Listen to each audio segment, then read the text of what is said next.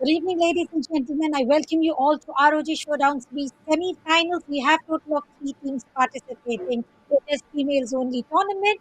September 2022. I myself start Tanya alongside me. It is Darshika. So, Darshika, how are you feeling for the day and how excited are you about the semi-finals? I am quite excited. I mean, you guys can already see the level of excitement I have on my, face itself. It's going to be an amazing day. Semifinals. We have two matches for the day, ladies and gentlemen. Let me just, quickly take you throughout the day. So the two semifinals matches that we are going to have for the day, that's going to be the upper bracket semifinals and the lower bracket semifinals. In upper bracket semifinals, we are going to be seeing two teams, that is Zol Meraki and Bren Sports, facing off each other. One team of both of them goes to the lower bracket and faces Orangutan, where we get our two finalists for the grand finals. Well, we all know what's going to happen in the grand finals, but I'm quite excited, Tanya. Absolutely. A good rundown for the semi-finals, but we do have a Yep. defending title owner here, which is Bren Yep. Esports. Let's see if they are going to continue to retain the title or is there going to be someone else to snatch away their throne and wear the crown, because these queens definitely ruled the day by not only taking away the title but also several hearts, because they wrote a comeback story which literally looked impossible. But now we do have a very good competition against them, Zol Miraki and Bren Esports, having a flawless upper bracket performances, one team going down. And as you mentioned, it is going to be against Orangutan. But before that, let's also talk about the lineup participating from Zol Yep. Miraki. We are going to witness Mija, Capricious, Kamiyu, Bess, Lucidity, and apart from that, talking about Brent Esports, we have Alexi. Talking about Alexi, she's one of the most aggressive peaker, and I feel I get on my nerves, because the way she walks in, it's like walking in the garden fearlessly, aggressively. And if she's going to do that today, I would say good luck, Zol Miraki. And with that, Ali, Shirazi, Zeni, Mikasi, and Twirly. Well, there's this thing, Tanya. We have seen Brenny Sports from the start. I mean, we have been seeing the entire tournament from the start, the matches happening and everything. And there's a win streak going on. There's a continuous win streak going on where we can see a specific team performing in the upper brackets itself. And now, there, as you said, there's a defending champion. So it's time for the other teams to take down the defending champions and take the trophy to themselves. But ladies and gentlemen, the very first map that we already have on our screen, that's going to be Icebox, and the agent selections are already going on. I'm quite excited to see what kind of composition these players are gonna take for this entire map. But Tanya, can you walk us through the agent selection for now? Sure, we are seeing Zol Miraki going in as we do have a controller to spot, and the basic double initiator lineup Yep. and double sentinel duelist is a major miss on the side of Zol Miraki. Now I don't know how are they going to start, because you do need duelist on the counter. If we talk about Brent Esports, we do have a duelist, Alexi. Again, we are going to witness her as a duo, as a jet, and we do know, I totally recollect the way she plays with the Blade Storm. And nonetheless, we do have Viper Shiradzi. She does control the grounds, the sites very precisely. And if she is able to grab the hold on the spike, and she has been undefeated in that manner, she can control the spike very nicely. So the duelist is going to be the major miss for Zol Miraki. And if they are able to pull it without a duelist, that's going to be an amazing story for them. Well, that's gonna be quite interesting to witness on what exactly is gonna happen, ladies and gentlemen. It's gonna be a best of three. I mean, it's a do or die situation, right? You either get a 2-0 or a 1-2. And when you know that you have a 1-1 score, it's kind of, like what's going to happen, what is going to happen. At that point of time, you might lose a bit of confidence. And that is something where things might change. So these teams, they need to make sure that they get two maps back to back. If they do get that, that's a direct ticket to finales. And we know, right, before all the glory victory, there's a huge prize pool that this tournament has to offer. So obviously there's a lot of things that are on the way for all the players and the teams winning this tournament, but rather than that, learnings are something that they are going to take back home as well. Nobody's going to go empty handed, without a doubt. Yep. They are going to learn something out of it. And this competition, female only tournament, is already teaching them a Yep. lot in terms of experience. And they do have a title in their name. And I do believe when you have a title, you also hold an extra bit of responsibility to Yep. retain it. And that responsibility should be pulled a little harder. If they are not, Zol Miraki is always ready. And they don't lose the opportunity there. They're still going to get the second chance. So the team to lose here, they're still stand a chance to go qualify towards grand finals now, but that is going to be a little hard way through the grand finals. So as you mentioned, 2-0 is something that you expect, but what I Yep. expect is semi-finals are never 2-0. 1-2 is something that I personally am expecting. So let's see who is going to get that two score, because both the teams going very, if we talk about the stats or the graph, it is continuously rising. Now this is the time where one of the team is going to continue to rise and one of the team is going to go towards lower brackets. And ladies and gentlemen, we're jumping into the very first map for the day, which is Toxins going up. Icebox. And the first blood coming in from Twirly. Cameo is already down. Toxin screen down. It's gonna be Spike one player down. down, but the second one goes down as well. Capricious takes down Alexi. That's gonna be the duel is done and dusted. A 3 versus 3 retake. Well, the Sage is already inside the sites. He's just waiting. Shirazi coming, trying to take this entire site under control. A bit of difficulties for the sides of Miraki right now. Capricious takes down 3. That's huge from Capricious. One more player right exactly in the front. Alias downs Capricious. That's gonna be 3 that she needs to satisfy herself with. Amy trying to defuse.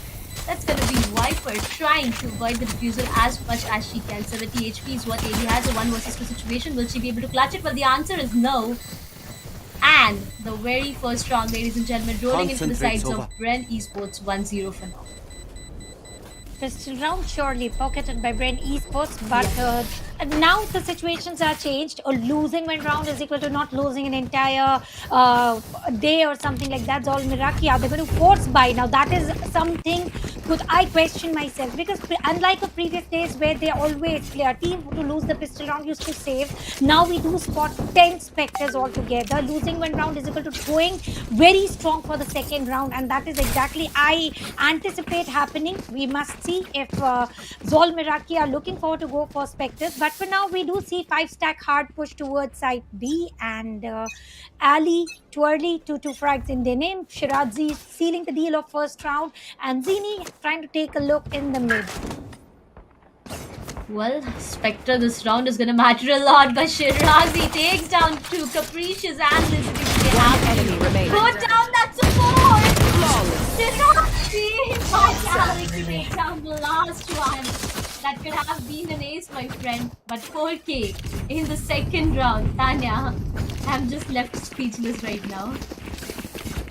Brand Esports are ready to show that who are they challenging, who is Zol Miraki challenging, and now this is a very good start coming in from side of Shirazi. I did mention for the start, right? This is one of the player who, if at all, is able to get a control on the site, is not going to lose at any cost. And I do believe Zol Miraki did not spend a penny, and it was a save round for them. And now it is going to be a full buy for Zol Miraki, but for Brand Esports, it's going to be a bonus. And here we go, the players have been spotted. Brilliant ball forward, and Lucidity gets the opening frag. This is for the first time. Miraki getting the first frag, followed by other as well. And height advantage going into the hands of Ninja. Locations revealed and compromised. And Ali still behind the walls. I don't know what are the plans here. A bit of aggression is what we just saw from the sides of Bren Esports right now, but they got punished for their aggression again. Alex is trying to be a bit more aggressive, but this time Capricious takes down one. The second one as well. The third one goes down. Zohal Baraki answering back, punishing the aggression that Bren Esports just showcased right now, with the very first round rolling in, ladies and gentlemen, for the attackers half 2-1. The scoreline that we do have for right now, but Capricious and Shirazi, I mean, from their respective teams, they're stepping up huge. 6 and 5 kills in their respective names. That's gonna be huge, but it's gonna be a timeout, Tanya. And this is the perfect time, because the Brand Esports having a continuity, the way they started, the way they were playing, and that aggression did not work out against Capricious, because we did see Capricious closing the round into their favor with a triple, and it did look flawless for a while, but unfortunately they also had some casualties to follow, and this is going to be a technical timeout. So might be there is some internet issue or the game issue that they are trying to resolve, and as soon as it is resolved, let's see how does Bren Esports react to their full buy round, because previous round was the bonus one, so they haven't lost much. But talking about Zol Miraki, they made the most use of all the Vandals and Phantoms that they involved into the game, into the very first game for the day, and the third round they owned it totally.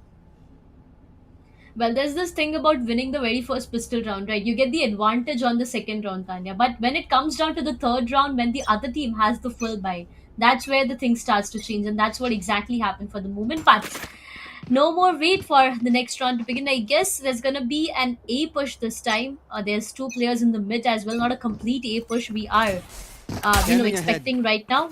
There's gonna be gain of information, and this time the All play is set up. slow. I mean, the last three previous rounds that we saw, it was a fast round. It was very quick, but with the full buys coming in for both of the teams, it's gonna be a slow, approach happening for now. On the A Watching side, you here. can see one player already, and mid we can see the Sage, but the push, it's the spike has not made it way in a site completely yet. They are taking their own gala time, and they should be. They are trying to gain as Yep. much information as possible, and they have an double initiator setup, so composition indeed, so they shall be making use most of it, and they are doing it very precisely. Alexi trying to take care of the center, and the 0 point has totally revealed Alexi's position. So right now they're not going to push it in blindly. Ali as well taking care of the mid, and look at the players, they are gradually rotating on side A, and there are going to be two players taking care of side A. So the push might be aggressive, might be slow, but whatever they do, it is going to be a Enemy 5v2 mark. situation. And now the realization has come very clear that it is going to be side A totally 30 seconds dedicated, left. totally committed, and only 30 seconds to go where they have to plant the spike and take care of it. And it is very nice what is being used against of them. Zone Meraki taking it slow but doing it amazingly for now. You A want to 5v5 play? Let's retake. play. Now that's gonna be a bit challenging. It's gonna be the investment of Charge Force from the side of Chamber as well now. It's gonna matter I on cannot how use that. huge this investment comes out to be. One player exactly behind the wall. Ali needs to be careful trying to go inside. They need to decide on what can be done. Cameo takes down early, but doesn't matter. Two players One Soul enemy remaining. are losing players back to back. Meraki Viper, the last player surviving. Zini takes down the last player as well. The spike they are trying to defuse. They do have the time, I It is guess. over. And there you go. Third round, ladies and gentlemen, rolling in for the sides of Granny Sports. Soul Meraki Tanya, the way they started this round, I felt that this could have worked for them. But at the end, there was one last player surviving, and that's where everything just got messed up. And it was a 5 versus 5 retake. This Yep. had to happen, but I like the way how Bren Esports were not ready to lose a single player. They totally gave the side to Zol Miraki, where they were able to plant the spike, get the positioning, and then came the 5 stack push from Bren Esports as well, converting the round into their favor. But economy for now is pretty clear. Each and every player has got full shields. All the utilities have been purchased, as well as ARs involved. And now here we go. Site B is under control, and I don't think there's anyone who's trying to go side B. It is all side A push. So I do believe Viper's pit is not going to come to any use. Well, that's gonna be definitely true. Location reveal, but there's gonna be a trade happening. Two fair trades happening, I would say. But right now, the favor isn't the chances are in the favors of Zol Miraki with the advantage. But planted. again, there you go. Last 2v2 player equalize standing. situation. Capricious takes down Alexi. That's gonna be Shirazi, the last player surviving. The spike, it's being planted. That's gonna be a 1 versus 2 situation.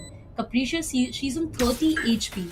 So again, it can be a point of advantage for Shirazi, but will she be able to make a 1v2 and get the fourth round rolling in for the sides of Bren Esports? It's going to be the biggest question. Right now, trying to enter the side, both of the players standing strong. She spots one.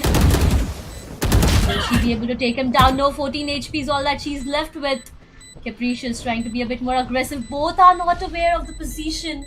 They need to be careful. Time is what Shirazi doesn't have for now. enemy But remaining. I guess one player goes down. The second one, well, no, the time is not the best friend for now. Shirazi takes down one, but goes down herself, and that's going to be the second round. Tanya rolling in for the side of Soul Miraki. Well, talking about Zol Miraki, they outnumbered Bren Esports totally, and this was supposed to happen because I don't know what made Shirazi commit towards Viper's pit on side B, because there was no information, there were no footwork, Exactly. and committing towards a site when there was no information of players trying to push in, and that is already one man deficit, and that is exactly Zol Miraki made the most use out of it. For now, it is 3-2, still a point of lead, but look at the weaponaries. Alexi Galaxy coming into only Marshall pick, and they're talking about too early with only Vandal and half shields. Zol Miraki also, it is a mix of half shields and full shields, but they are having all ARs into their hands. So talking about superior weaponry, Miraki is at the win. But who takes away the round is going to be a question. Side B this time already pushed. It is a 5-stack push once again, and 3 players to take care of side B. Well, now it comes into the thing that if Viper's pick could have been not invested in the previous round, it could have been used in this round, but then it was a spike failure. Goes down, Zini takes down, Nisa Twirly takes down Capri. She has 2 players already down from the sides of Zol Miraki. Players disadvantage for the sides of attackers for the moment. Defenders looking really good. 5-on-5 players already ready on the B side to defend the side completely and not let the players of Zol Miraki enter the side. Twirly holding a beautiful position. Camille trying to go and take the chamber down with the flash, but that doesn't work in her favor, and she has to go down. It could be a flawless for the sides of Ren. Will that be the case? Well, no, flawless gets denied. But Miraki loses one more round, and that's going to be the 4th round, rolling in for the sides of Ren Esports. Ren, they want to end it fast. I mean, the way Ren Esports has been performing for now, I actually feel like they want to just end it as fast as they can. They don't want to stop. You can see aggression. You can see everything. They are doing everything that they can to get rounds for themselves. And they are also, when they don't need to use the ultimates, they're also using it. Yeah. I don't know, Yep. tour de force investment was not necessary when they already outnumbered Miraki. It Yep. was a 4v2 situation where they could have saved the ultimate, but they are very dedicated towards not allowing a single round to Zol Miraki, because that is exactly where they have to bank up the rounds. Miraki having no duelist, if at all they are able to multiply the score for themselves, like 8-4 somewhere around, and then having double sentinel, defending is going to be a strong part of Sol Miraki, whereas attacking should be a little difficult, and we are able to witness that difficulty happening. They're not able to get an entire side control immediately, and if at all that happens, it is towards the retake prosecution coming in from side of Ren Esports. Well, definitely that is the case. But for now, 4 is just 2. 4-2, the scoreline, ladies and gentlemen, that we have on our screens. Ren Esports, as you said, the usage of Ultimate was something that I was actually confused about. But coming back to the point, all that matters are the round that they are getting for themselves, right? At the end of the day, winning a map with the numbers is something that matters to Ren Esports, because we know they are already the defending champions of this entire tournament, and they don't want to let that title go for themselves. Capricious with the headhunter, hunting for heads, waiting Watching for an here. opportunity that someone might peek, because Ren Esports, they are showcasing aggressiveness. But right now, Ren Esports, they're just waiting calmly. Too early, there you go. She's waiting. She has a good angle to hold, and as soon as one player even peeks, that's done. Zol Esports, they do not actually have creds to go in for goodbyes. So this round they might need to compromise, but for now everyone is at a complete peace, Tanya. It is a silence before the storm, Oh. but Alexi is going to break the silence by taking down Capricious, the top fragger for the team's all Miraki, and they do have 3 ultimates to invest. I don't know when will Miraki Trap start destroyed. investing in ultimates. Twirly has got a good angle. The selection took down one, followed by other, and the B is under control. One One enemy more player has remaining. already been spotted, and Twirly is Spike not going to down, allow B. Ninja to step right and walk right in front of the eyes and hit a quadra. Twirly is going to own the round, and a flawless coming in from side of Ren Esports, not using any ultimates. Slow and steady. This round did not end up as Miraki planned in. Maybe Capricious being put to shut down quite flawlessly was one of the reasons. It's getting difficult. I mean, yeah, things are going to change as we switch the sides, but as you said, 8-4, at least 8-4 or 7-5 is something that Zol Miraki needs to end this half with, because this is Icebox, and at the end of the day, the duelist composition is something that is getting the duelist composition of Ren Esports is getting Zol Miraki into difficulties. But right now, the next round, ladies and gentlemen, trying to push towards the A side. It's going to be a 5-stack complete push happening towards the A. Viper alone on the side, forced to push back out of the side again. Team Zol Miraki getting the side under their complete control. But the point is, will they be able to Spike get this planted. 5v5 retake for themselves? If you remember the 2 rounds prior, the same situation happened, and that's where Zol Miraki the retake didn't work in their favor. So right now, will that be the case? Going to be the question. The spike goes down. Spike is being planted. A 5 retake. And there you go, Shiraz. Your duty is not over. Until Shireen invested. One So enemy is the remaining. resurrection. Shirazi once again resurrected but taken down. It is a 1v1 situation. Will this be pulled together in the favor of Meraki? And no will come the answer, and scoreline will be 6-2. A good lead earned by Brent Esports. Zol Meraki. Something is going wrong right now. I mean, they got the site under their control. They got the spike planted. But retake is something they need to focus on. If you remember, 2 rounds, I was talking about this, Tanya, a while ago. 2 rounds they let go of because of this retake, and it could have been something different right now if that 2 rounds could have worked in the favor of Zol Meraki. But 6-2, ladies and gentlemen, the scoreline that we have right now. 10 kills on Twirly, 11 on Caprice. You want to play? Caprice Let's is play. doing all the heavy lifting she can for the sides of Zol Meraki, with other players having 2 and 1 kills for themselves. But right now, Poison's off. again, one player Toxins at the going mid up. somewhere. Here. Yes, it's going to be the Viper. Whereas the other players trying to go towards the A side. It's going to be an A push once again. Toxins The question is, down. will this work in their favor? Right now, listen. He gets punished. Well, almost down. Just 1 HP Toxins is going what up. she had.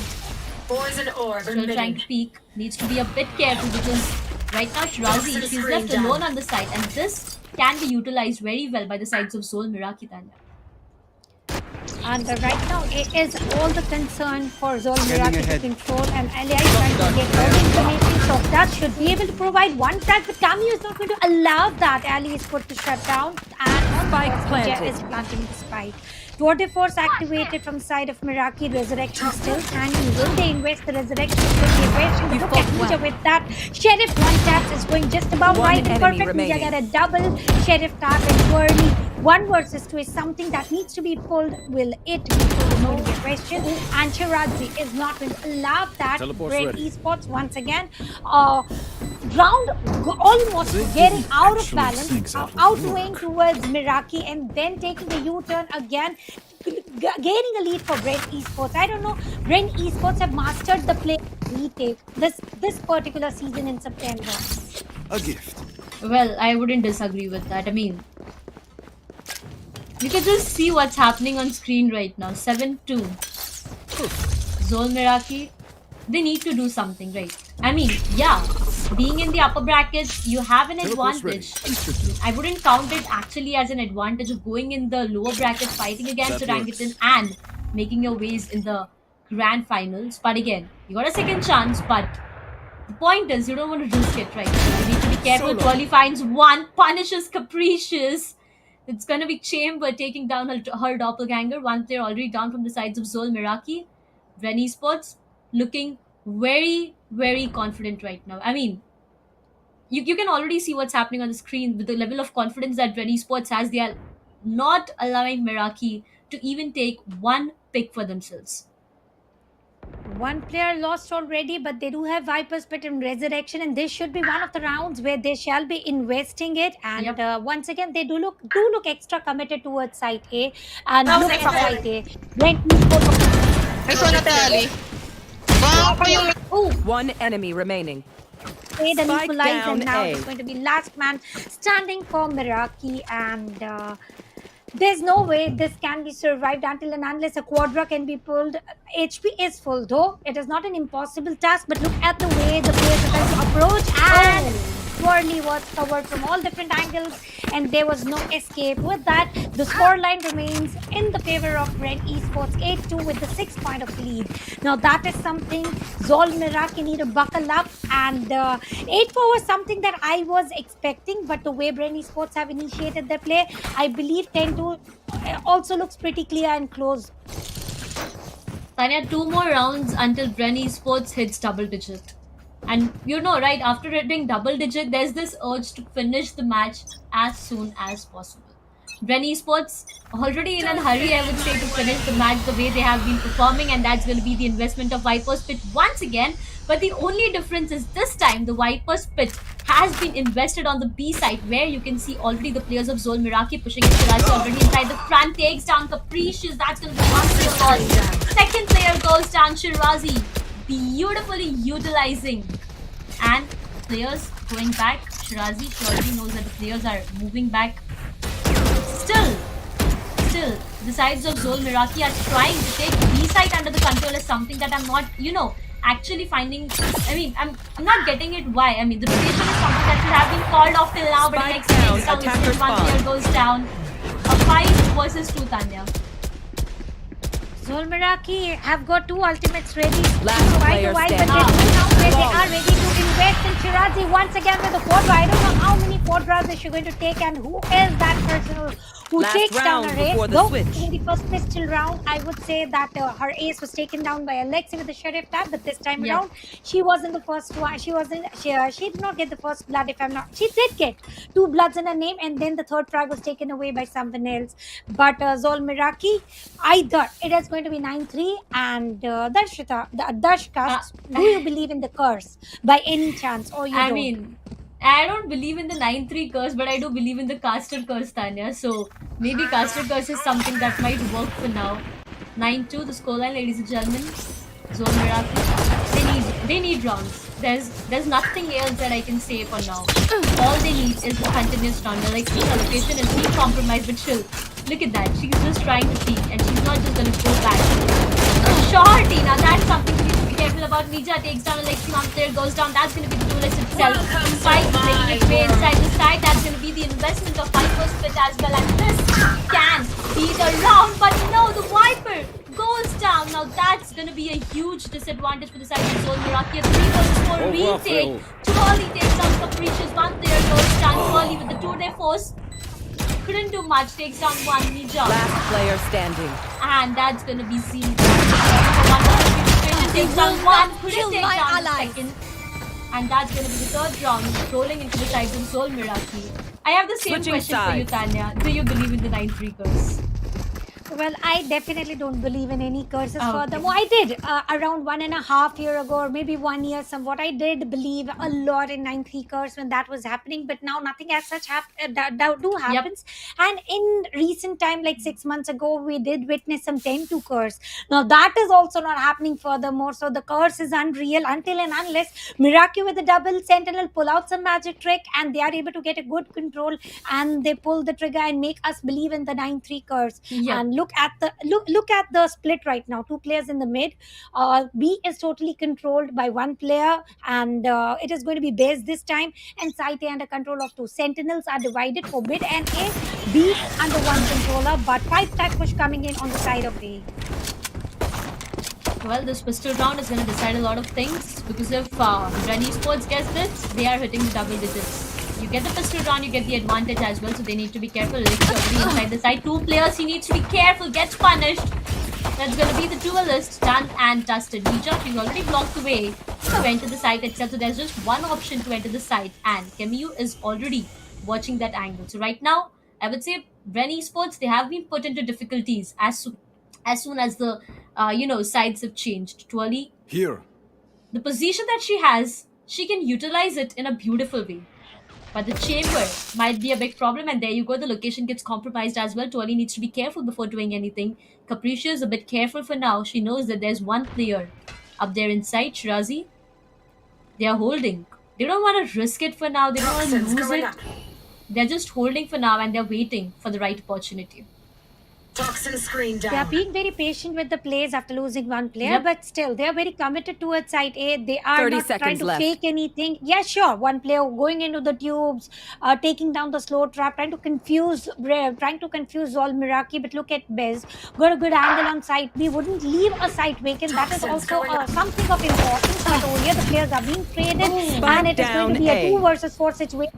Time is of the 10 essence here, seconds left. and Brent Alley Not is going to ready plant yet. this side Spike right on planted. time, and reveal is going to reveal all the positioning Last locations. player Look at standing. wall being Oh, placed at the end, and it is loud. They are standing, and Alley is through the wall, takes down Capricious and the round. Miraki owning it, and look at them. The double sentinel setup finally used very positively, very wisely, and this is exactly where they wanted to make a point. And look at rubbing of hands coming in from side of Zolmiraki, as if they are saying, now the warm up is done. It's all about the heat of the moment. well, getting the pistol round means the advantage on the next round as well. There you go. There's going to be the investment of not just Spectre, but a Vandal. It's going to be quite interesting, Tanya, to witness on how things work. Capricious. I mean, I have to give it to Capricious for standing up this huge for an entire team on the sides of Bren Esports. Each and every player has contributed in gaining that 9 rounds for themselves. But right now, with the start of next round, 9-4, ladies and gentlemen. Now, will the sides of Bren Esports guess the round for themselves? Capricious, she's holding that angle. No one knows. She takes down one. She takes down second Spike one planted. as well. Now, that wasn't an expected angle, and that's where the things change for the sides of Bren Esports. One Camille enemy takes remaining. down Ali. Now that's the advantage you get after winning the pistol rounds. You have your hands in good weapon. Last player surviving gets spotted. Flawless gets the knife for the sides of Soul Miraki, but they get the 5th round for themselves. Spike, yes, it got planted, but it get diffused, and that's the 5th round rolling in for the sides of Soul Miraki. Teleport's ready. Miraki with one Vandal, 4 Spectre, 1 player lost without a doubt, and now it is going to be a full buy for Bren Esports, and this should be the round where they shall be able to make the most use of it. Yep. If they are not able to, it's going to be a major loss for them. Having a look at Zol Miraki, a very good play, and this is the replay that I'm talking about. The way Capricious trying to get double frag and then push from Cameo.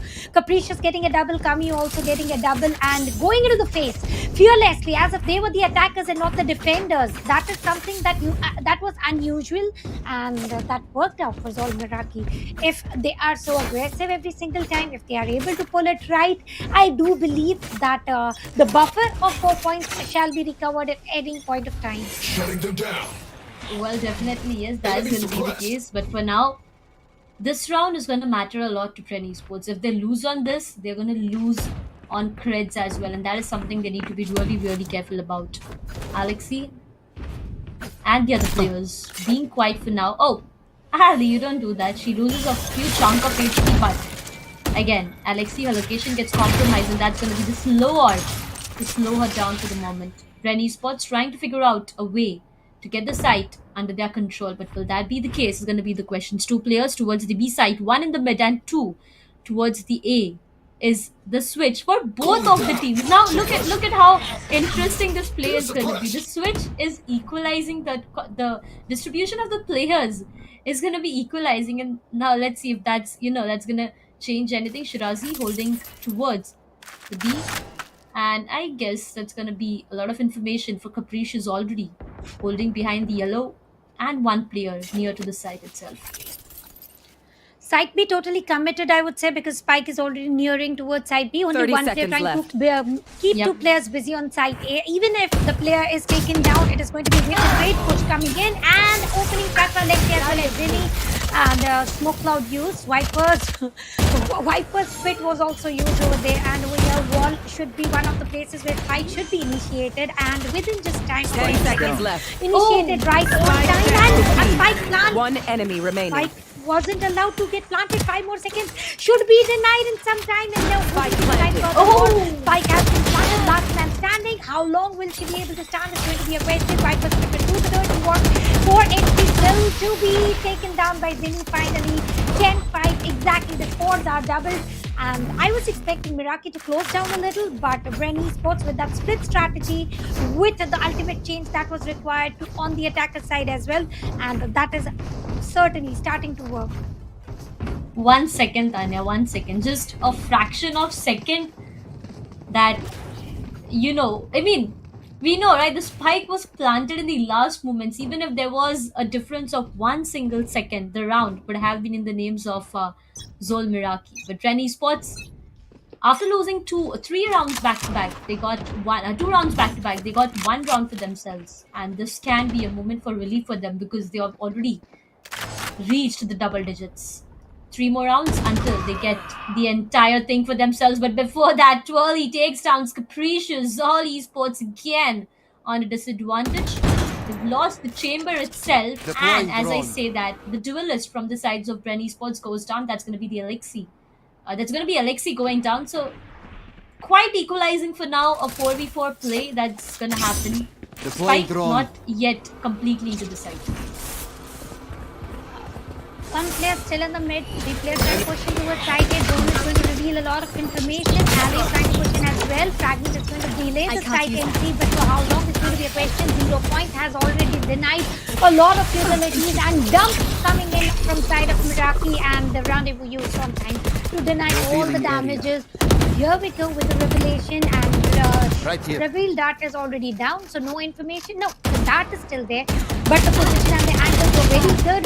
And here we go. 30 They seconds take left. down Vijay. It was the fight of H3 versus 2. Once again, time is of the essence. They need to make sure they take down the game as early as possible. remaining. Walk and shoot. Amu is going to just push in. Wow, wow, wow. That is exactly the animation that was showed, and Meraki taking this round out of nowhere into their favor, because everything Red Esports portrayed, played was absolutely perfect. But I believe Meraki read it like a book, and they outplayed them. They actually did. They actually did. I mean, the way players from Zone Meraki were going down one after the another, it felt like this round was in the favor of Bren Esports. But the way Camille came from behind, took 3 players down, that's where things changed. And the 6th round, ladies and gentlemen, goes in the favor of Zone Meraki for now. The difference that we ended on was something near to 7 rounds, if I'm not wrong. But right now, 4 rounds difference is what we have. There's going to be the investment of Hunter's Fury in the mid itself, but I don't think there's going to be anything that they get. But Shirazi, crispy aim, takes down Capricious, best takes down 2. She has to go down as Alexi will be punishing her. A 3 versus 3 retake. Spike, yes, it's been planted. All they need to work is on the retake for now. I can't use that. Null command has been activated, which is not allowing Zinni to use any abilities I as can't of use now. that. No resurrection will be spotted as of now. And here we go. Election in the angle is going to take down one player. That's enemy investing remaining. into resurrection. A good angle for Ninja, and Hunter's Fury is also going to get activated. And here we are going to see one tag immediately in the round going into the favor of Zol Meraki. Once again, Mija with a triple. And Mija taking down the title of Battle Stage real soon, the way she has been playing.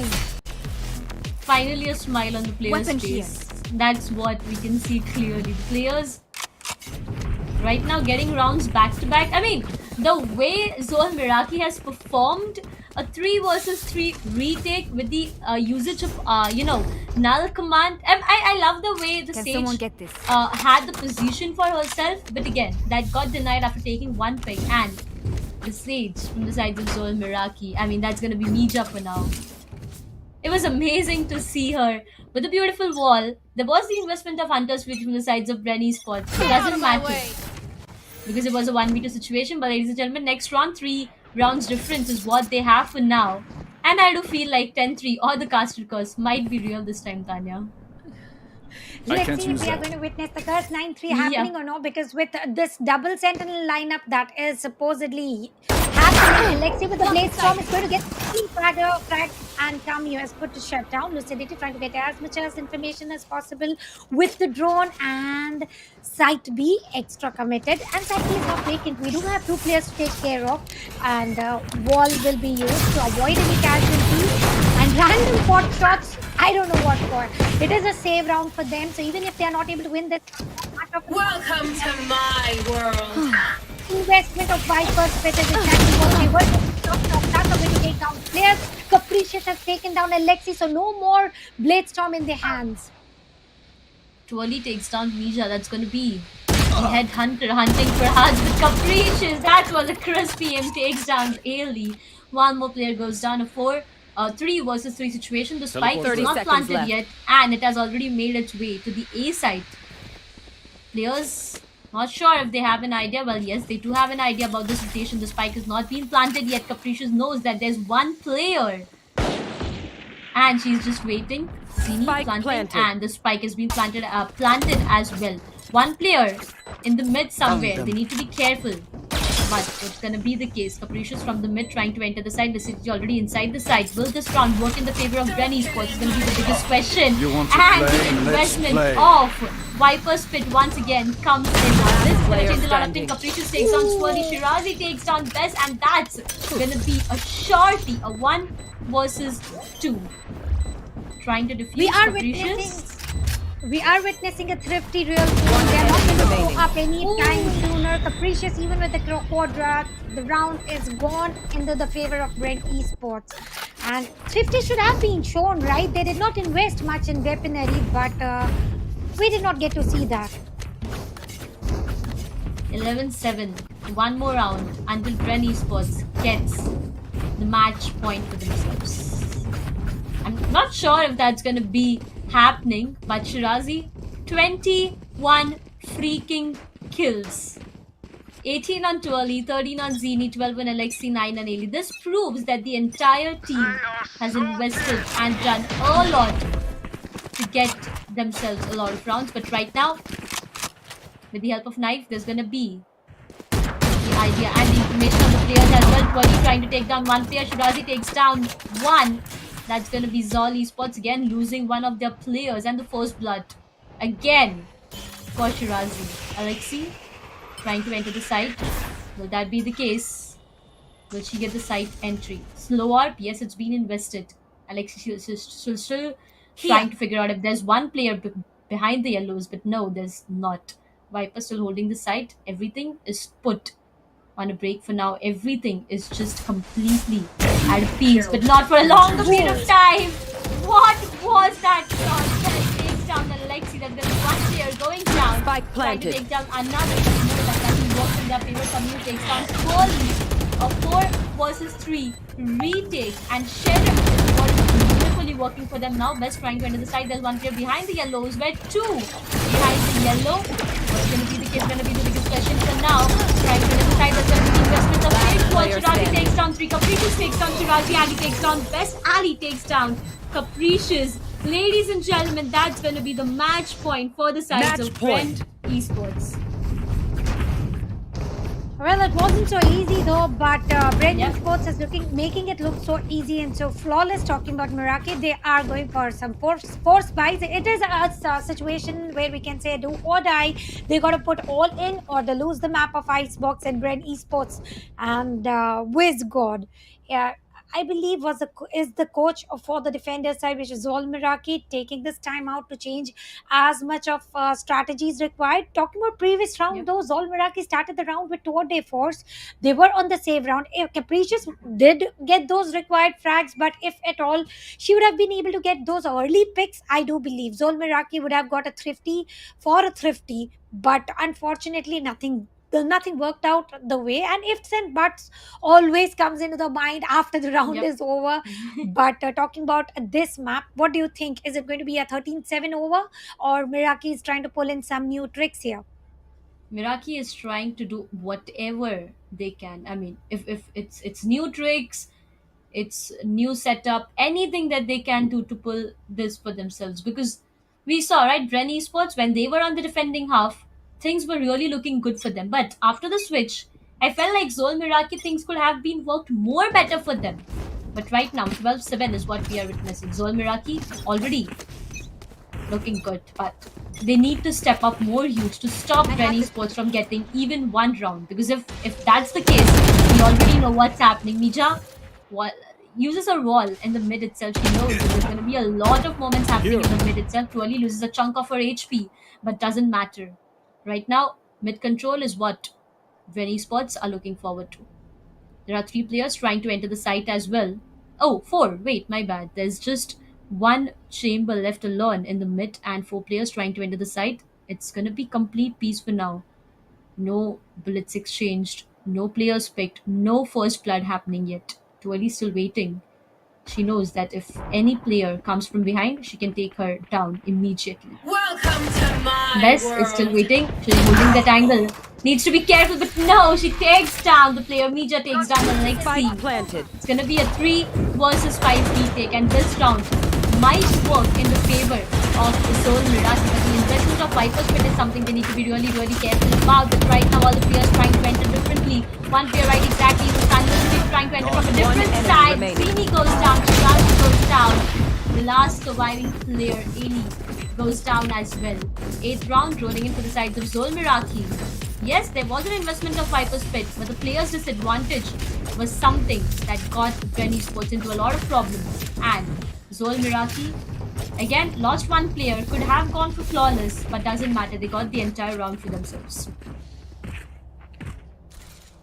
We did mention it, right, that they are going to put in everything that is required, and resurrection was put to use, so was Viper's Pit, and they are not going to allow a 13-7 to happen, but 12-8. But how long are they going to continue? Because they are putting in whatever it takes. And let's talk about the ultimate stats. Cameo does have a null command ready, and lucidity is just 3 orbs away, or maybe 3 frags away would be the wiser way to mention. Ally is going to have 2 frags in her name and get the Hunter's Fury for herself. So let's see how everything pans out. For now, once again, play of patience spotted from the side of Bren Esports, and Viper's Pit was something that could have brought in some better change and also end to the map of Icebox, but that did not happen.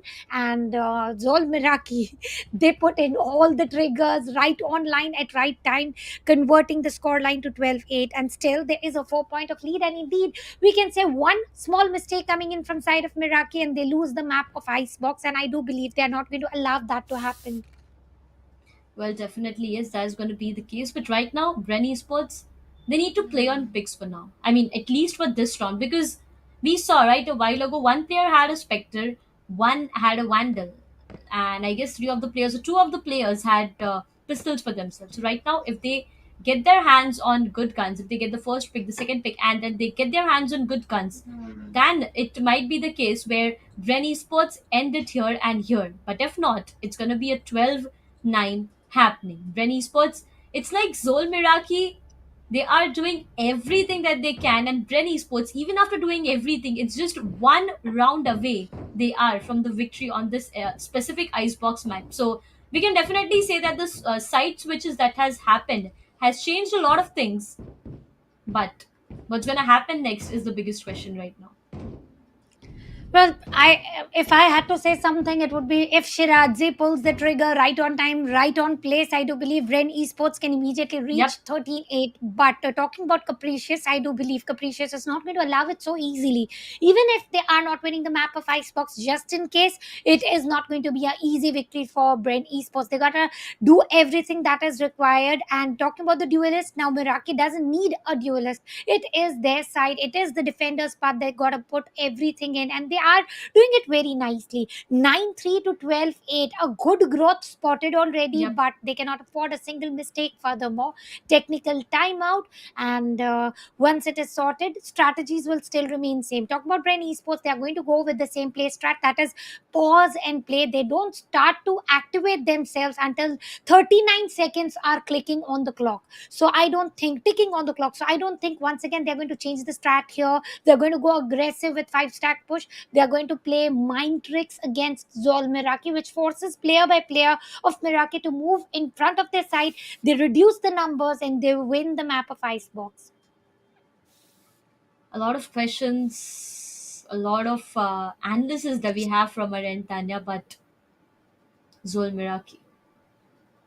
Right now, there's a lot of discussion I feel like going on between the players, the coaches, and the entire thing out there, because it's just one round. And again, coming to the main point, it's a best of three. Zol Miraki, if they lose it here, they got a chance. I mean, yes, the next map is something they need to be really, really careful about, because losing that map will directly take them to the lower bracket semifinals where they have to face Orangutan. And so is the case with Bren Esports. I mean, if Bren Esports loses this best of three, they have to go to the lower brackets, face Orangutan, and then come back tomorrow for the grand finals.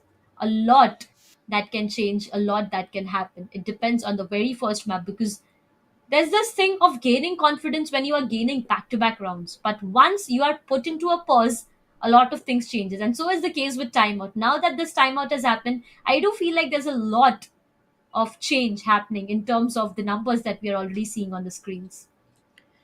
Well, I do believe timeout usually also break in the momentum that is already created by the Exactly. team. Right now, Brent Esports have got a good momentum in their favor by winning the previous round, and now. Indeed, Zol Miraki had the momentum in the previous round by putting in everything that they had, is maybe Viper's Pit or the Resurrection right on time, Yep. and that momentum has come to a pause. So now, with no momentum, no fast plays, indeed, they are going to start it from the basics. Will they be able to pull it the same way they did it right now with one alt already into their hands, into their pockets? But talking about both the players, I do like the way how one player from Zol Miraki is already away from team, and other four players are picking up fight. And talking about Brain Esports, they are trying to create confusion, they are trying to create some mind tricks. One player in the mid, two at the side A, two at side B, not showing their presence until and unless all the utilities have been force dumped by Brain Esports. May it be recon dart, may it be 0 point, or maybe may it be fragment or something that is indicative that all they are trying to do is bait out all the utilities. And if Bren Esports continues to do so, Zol Miraki might not be able to win the round. Without utilities, it's not so easy going in with clean aim, clean game. Well, that's where null command can be a big advantage for the sides of Zol Miraki. Now, that is something they need to be, actually figuring out on how. I mean, come on, right? Utilities have their advantage, but if you got more advantage, the team exactly in front of you doesn't have creds to go for a full buy.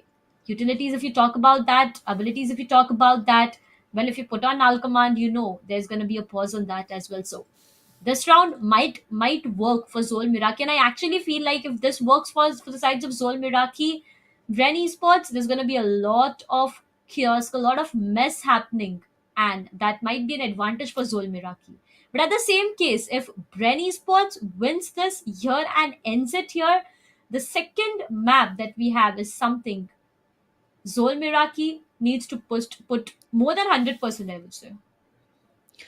Let's also talk about the maps and map features as we're having Yep. technical timeout. Zol Miraki and Bren. If we talk about the bans, Ascent has been banned by Bren Esports. So is Haven, banned by Bren Esports. And we are going to talk about it a little later. And let's jump back to the game. Here we are able to see mid being totally used for utilities. But look at the players. It is a 5-stack push through the mid. Mid is not totally barren or vacant. Two players trying to take care of the mid, and Red Esports are not going to push in blindly. They are going to wait. They are going to play mind tricks, and then ultimately they are going to push in.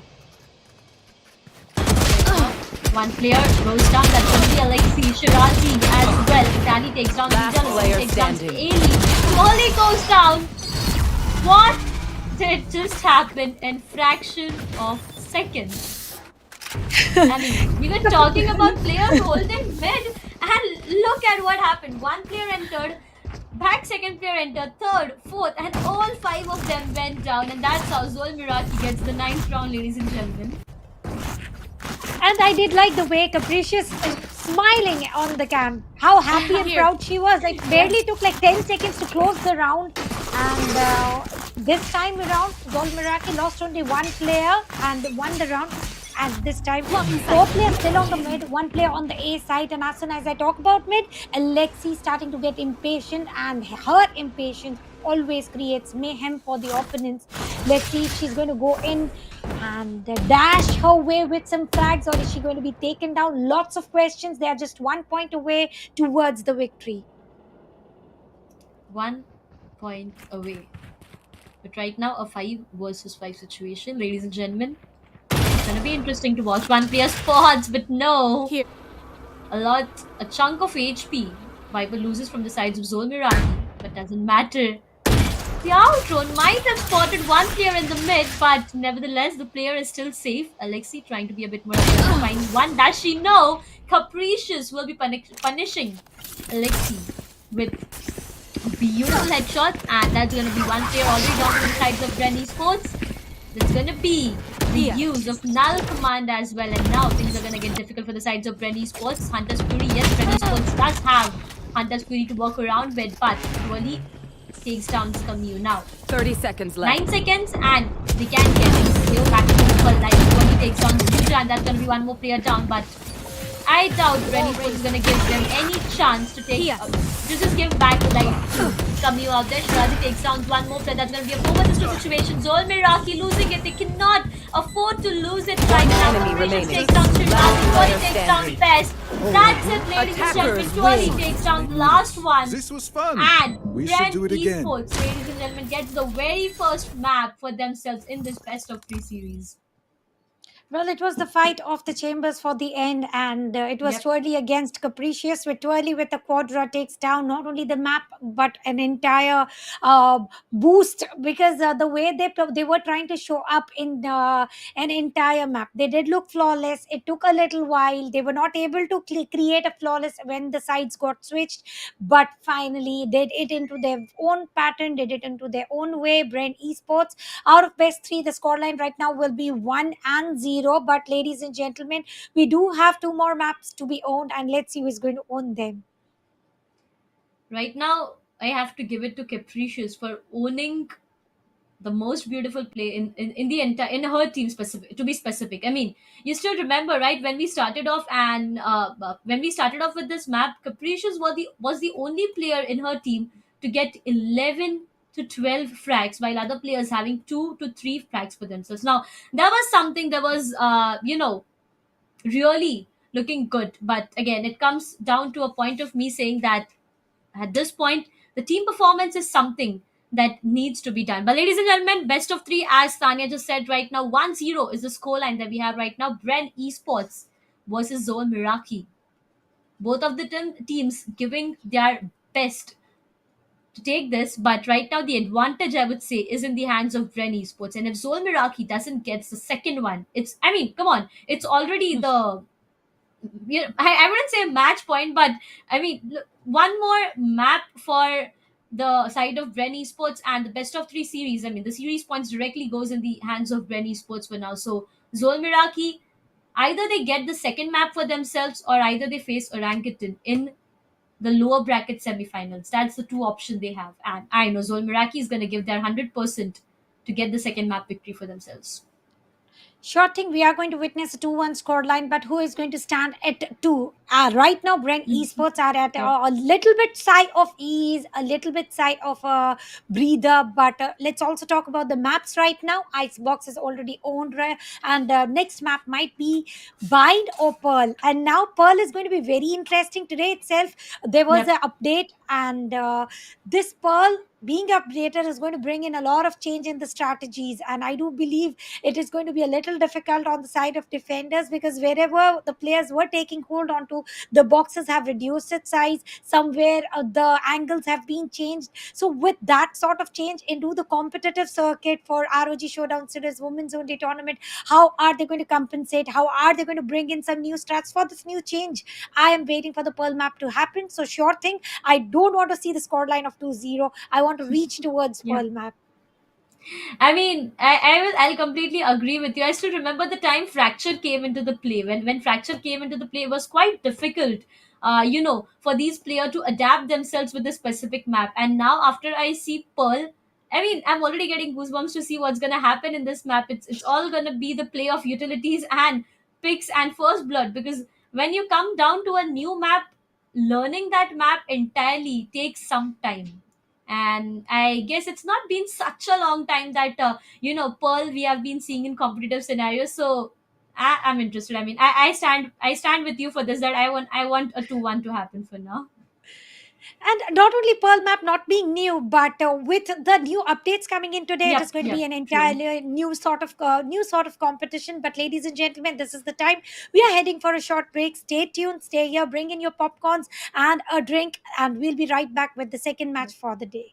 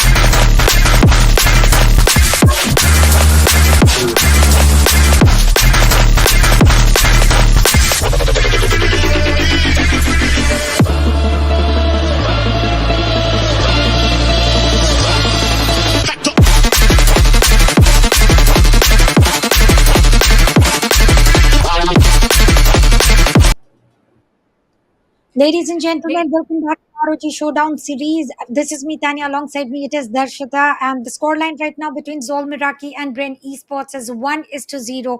What do you think, Darsh? Is it going to be a 2-0 clean sweep coming in from side of Brain Esports to get the number one slot in the grand finals, or is it going to be something different that is about to happen? Well, I do believe that there is some technical glitch happening. But viewers, what are your thoughts? Do leave it into the comment section. I am reading, and so is Darsh alongside me. Do you think it is going to be a clean sweep coming in from the defending champions? Is it going to be a 2-0 happening from Brain Esports? Or maybe Zol Miraki are going to make sure of it that they write a comeback story, because Brain Esports have earned the title with the same scoreline from 1-0 to 1-2 into their name. So some surprises do happen, some teams do get shocked, some players get, and here we are ahead with the players pick and how everything is going to be picked. We are seeing Alexi once again as a duelist, Ali as an initiator this time, Fade is also introduced, and the next map is going to be Bind. And talking about Bind, Brim and Raze is something that always works out right, not only here on the on one side but also on the counter side. I'm seeing the same happening. But the duelist, will it be the fight between the Renas and initiators? No, double initiator pick coming in from side of Ren Esports, and it is going to be a single initiator pick coming in from side of Zol Esports.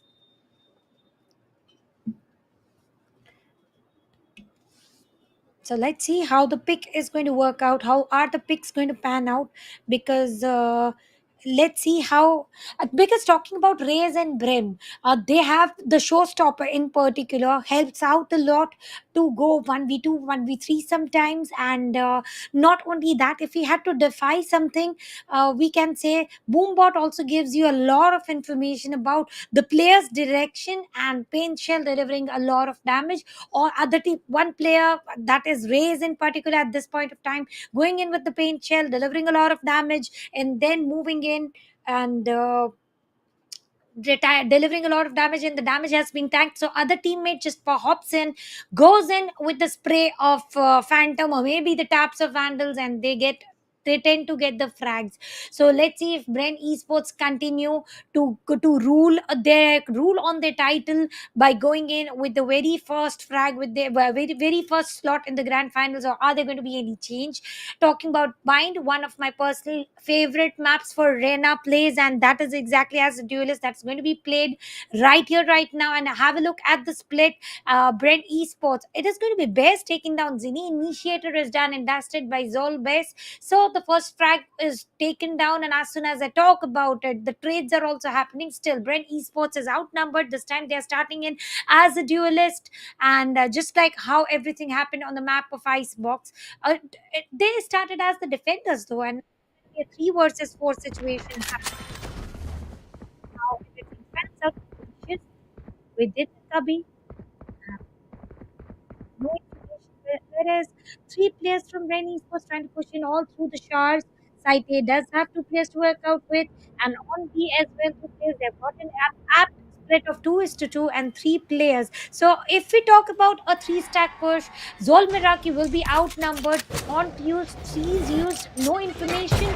And here we Where go, the are paint you? shell and the smokes, and now Haunt is going to reveal much more than they asked for, and the players 30 are seconds allowing the left. site control. Here we go, Spike is initiated, the Spike spike has planted. been planted. 3 versus 3 is the conversion right now, and it was There. Lucidity through the smoke, fight of phase right now. Lucidity versus Ellie, Lucidity wins that, but will they be able to win the round is going to be the question. And here we go, 3 versus 2 headhunters, and look Last at player the angle standing. of One Shirazi and enemy remaining. Alexi. Brent Esports taking down Shirazi as a controller. I wouldn't say that only as a Viper she means it, but any controller you give Shirazi, she's going to control the site. Even when into the outnumbered situation, the smokes are on point, the frags are on point, and not only that, the angles which Shirazi hold on to is just perfect. She initiated the map of Icebox with 4 frags in her name. She has initiated the map of Bind with 3 frags in her name. So now it is going to be a save round from Zol Miraki. Meraki, whereas it is going to be a Spectre round from side of Brent Esports. And are they again trying to go play mind trick, or it is going to be a 5 stack push? Sent the flash to no information. Capricious trying to hold in the cubby, and it is a 5 stack coming in on side B, and a good double satchel entry. Alexi getting a utility finisher. Twirly with the Spectre also gets one. Spike has been planted. Zol Meraki is already outnumbered, but this is the round where we say that inferior weaponry should be one of the reasons where Meraki is down. One enemy remaining. That's three. Twirly getting a triple in a name. Last player standing and quite too far away. Not so difficult. 2 players pushing in fearlessly. Well, definitely, and that's gonna be a flawless. Well, there you go. That's gonna be a flawless for the sides of Ren Esports. Zol Meraki.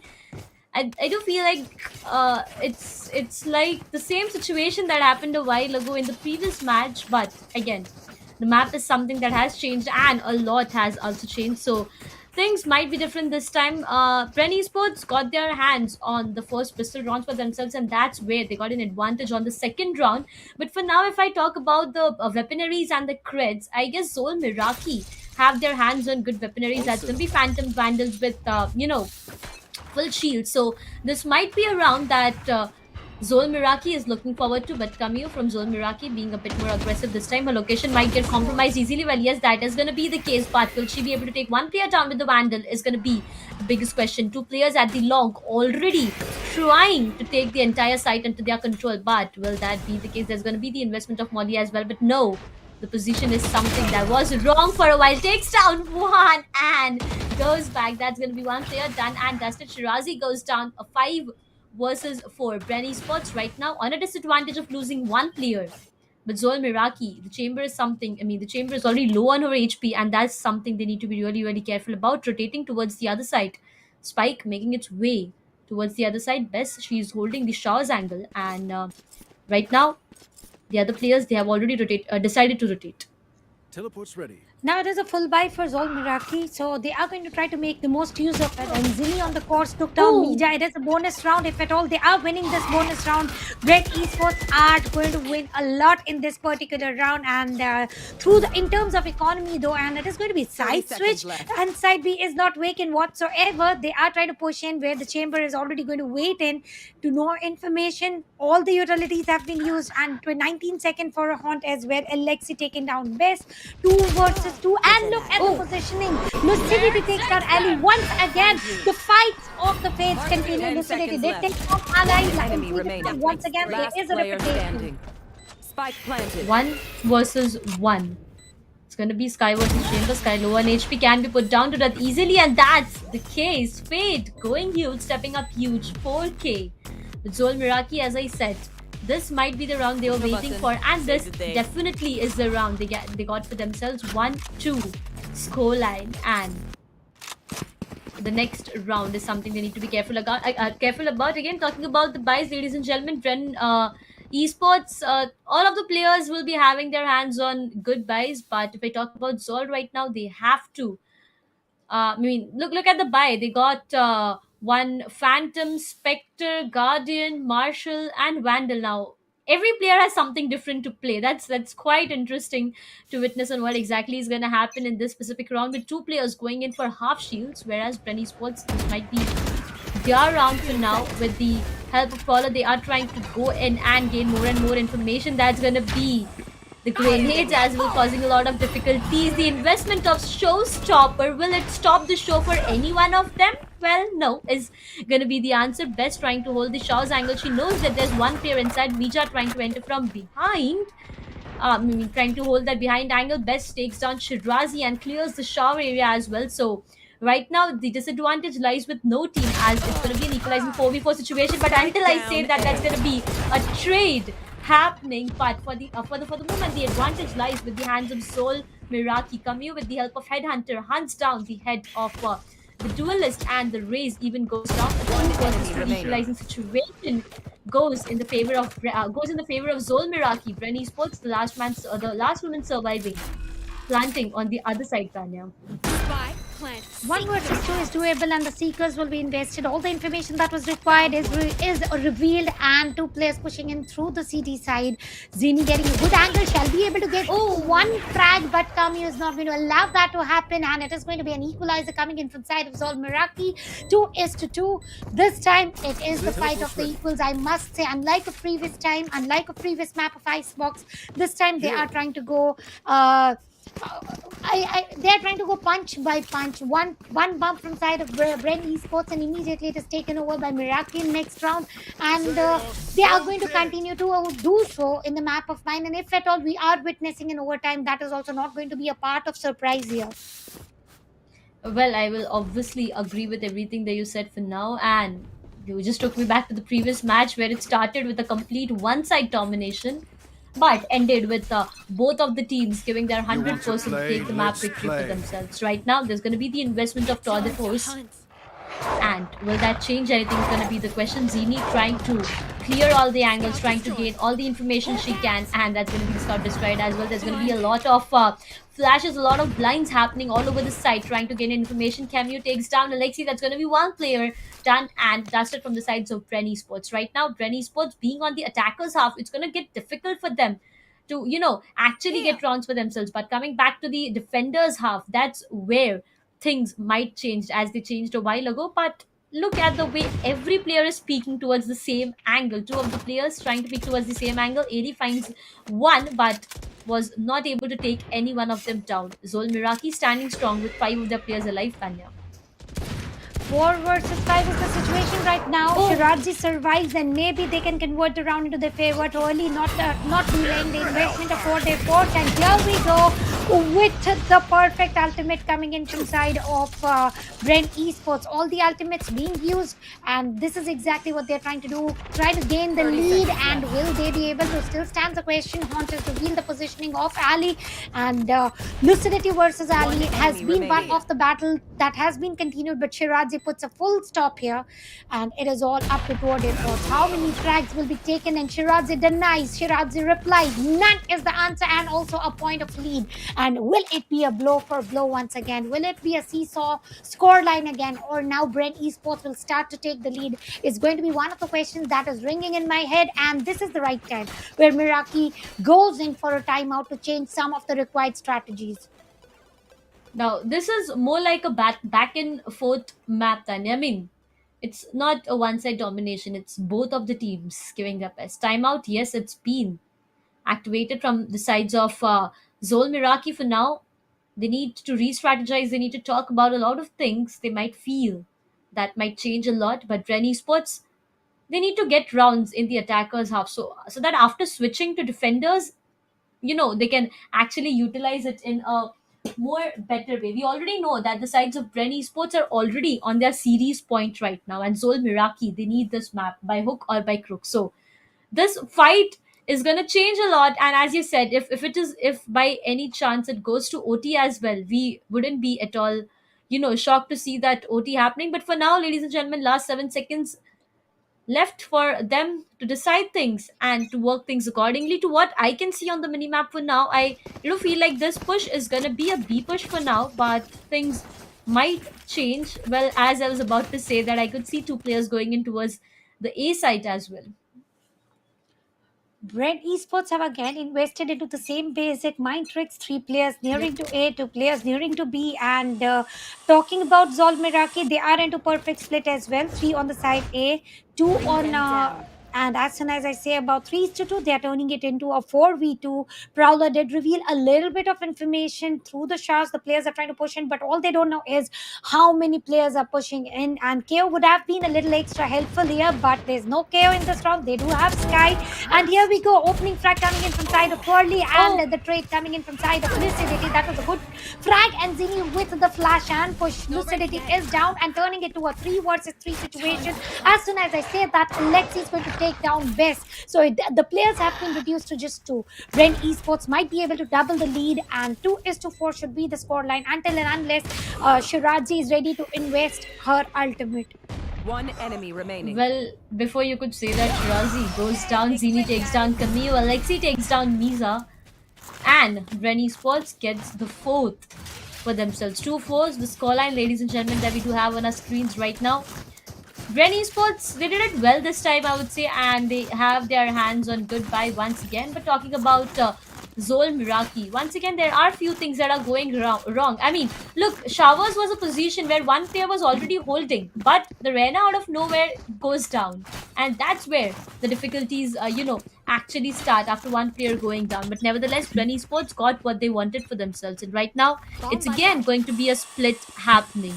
Bren Esports is not gonna leave that split. They'll always go in for a split and play in split. I mean, it's the rare of time that we have seen Bren Esports committing completely toward one side, right?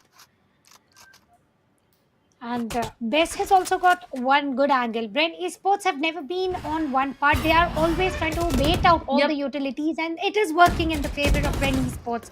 So I believe whatever is working is always Missed right, me. isn't it? And here we go, Bess in Yep. lucidity, getting one frag in their name side. A is totally something that they are trying to use. It is Nightfall being invested. It is a 5 versus 3. They don't need to invest, but we have seen Meraki several times. They are investing ultimates needed or not needed. And let's see here, has taken down Bez and the ultimate Nightfall has used. Information is already partially revealed. The players are all deafened, and the site A should not be so easily to get a control over. They are a little extra cautious, a little extra patient, and now over to that, it is going to be sky smokes that are going to delay the site entry. 30 seconds left. The nightfall that was invested was more like a nightfall, I would say, but right now the site is not yet under the control of Bren Esports. Now this is something they need to be careful about. Sol Miraki still holding that angle, and as I say, that one player directly goes down trying to enter the site. I guess they got the site entry for themselves. They took 2 players down, but the last player was something they were not aware of. And Alexi now, the only thing that she has to walk around with is a pistol. Couldn't do anything more. Team Ace for the sides of Zol Miraki getting the third one for themselves.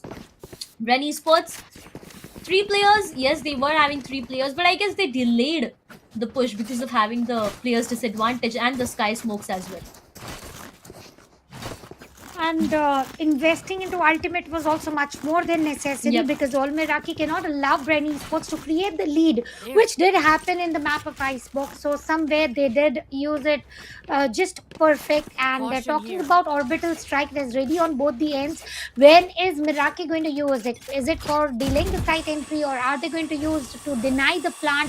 And talking about Bren Esports, for sure they are going to use it. Invested post plant prowler sent to know information. And once again, it is all about split strategy when it comes to Brain Esports on the attacking side. Well, definitely that's the case. Capricious was holding an angle but gets denied. As soon as he goes down, there's a lot of smokes already on the way, and on the other side, there's gonna be the grenade from Raze as well. So right now, Bren Esports, before they get stuck from both of the sides, they just decide to get off that position and rotate towards the A side. Got the sky to heal themselves, and that's gonna be the investment of Showstopper as well, but doesn't matter because it stops the shows for Alexi. Now that's gonna be really difficult. That's gonna be the Hellfire invested as well. One player, will that go down? Well, no, there was a lot of fires happening, but doesn't matter. Nightmare again. Nightfall again. Will that be a nightmare? Well, definitely yes for few of the players. Surely goes down. Shirazi goes down. Brenny Sports on the backhand once again. Ali takes down Felicity once again. Zini, she was standing strong, but not for a longer period of time. That's where Best comes into play, takes her down, and the spike gets diffused with one more round, rolling into Zol Miraki's account with an equalizing situation of 4-4. A good round coming in from side of Miraki, and I was just about to say that this is the time Yep. where Brent Esports need to take a timeout, and before I said it, they already did it, and they lost the lead of 2 points. And this is exactly where they gotta change some strats, because talking about Brent Esports as well, Miraki, both the teams, both the players, all 10 players have got no deficit in terms of firepower, but the split strat is no more working, this mind trick is no more working. So what Yep. should be used is going to be the question that will be sorted by JIA, sure, coach for the team. And let's see what strat are we going to witness on the attacker side from Brain Esports.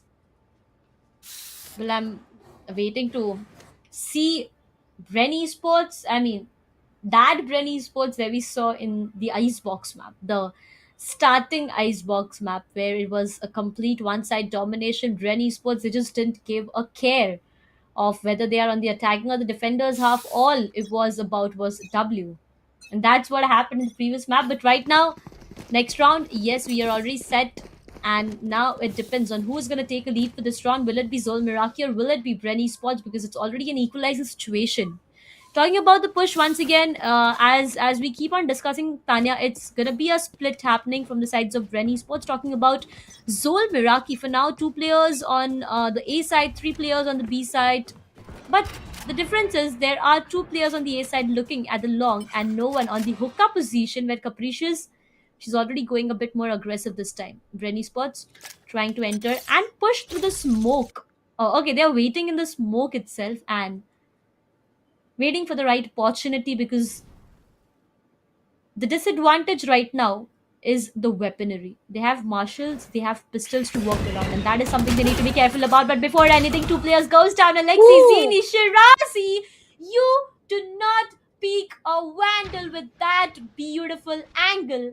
And if you do, this is what happens. 3 players goes down. Tuali takes down 1 from the sides of Zol Miraki, but doesn't matter. remaining. 1 player gets Spike spots. down, Capricious with that angle takes down Ali, and the last player surviving, Tuali, still trying to figure out a way to make out of the situation because Spike is not in her hands.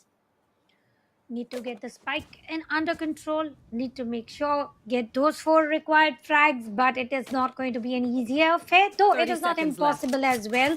And here we go, Twirly versus Capricious. Lear used right on time, very wisely. 1 more Lear invested, and while the player was busy breaking the Lear, Bess hops in, takes down Twirly, and this is for the first time in the grounds of semi-finals for ROG Showdown series, where Bren Esports versus Zol Miraki, and we are going to see Zol Miraki taking the lead against Bren Esports. Mija with the triple near to the Shard side was just about perfect and was much more than necessary. Still, 3 ultimates retain in favor of Zol Miraki. On the other side, Bren Esports, and it is going to be Zini who has Seekers ready, but when are they going to invest it? That I'm looking out for. Well, I'm trying to figure out on what's wrong with Capricious. Capricious with 2 kills. That is something that I, actually didn't see coming. But for now, what's happening in this round is a bit of aggressiveness from the sides of 2 players. That's Capricious. But Lucidity goes down. That's going to be Shirazi going down. Bess goes down. Zini goes down. 3 versus 3 situation. Pair trades happening back and forth. Tuali very low on HP. 2 HP is all that she has for now. But for the moment, Alexi trying to enter the site. And I guess they got the entire B site under their control. The spike is being planted. Well, there you go. The spike is being planted as well. There's going to be 1 player in the trans teleporter as well. Investment of Hellfire is going to cost a lot, but for now, there's no player going down. Camus trying to hold and figure out 1 angle. Finds Alexi, but no, Alexi will be better this time. She takes down 1 versus 2. Equalizing situation. Not for a longer period of time as Capricious takes down Ali. She's diffusing. She's sticking. Alexi, she's stuck. Mija takes down Alexi, and ladies and gentlemen, Zol Miraki gets this round. Bren Esports had their hands, they had the entire site under their control. They had everything needed. But Capricious this time stepped up and denied everything. Definitely. This time Zol Miraki have put in something that is a counter activity which should have been already spotted in the map of Icebox, but it's fine if they lose 1 map. They learned a lot out of it, and this split strategy is breaking bad coming in from side of Bren Esports. And now they're not splitting so wide apart in 2 different directions. They are splitting it for the same site. Maybe 3-2, 2 coming in from the main, 3 players coming in through the side of Shards. And let's see if this will work or not. What it was immediately invested by Bren Esports, 2 points of lead. This is the round where they shall be able to break the momentum of Miraki. If not, Zol Miraki do look in a good stand, do look in a good form, and now Haunt has already revealed along. Makes the Trailblazer could not concuss Mija. Mija is not in the shard this time. Look at Capricious going with the Lear frag and moving out in no time with the dismissal. Capricious, as I said a while ago, you don't see Capricious down there, with 2 kills, and that's what she's answering me back for now. Stepping up huge this time too early. She knows where one player is, but the last bullet in the tour de force is something that's going to decide a lot of things. Will she be able to actually utilize it in a beautiful way? Camus on the other side with the help of Headhunter. Will she be able to headhunt? But Capricious once again stepping up huge. 3K. Best takes down Ailey. Alexi takes down Camus. A 1 versus 2 situation. The showstopper isn't going to stop the show for someone. Well, no. Alexi once again gets denied for the showstopper. Tanya, I Last have to say round that in the it's half. the second time that Alexi got denied for the showstopper itself. But Alexi has got nothing much more to do. She is the top fragger, Yep. comparing not only her Yep. team but also entirely 10 players within the lobby. There is going to be other players who need to buckle up, who needs to make sure that the scoreline reaches up to 7-5 instead of 8-4. Will Brent Esports be able to make it 7-5, or Meraki with this sort of form? They are going to stop in every different aspect, angle, utilities, everything. And this time, once again, going with the same old strat: 5 players, 5 different directions. No, it is not 5 different directions. Two Dropping players are still spike. sticking with each other on site B long, but B long is also being taken care by 2 players. Now there is much of a risk to just peek there blindly. Well, definitely that is going to be the case. B side is completely stacked up, I would say, with defenders, but one player, she's already decided to rotate towards the A. Talking about the A side, well, yes, attackers, that's Bren Esports for now, have decided to move towards the A side. Bren Esports, they need this round for themselves, but Mija, she takes down one player, Beacon down. loses a chunk of her HP, but doesn't matter. She got the first blood in her name, and that's what's gonna matter the most. Investment of Sky Smokes as well, that's gonna bring in a lot of problems for the sides of Bren Esports, but so is the case with Zol Miraki. Again, coming back to talking about advantages, I guess Zol Miraki, they got their advantage of having one extra player as compared to Bren Esports, but again, 30 the seconds way these left. players are surprising us, I guess that doesn't matter at the end of the day. Too early takes down Mija. That's going to be one player loss. Equalizing situation happening. 4 versus 4. Spike, it's not yet planted. It has already made its way inside the side itself, but it's not been planted. Yes, Best standing inside the smoke itself gets punished from the sides of Ali. And that's going to be Bren Esports on the advantage, but not for a longer period of time. As soon as I say that, One Bren enemy Esports gets remaining. denied for everything, and that's going to be the last surviving player gets caught. But no, well, wait, Zini takes down one. Camus player goes down. standing. Capricious trying Penta. Zini takes down one No more. distractions. One last player that was left gets denied. Push a One button. step Stage is away from getting the 5th round. Zol Miraki gets the 8th one for themselves. Switching sides. It was Capricious who literally turned the table in no time, getting that double. For a while, I did expect Bren Esports taking away the round, and I also noticed it somehow that Zol Miraki were already outnumbered, but then Capricious with Yep. the double equalized it, and then how gradually paved their way and made sure of that the scoreline did not end up in 7-5 how Bren Esports wanted, but exactly how Zol Miraki wanted it into 8-4 version. But Miraki this time on the attacker side, they don't have any mind tricks that they play with. It is all about utilities. It is all about the strategies and 5-stack push towards one side, and it was clearly witnessed in the map of Icebox. If they are continuing to do so, their strategy has already been read. So countering them is going to be very easy from side of the Brent Esports. Bring them down. And here we go. They are spotted. Well, it's gonna be push. It's gonna be a direct W, not just from one team, but from both of the teams. Zol Best takes down Ailey. Zini goes down. Tuali goes down. Bren Esports. This is not the way you guys fall down at this point of time. You guys already have the series point in your name, and if you fall down at this moment, it can be Last player easily standing. snatched away from the sides of Zol Miraki. Well, until and unless I say that it's just one last player surviving, and that's going to be Alexi. Nothing more that she can actually do for now, but just wait or an ace. I mean, that's the only two option that she has. But time is something she needs to be really careful about, and all the angles, because each and every angle is covered by one of the players from the sides of Zol Miraki, which gets really, really difficult for Ali, but she takes down Scammy. One player goes down, her location gets compromised. Will she be able to take down the second one? She's trying a level best to take the second one down, But best is better this time, and she takes 3k in her name. Ninth round, ladies and gentlemen, rolling in for the sides of Zol Miraki, and with one more round, Tanya, they are gonna be hit. They're just gonna hit the double digit for themselves. And Zol Miraki immediately investing into ARs instead of just Spectre. We are seeing Lucidity going in with a Phantom and half shield. Every other player sticking to the basics of full shield and Spectre. On the counter, Bren Esports are going in with the save round, which is very good. And they need to make sure they save the eco, and they are going to save the creds to buy the best of weapons in the next round. Once again, 5 stack push towards side B, and Kami already taken down Twirly in a blink of a second. The round just started, and the frag has been taken down. Where was this Zol Mirak in the map of Icebox? The way they have been showing their growth in the map of Bind, it is just commendable, amazing. A push towards the CT, player taken down, and Capricious and Cameo getting 1-1 each. It is the battle of 5 versus 2. It's a W for Zol Miraki. I mean, that's the only thing I can say for now. The way they get the side, they push. I mean, they do. Look, I'm just speechless right now to say what Zol Miraki is doing. They are just going in for a direct W, and they are just trying their level best to get as much and finish it off as easily as they can. Ali, I guess the locations, Bren Esports, they already know that this round is something that they cannot get their hands on, and they have been waiting. Capricious takes down Zini. She takes down Ali as well. This is the Capricious I was missing a while ago. Welcome back, my friend.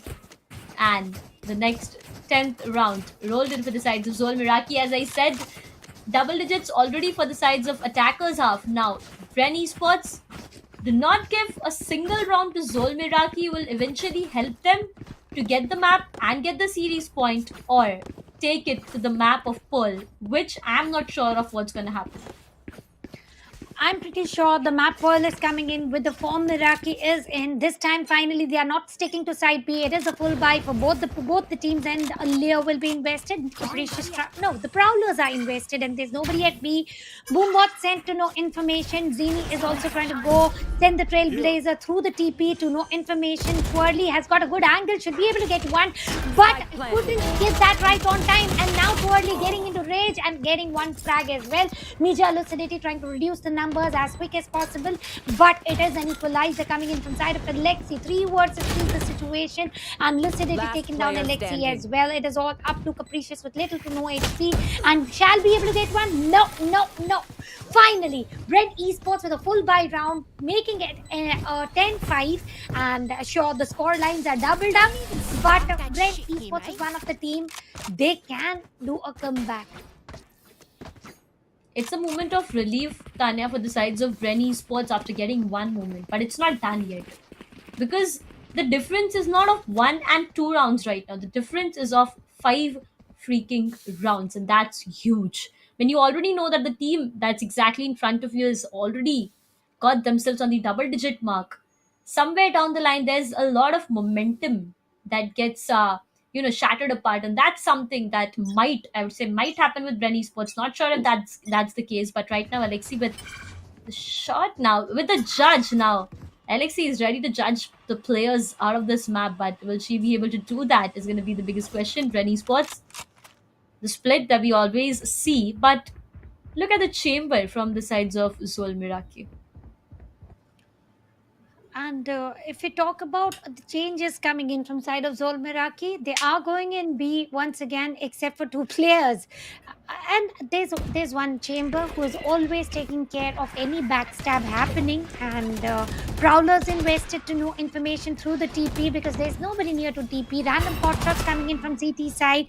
Best holding it into the smoke, and look at Capricious trying to enter through main with the Leers, and here we go, Showstopper being invested. Leers have been denied totally, and here we go.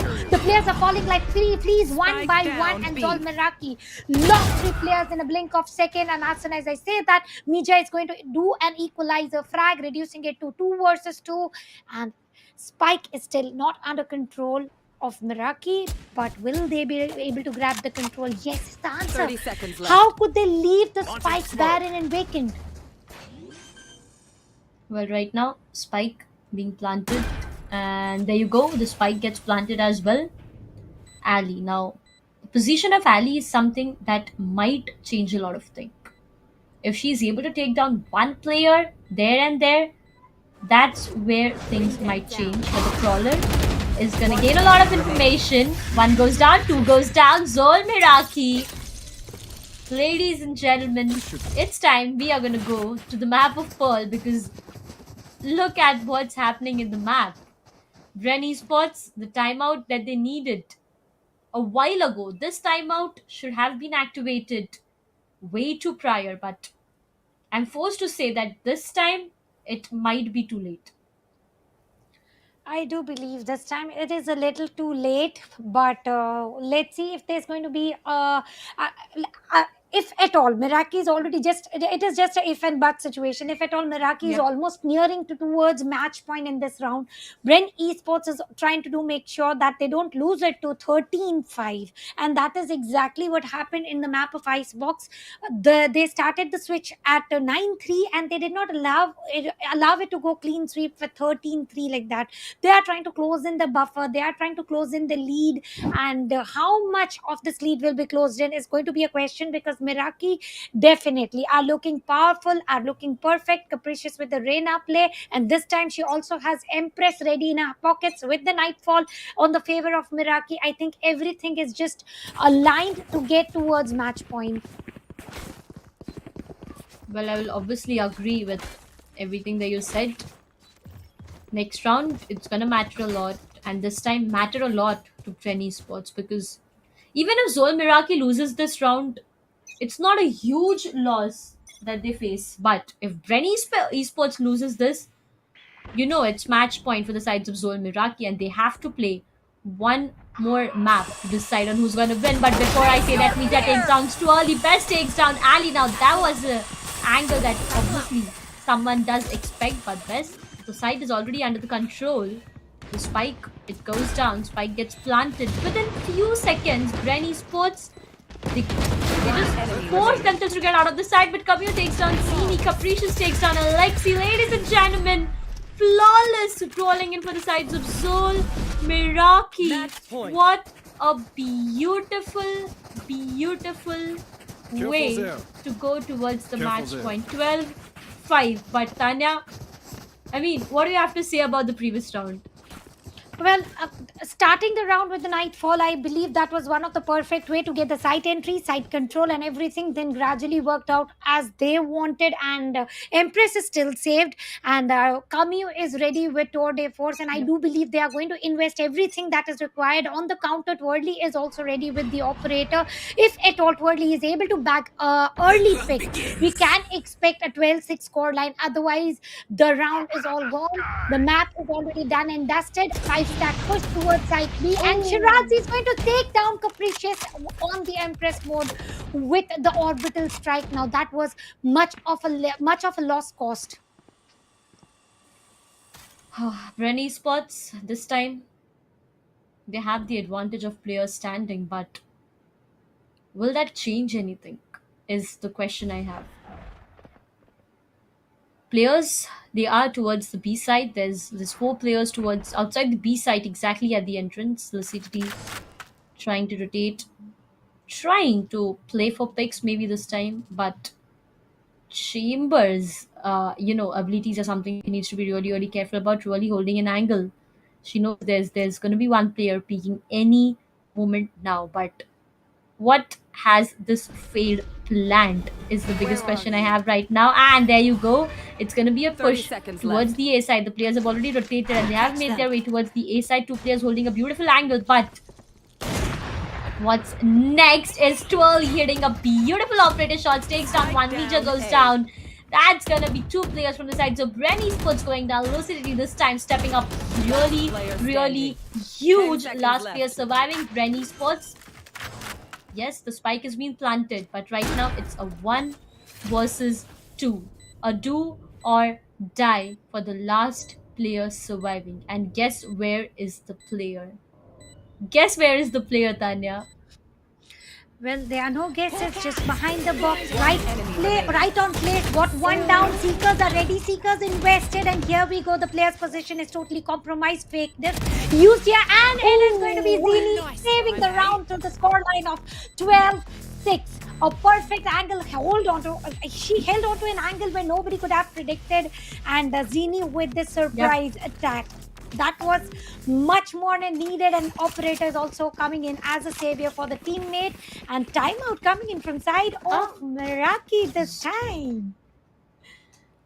I mean, we have already talked about it a lot of time that, timeout breaks the momentum. So, is that the plan, or Zol Miraki don't want to risk it at all? I mean, there's just two options for this timeout. Looking at the score that we have on our screens, 12-6, I guess that's the only two options that, we can actually talk about. But I actually want to have a look on the number of kills that the players have done, respectively, to actually see that what's exactly has happened, because the way this map has been, it has completely changed our perspective on what happened in the previous match. It has totally stunned me entirely, the way Brain Yep. Esports performing in the map of Icebox, how dominant they looked, how unstoppable they looked. And this time around, Meraki has taken all the form that Brain Esports had, and the buffer is quite humongous of what Brain Esports had. So I do believe Meraki has got some superpowers within them. But is it going to be an end this round? Is it going to be a 13-6? Is something that is continuously ringing in my head, or Brain Esports are going to continue to pull such clutches just like Zini did it. 1v2, holding onto an angle where nobody would expect you. Seekers coming in right on time, and the show is going to start with the haunt, and how much of players will be spotted. Prowlers also sent, and here we go.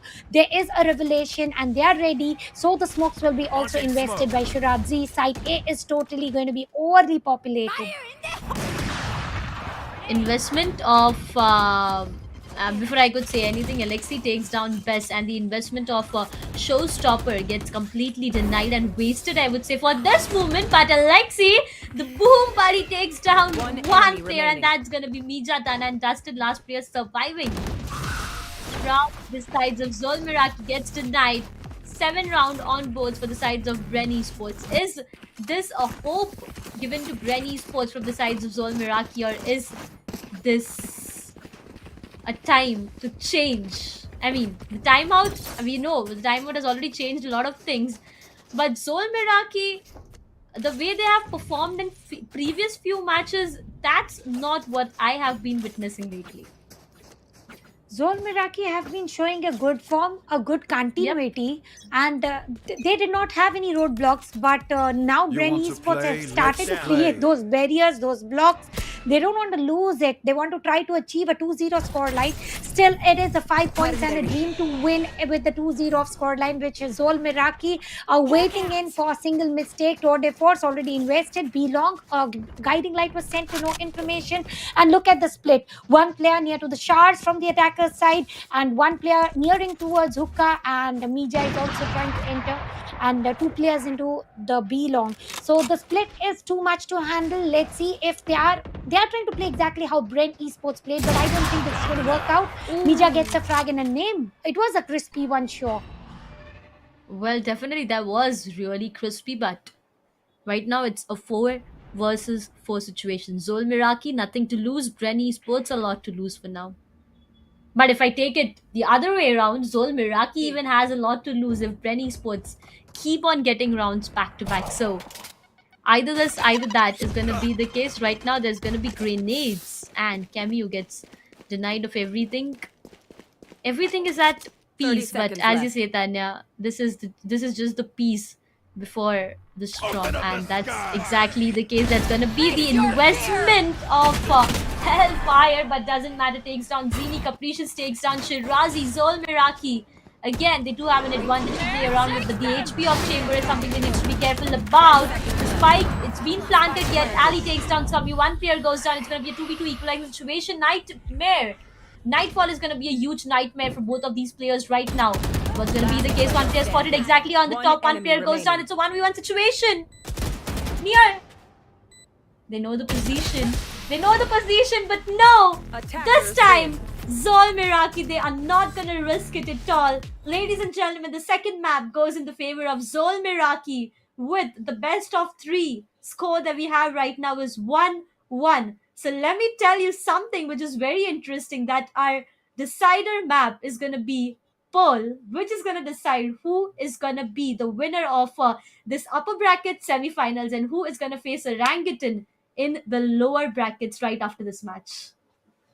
Well, it was an amazing play style coming in from side of Zol Miraki. How nicely they were able to not only win the map of mine, but also take all the revenge of the map of Icebox. It was just about right, just about perfect, and they did set up a set of dominoes which fell Yep. accordingly. They wanted to, and the direction was decided as per they wanted. But I'm very happy. I'm very excited about Pearl map after new update that is going to be coming up next. So, ladies and gentlemen, stay tuned. We are going to be right back. So, see you on the other side.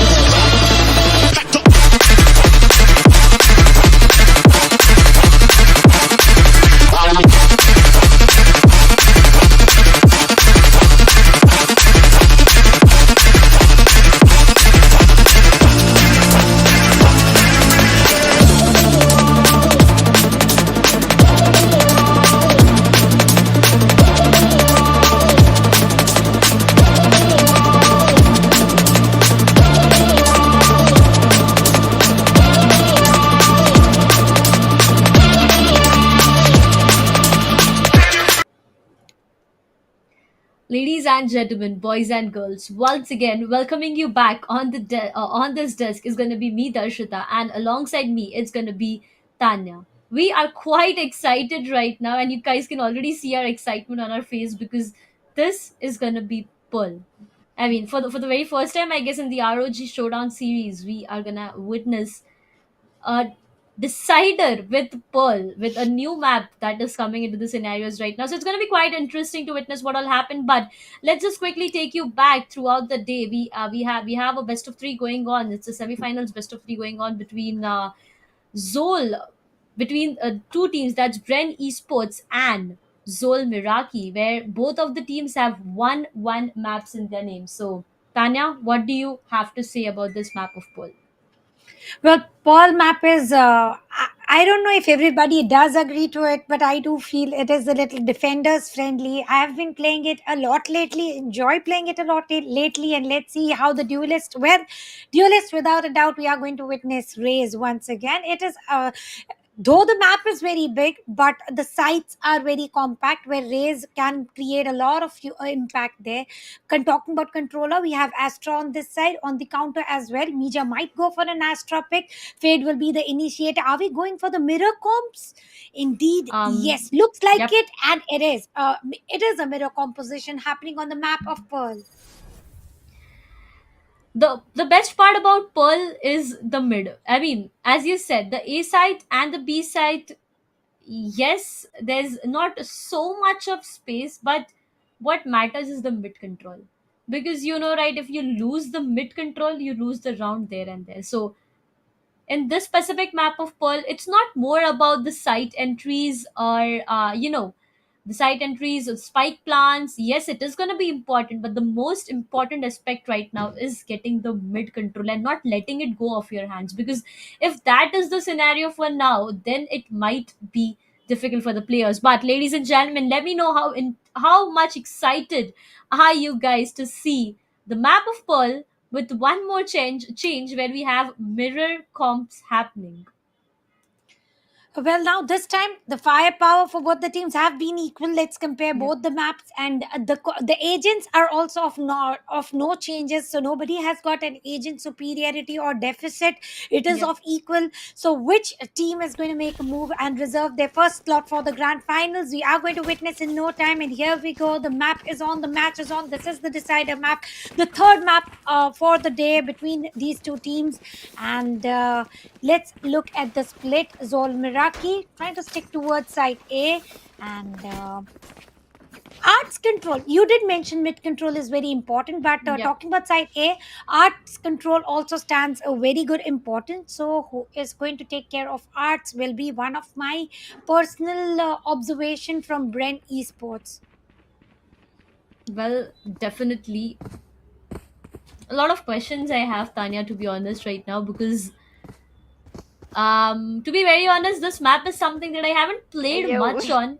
But when you talk about Pearl, I'm like, oh no, here we go again. Because this map sometimes gets me into so much of confusion of what can be done. Now, imagine you are stacked up at the A site, you decide to completely, go towards the A site, you try to get the site control, you do not get the site control, and you decide to rotate. But then time is not your best friend, because that's the difference that that's huge this map is. So these are the things that these players sometimes needs to be really careful about. But I guess we are all good to go. Well, yes, the timer has already started and we are good to go with the very first round rolling in. Ladies and gentlemen, best of three semi-finals upper brackets between Ren Esports and Zol Miraki. This is the decider map with the Prowlers going in the mid itself, trying to get more information on the players. Two players trying to decide the mid itself best. She's trying to avoid that Prowler and she gets successful in doing so. Right now, the push going in towards the A side, where you can see the lone chamber fighting it out with the sage. Amen. For stack push, Chamber once again on the lurk. Let's see how that lurk is going to entertain few frags on the course. And here we go.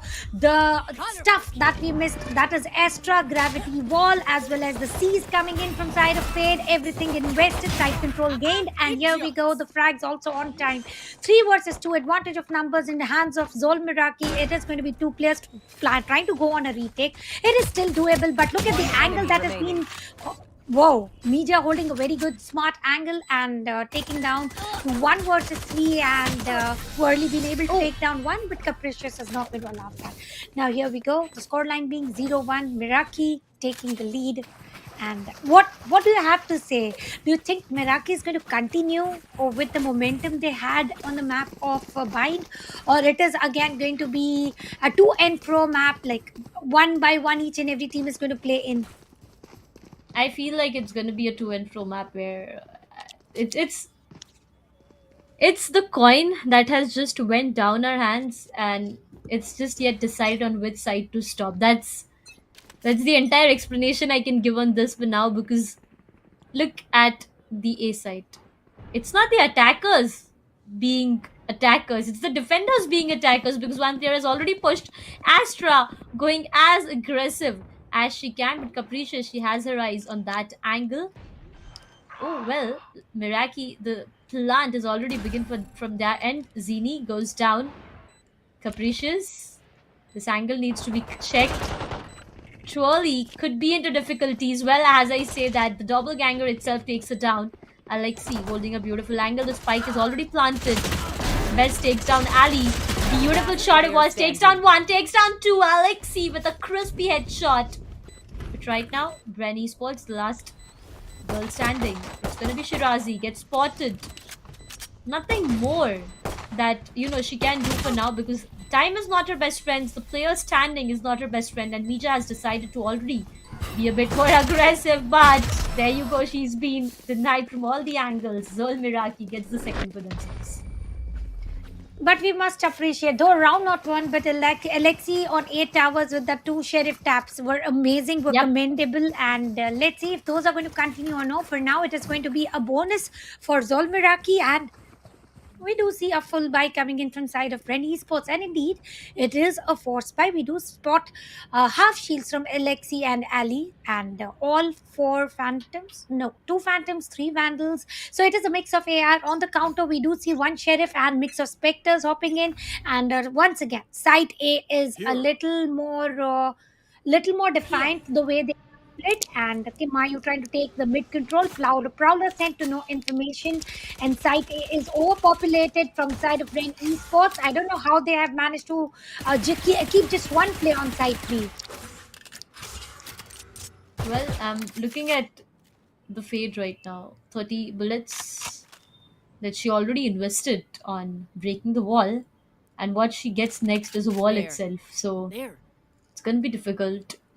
But right now, Bren Esports, what have they decided is the question, because Zol Miraki, with the 2 rounds that they got for themselves, they are looking really good. The A site is already under the control of the sides of Bren Esports, but with the play that Zol is coming in, I doubt it's gonna be under their control for a long period of time. Best going in, gets denied by Shirazi, and that's gonna be 1 player down. Shirazi takes down the other, but she has to go down. She gets punished. Alexi takes down 1 player still standing strong, and she goes down. Zol Miraki, the last player surviving. That's the chamber.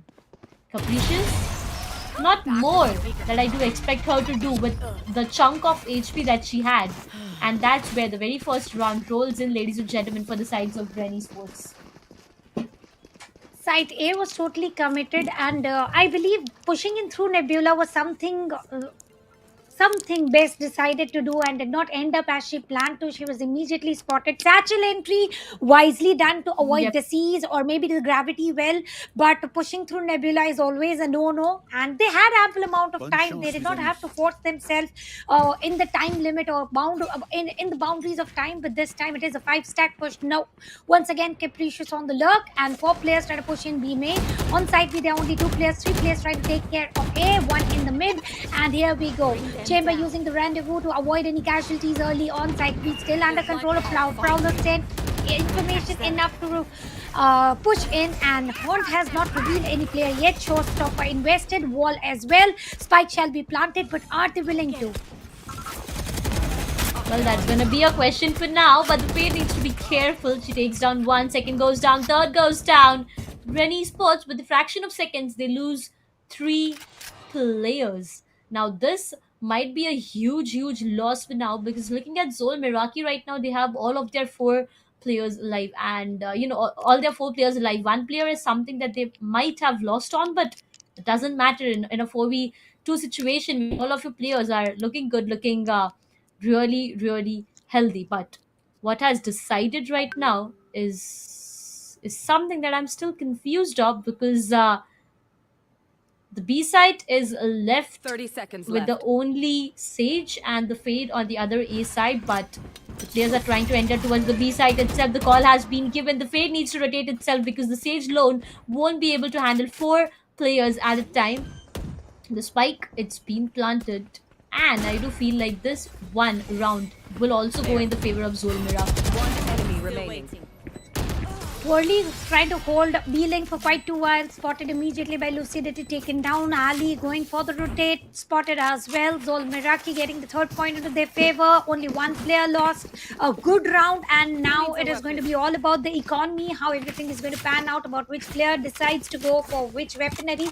Talking about Zol Miraki, 4 players did survive. That is indicative that they are not low on creds. But what about Brain Esports? They did go for the third full buy round, and this time there's nothing that could have been done. But Brent Esports are definitely trying to go eco, and imagine if we get to witness a Thrifty, because that has been a major miss into the entire tournament by far. I completely agree with you on this. I mean, Thrifty is something that my eyes have been waiting to see for now. But Zini, Headhunter, trying to hunt the heads. Will she be able to take down one? Caprice is holding there. The doppelganger itself takes Spike it down. B. Investment of a lot of utilities and abilities. But what's next? Twirly, she's holding an angle. She's just waiting that as soon as someone comes in, she'll be able to take her down. But for now, the spike is being planted. Spike gets denied for now. The Sage Wall comes into the play as well. But the spike gets planted. Twirly trying to take down one, takes down one, takes down two. She needs to be careful of her back because there's two players already standing behind her back. Ali still holding that angle. What was that, Shirazi? She directly jumped to the opponent's face, but doesn't matter. Twirly takes down 3. Rennie Sports, we were losing hope somewhere on being the defenders one, but right now that works beautifully in their favor. We asked for Thrifty. Brent Esports delivers a Thrifty here, but I did like the way how Sage coming in from Brent Esports, that is Twirly, going in towards B Hall, pushing in with the double frag and a name, switching the weaponry, upgrading herself to a Phantom, getting a third frag. I think this round totally belonged to Twirly. The way she was overly aggressive in pushing, overly aggressive to make sure that this time the buffer is not too much, and the scoreline is 2-3 and an achievable scoreline. And imagine it was a Thrifty. That was something that I wasn't You want to anticipating. play? That was Let's just about my play. expectation, and it was only Twirly who had a Spectre, out of which he made the most use of it.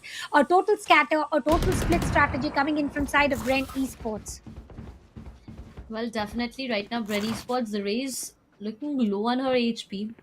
Needs to be a bit careful. Zol Miraki, they're looking good. I mean, they got their hands on 4 of their ultimates, so it's a lot. It's a showstopper, it's Nightfall, it's the resurrection from Sage, and the Tour de Force from the chamber itself. But Rennie Sports, they got 2, so they need to be careful for now. Zini, she's still waiting for someone to peek, but I doubt that's gonna happen because the chamber from the other side goes and walks behind. Right now, not yet completely decided on which side are they gonna push. I do feel like the players somewhere trying to take the mid control and then going towards the A side, but well, no, I get denied for that as well. It's gonna be a direct A walk in from the main itself. 30 They did try to seconds. they did try to make a point where I did feel mid plaza 30 control, seconds but left. unfortunately they did not wanted to lose any player. players, and now it is going to be A main. Nightfall is the sign. They are pushing in 5 stack. It is going to be a 5v5 retake. Spike will be initiated in no time. Tour de force invested 2 ults already, and Mija planting the spike. Twirly has got a good angle, pushing in through the arts. Let's see if she gets any frags in the name. Well, that's the biggest question that we do have right now. Zini, he has an operator to walk around with. Twirly, they need to be careful. Headhunter is what she has shift on already. But the players of Zol Miraki, they have holded some beautiful angles. Right now, if Resurrection comes into play, it might be a bit helpful. But again, Zini takes down Scamula. CD takes down Twirly. Best takes down Zini. And that's where Zol Miraki gets the 4th one rolling in on their name, ladies and gentlemen.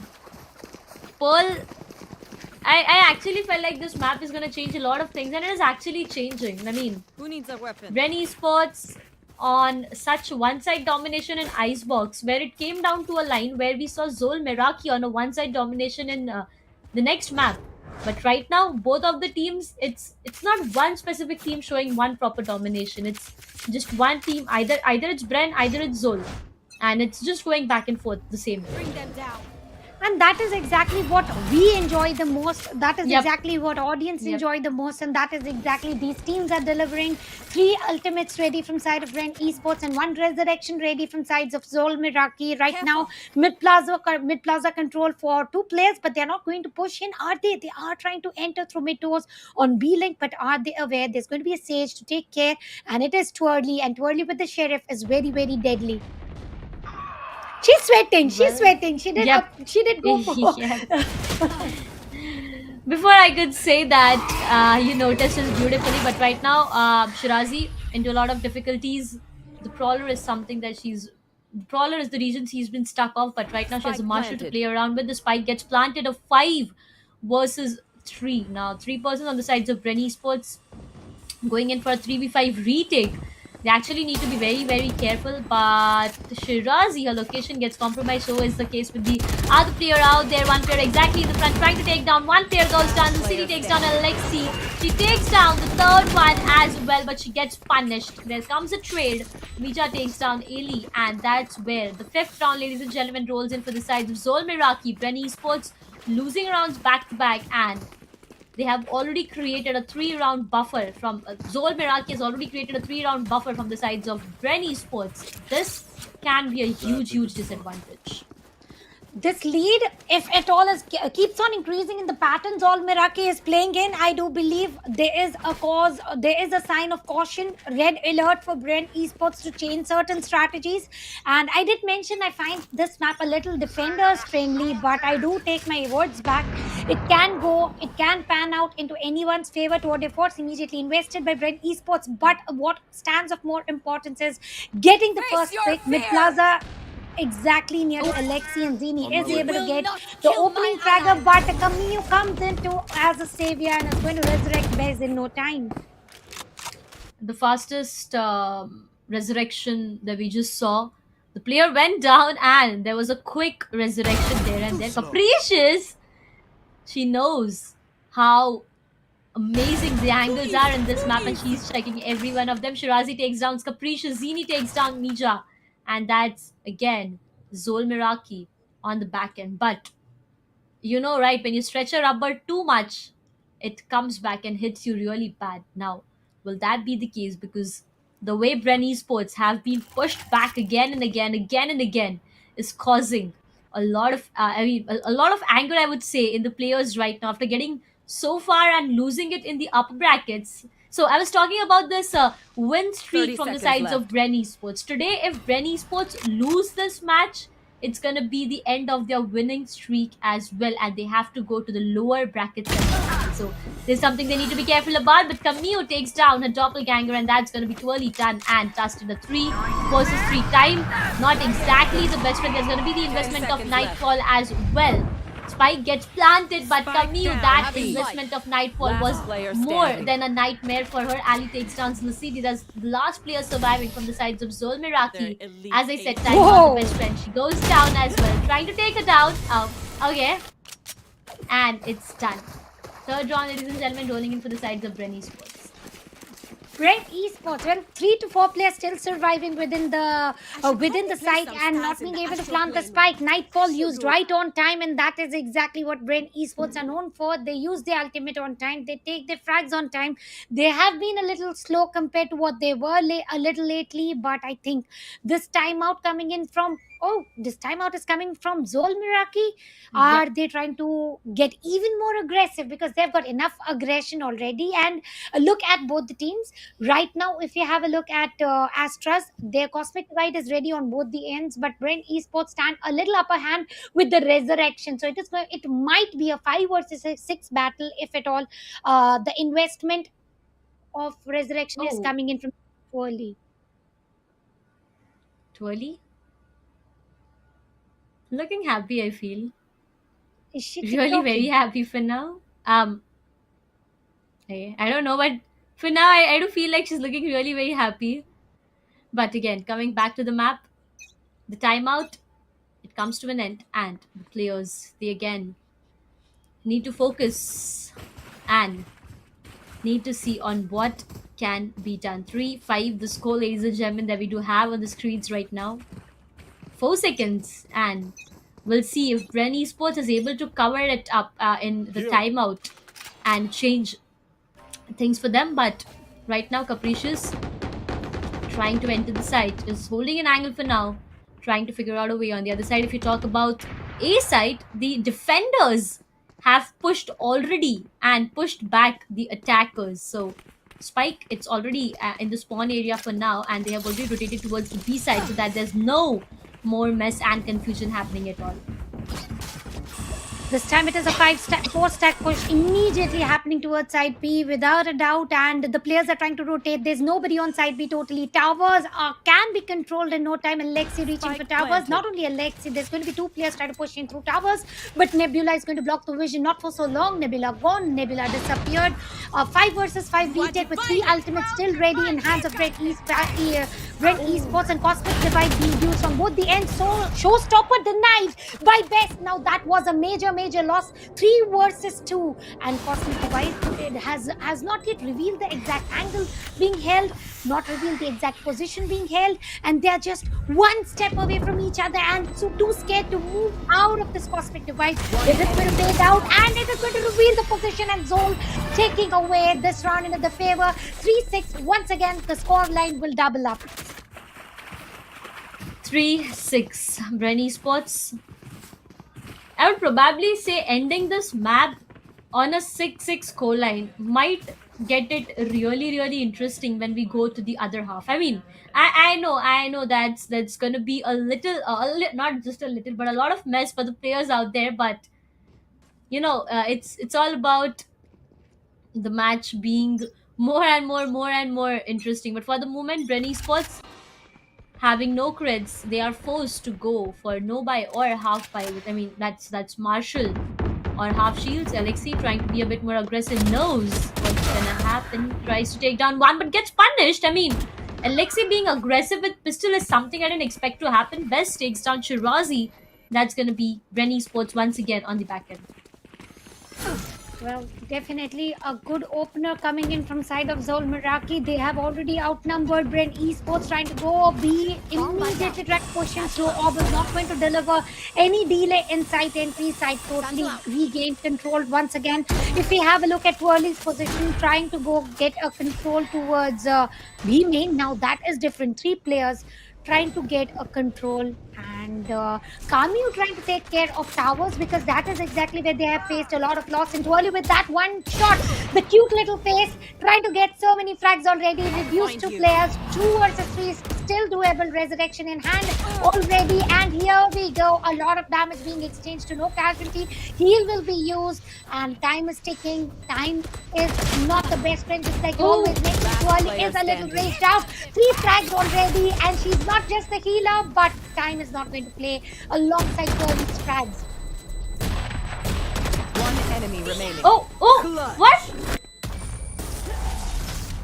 Bess, before going, she took 2 players with her. I mean, I actually felt like both of them would definitely take down Bess, as she is the only player surviving.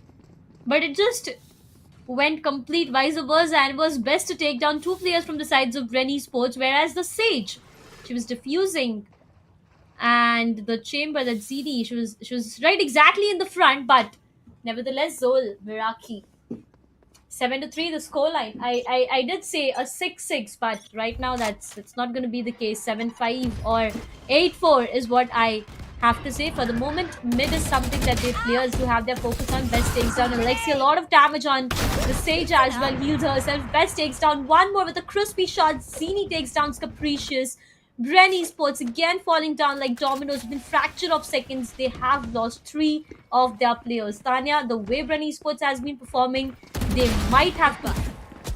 Before I could say anything, Ali takes down Best, City takes down Ali, and Zini is the last player surviving. Spike planted.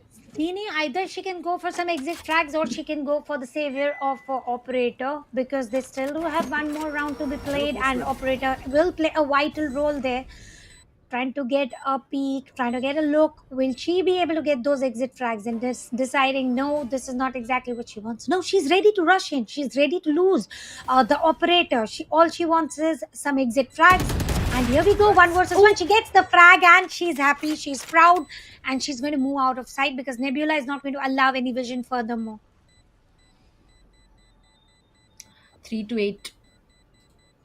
I mean, I do feel like we're gonna go to 9-3 once again if things go the same way, because Zol Miraki, they already got the 8th one for themselves, and it's just one round for the 9-3 to happen. Now, before what happened Last previously, round I before the actually switch. don't believe in 9-3 as you said, but it's a different kind of fun for the 9-3 itself. Bren Esports, well, sorry, but I do feel like again it's kind of too late for this time. But I don't know. This thing from the sides of Ren Esports we have been observing, right? In the previous match itself, when the match was almost about to end, that's where we saw one timeout from the sides of Ren Esports. And again, when this half is almost one round away from ending, that's the time we see one more timeout from the sides of Ren Esports. And let's see if this timeout is going to bring in any change, because that is Yep. exactly what these timeouts are for. Resurrection have been saved for quite a while, and now this is the final round. Twirly should be using it immediately in this round. I'm talking on the other end. That is all Miraki. No ultimates whatsoever, but lead of 5 rounds. Now that is humongous coming in. Brent Esports are the defending champions, and look at Zol Miraki, how aggressive they are to get number one slot on grand finals. Let's see if it is going to be so easier, or is this break going to bring in some much required changes. And 5 stat push to be this. Nobody on B. What is happening? They are trying to go in. They are not going to delay. Teleport's ready.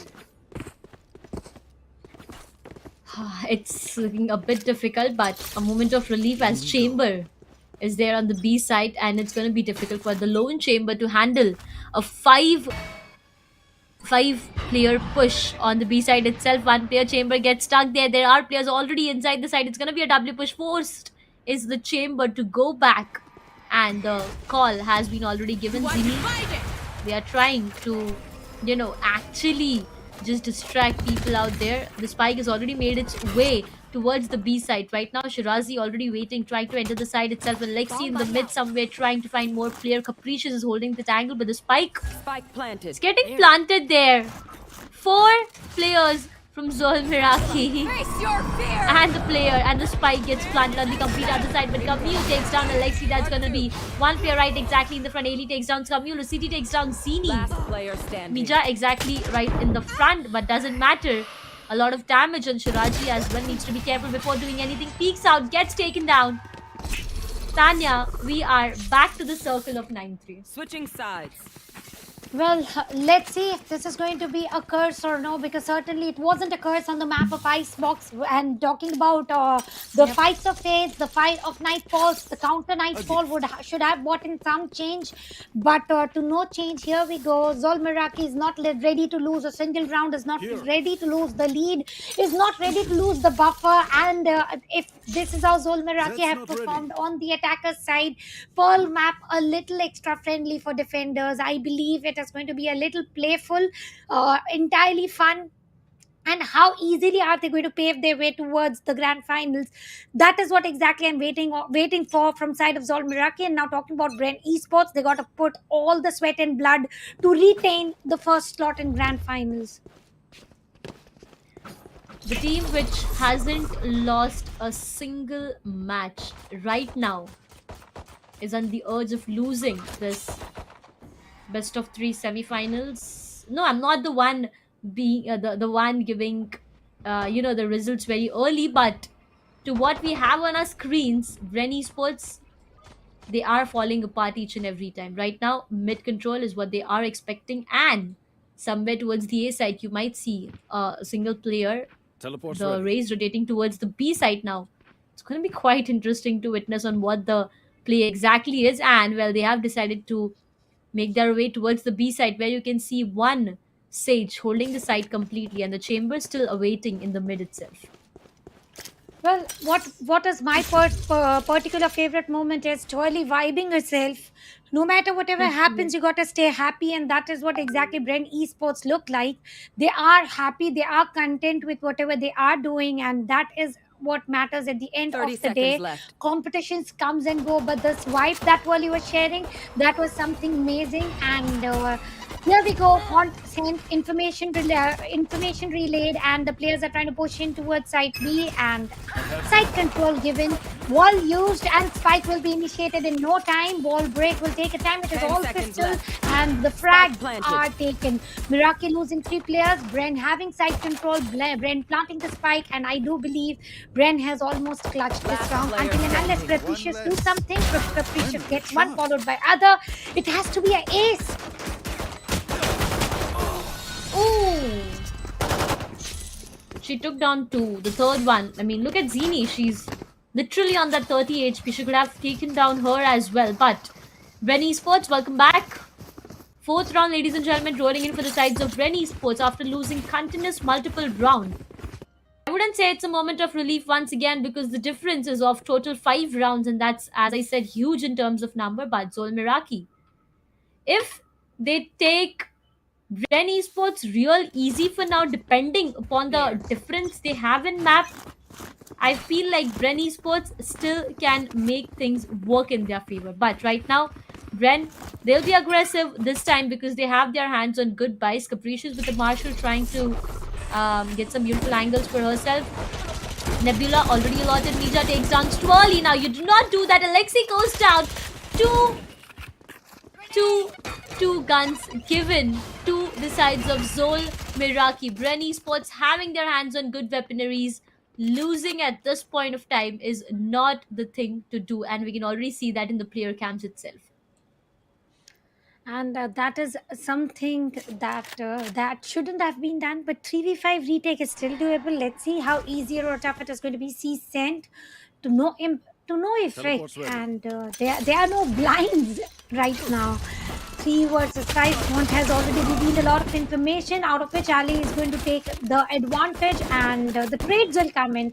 Now, which was 3v5 a while ago, it has turned into enemy 2v4, and as soon as I say that, Bren lost it this round. Ali trying to get the frags, as many frags as she takes. 30 seconds Well, left. 1v3, if she pulls it, it's going to be amazing, but I don't think that is going to happen. Capricious with ready. that perfect frag coming in, Out of and it's a 10-4.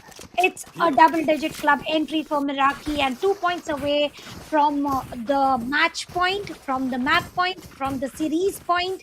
And now even I am on my nerves about how Bren Esports are going to take up to the score line.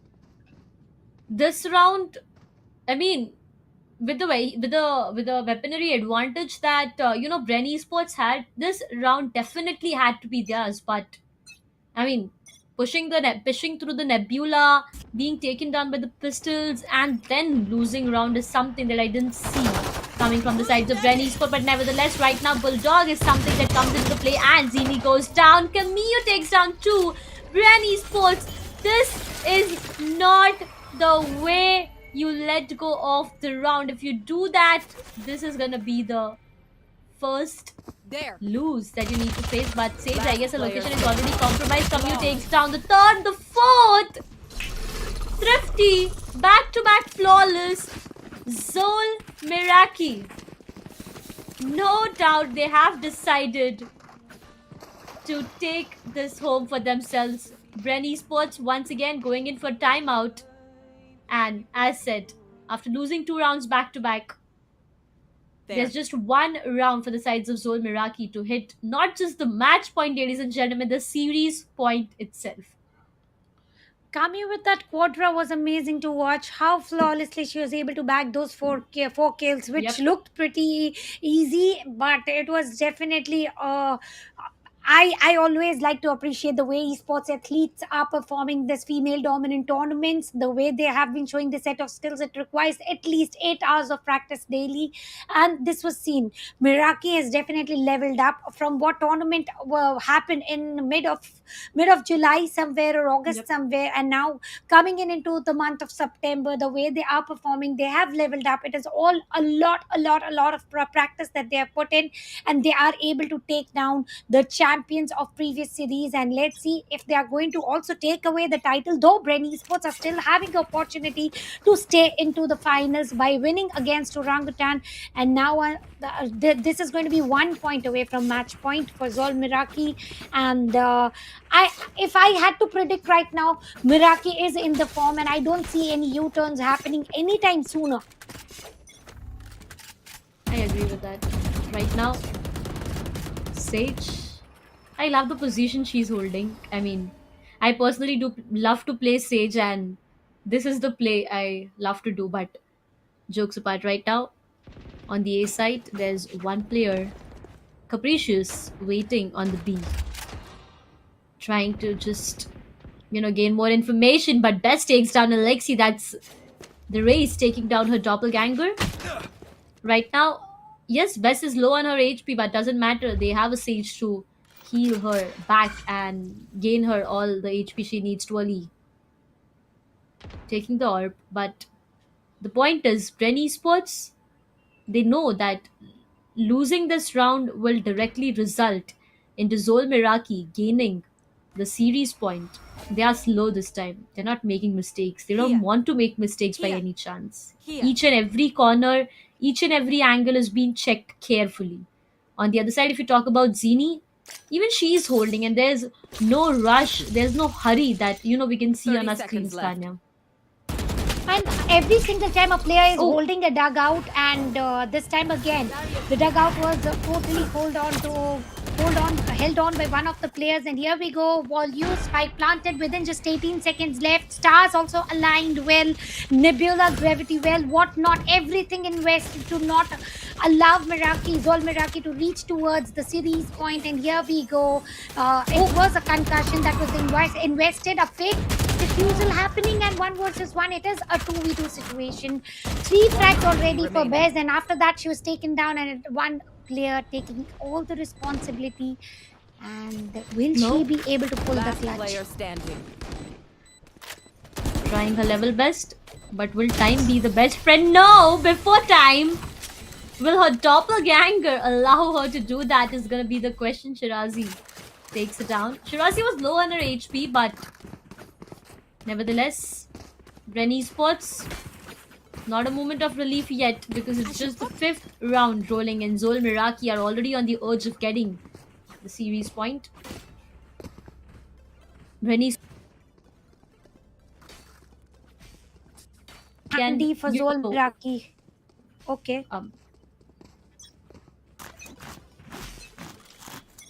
Well, Bren Esports 3 ultimates is what they have ready on their hand, and that is something they need to be really, really up about. But Best takes down Alexi, one player goes down, You and want that's to the play? duelist Let's itself. play. Now, duelist is already done. The chamber has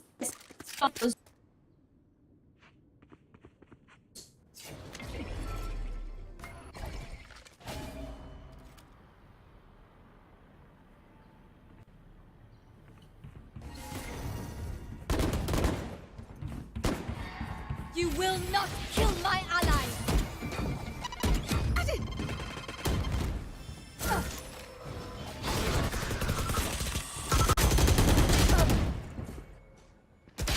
Last player standing. right now. Miza takes down Ali, Best takes down Shirazi, and that's where flawless rolls in, ladies and gentlemen, for the sides of Zol Miraki. Match point. Not just a flawless, not just a match point, but ladies and gentlemen, it is already the series point for the sides of Zol Miraki. Will this team be able to take down the team who's not been taken down yet in this entire tournament? Bren Esports I'm talking about. And let me tell you something. Bren Esports is the defending champions of this tournament as well. So Zol Miraki taking down this team and facing in the fight change a lot of things, but right now moving in towards the B side, Alexi takes down Capricious and one player untouched, but the wall was beautiful placed. The ability of the Want to fight it? ability of the Astra as well with Alexi. Oh wait, look at how those both walls have been placed. Now this is gonna be quite interesting to witness. Ali trying to plant but gets denied. That's gonna be the grenade. There's gonna be the investment of Nightfall as well. This is gonna cause a lot. The spike. They are not getting the chance to plant a spike even for a moment. While still holding the angle of Bren Esports. No, you do not do that. Best takes down 1, 2, third player goes down as well. Zol Miraki on the edge of getting it for themselves. Will that be the case? Resurrection provided Bren Esports. Last man surviving goes down, ladies and gentlemen. Make some noise for the sides of Zol Miraki, as they Defenders are the win. winners of this Now command upper bracket semi-finals, where Bren Esports, they have to face Team Orangutan in the lower bracket semi-finals. That'll be happening in a while. Congratulations for Zol Meraki for getting themselves the very first spot on in grand finals, and now they are going to make sure that they get the title as well. Now there's going to be, it was best of 3 where Red Esports definitely starting very wisely in the map of Icebox, but then gradually I don't know when and how Zol Meraki just overtook every situation, handled it well, created a good lead, and the lead was never taken away from them. So congratulations, Zol Miraki. A very well work put down in the map of Pearl as well as in the map of Mind. And here we go. We are going to have the second semi-finals as well after a short break. So ladies and gentlemen, stay tuned. I and Darsh are going to be back in no time.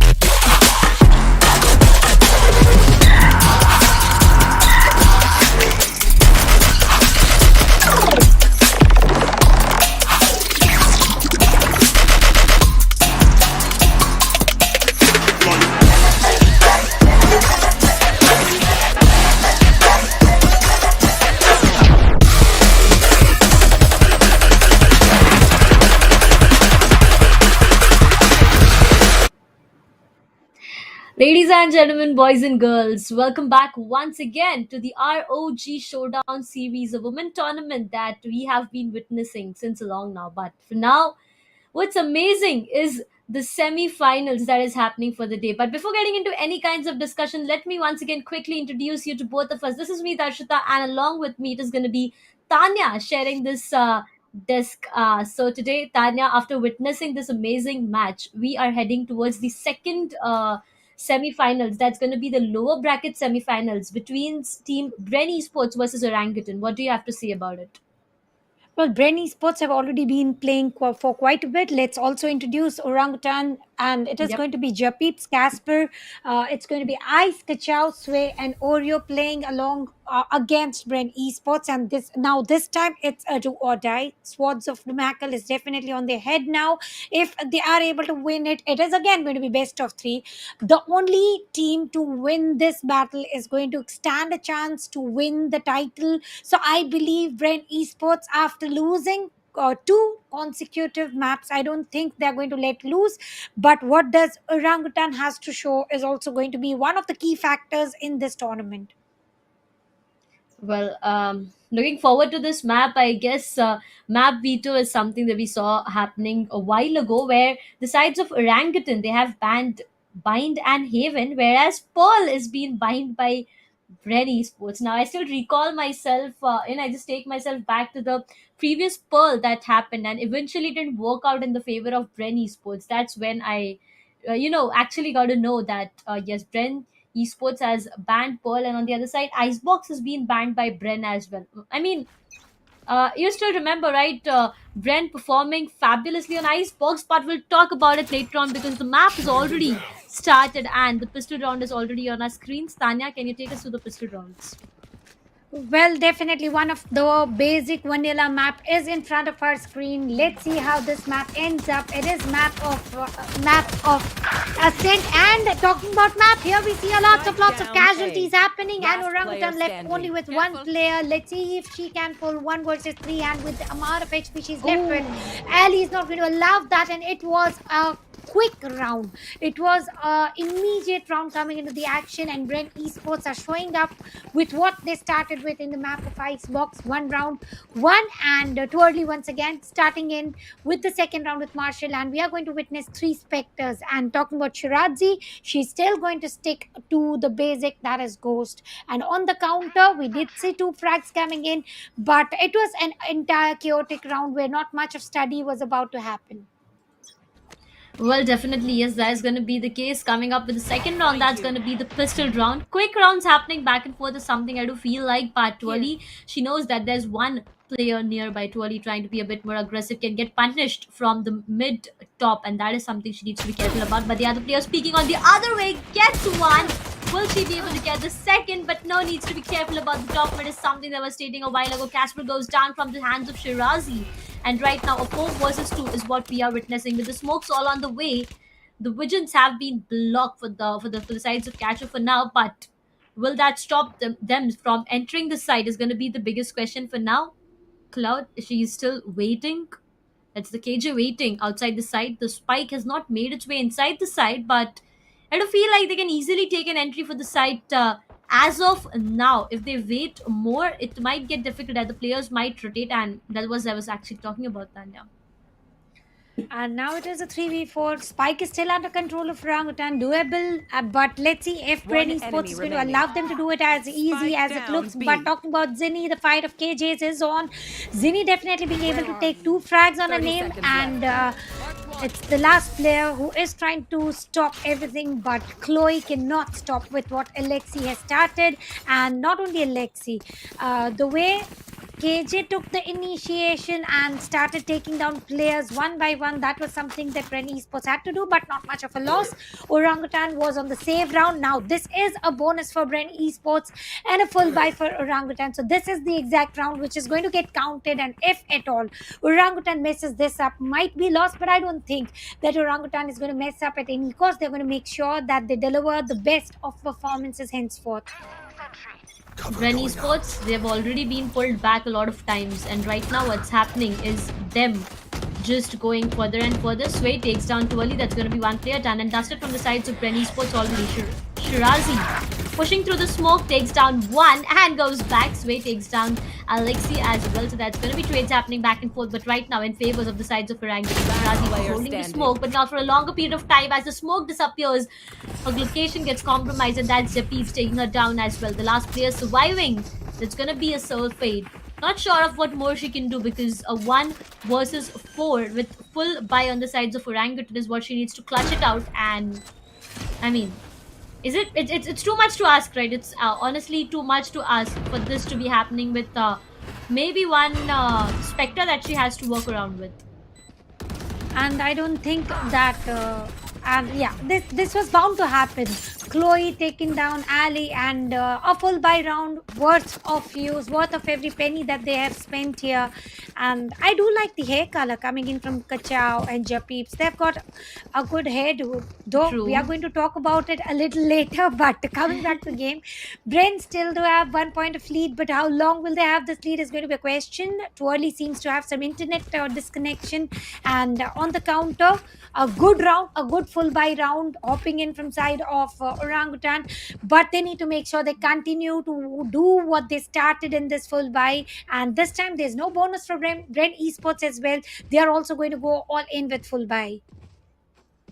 Well, definitely, yes, that's going to be an equalizing situation, I would say, for now. But talking about talking more about what has happened overall, if you guys are new on the stream and you don't know what exactly happened, well, we had Red Esports versus Zol Miraki, the upper brackets finals, where Zol Miraki won the best of 3 series and got themselves to the grand finals, the very first spot to the grand finals. Whereas the second match right now that's going on is the lower bracket semifinals between Bren Esports and Orangutan. Well, I have to say that Orangutan, it was a tough journey for them. It was a long journey, long and a tiring journey for the players of Orangutan to make it to the lower bracket semifinals. But right now, everything will pay off if they win this and get the ticket to the grand finals. They will be taking down the defending champions of this tournament, and they'll be they'll definitely get a ticket to the grand finals of this ASUS ROG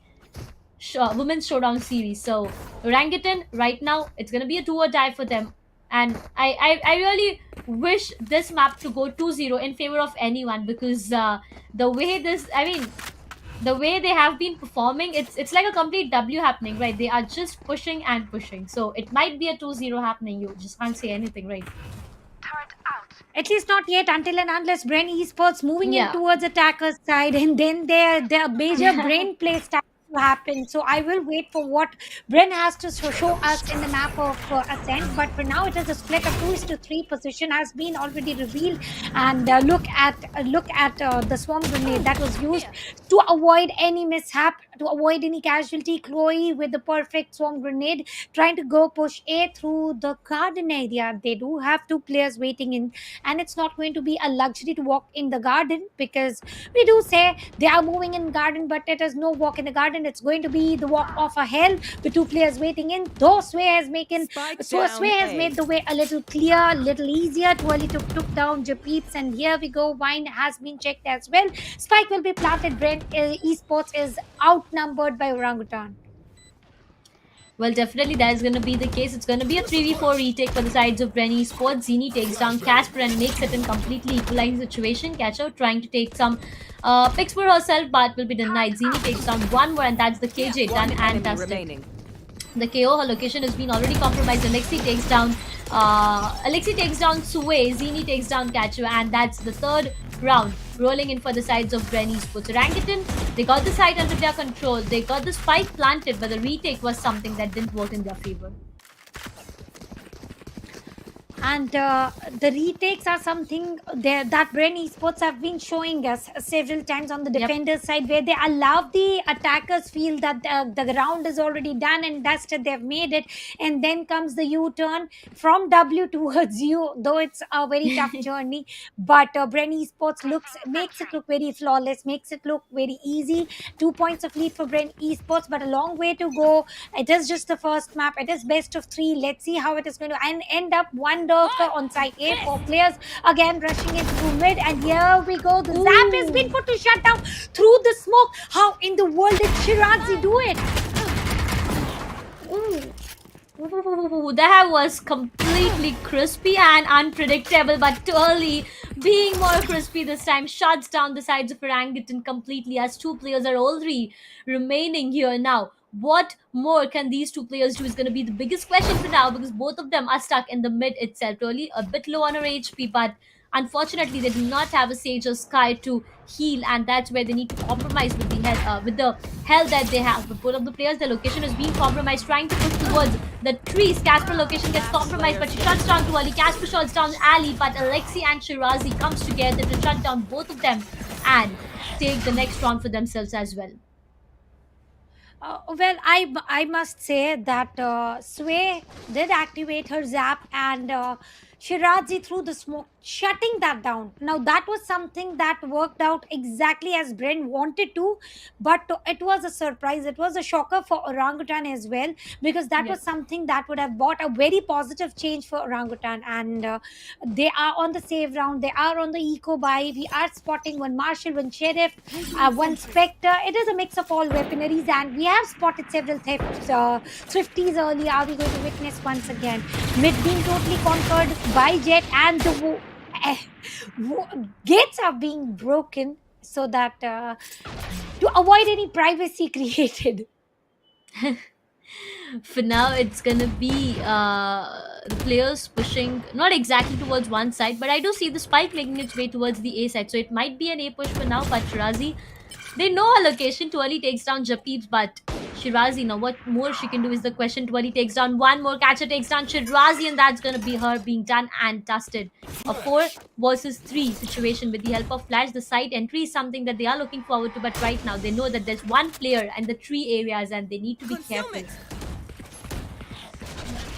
And here we go ahead. They are attempting to get the side control. Getting that, Nebula will block the vision for Twirly, and the Twirly is not going to push in blindly. And as soon as she does it, Kachao is going to make the most use of it with the Sheriff tab. Here we go, Kachao with the fragment and the side control flash tank, and Mr. Check the Jenny area entirely. And Orangutan left with only one player, and it is going to be Chloe.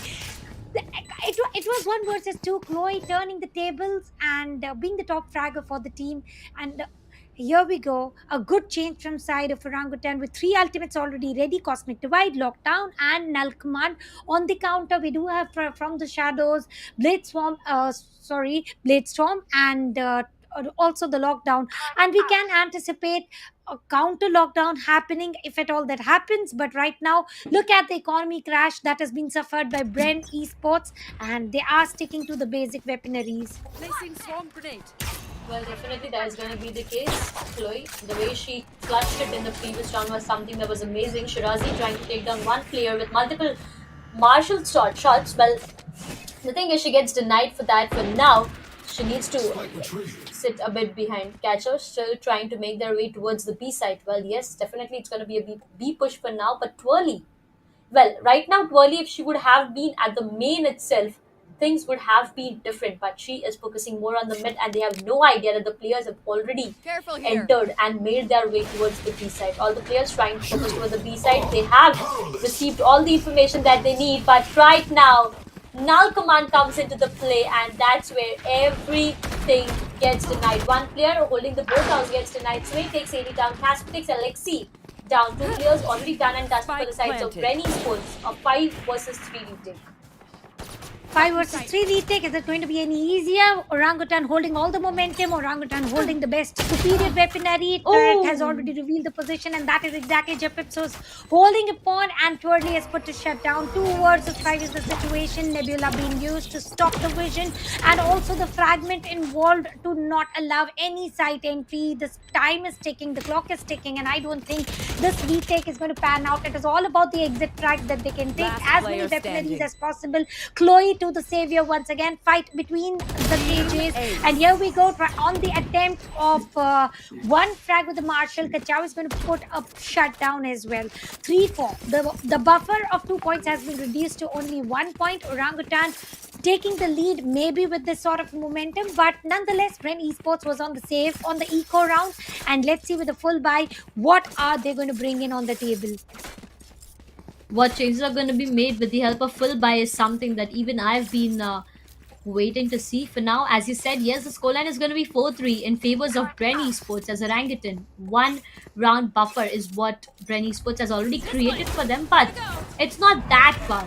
Sway making use of the fast line completely, trying to enter the mid area with the help of 0 point or the knife, I would say. There's going to be a lot of information, but this time it gets denied as well. Casper trying to enter the site with the help of all the stars that she has placed and completely block the enemy's vision. Vines being checked completely so that there are no mistake made at all. There are 2 players at the trees even trying to enter from behind, and there you go. The turret is something that will help them more in controlling the post plant rituals. Placing swarm grenade. Swarm grenade out. Swap grenade sent, trying to get the entire garden area controlled. Spike has been planted, and here, Cosmic Divide will be invested. And why not? This is exactly what you got to do. Lockdown will be invested as well to push the players away. This is exactly Hunter's Fury will come into the action to waste out the counter lockdown that happened right here. And let's see if there's somebody who's going to get paralyzed, who's going to get detained, and the paranoia will be sent. And there are 0 players being detained. Too early on the court has started to diffuse. That is too much to take the risk, and will it be worth it? Here we go with the pistol. Jumping to the corner, going to put a shutdown, and a perfect round for Orangutan, which is going to be an equalizer without a doubt. Did you see that smile, Tanya?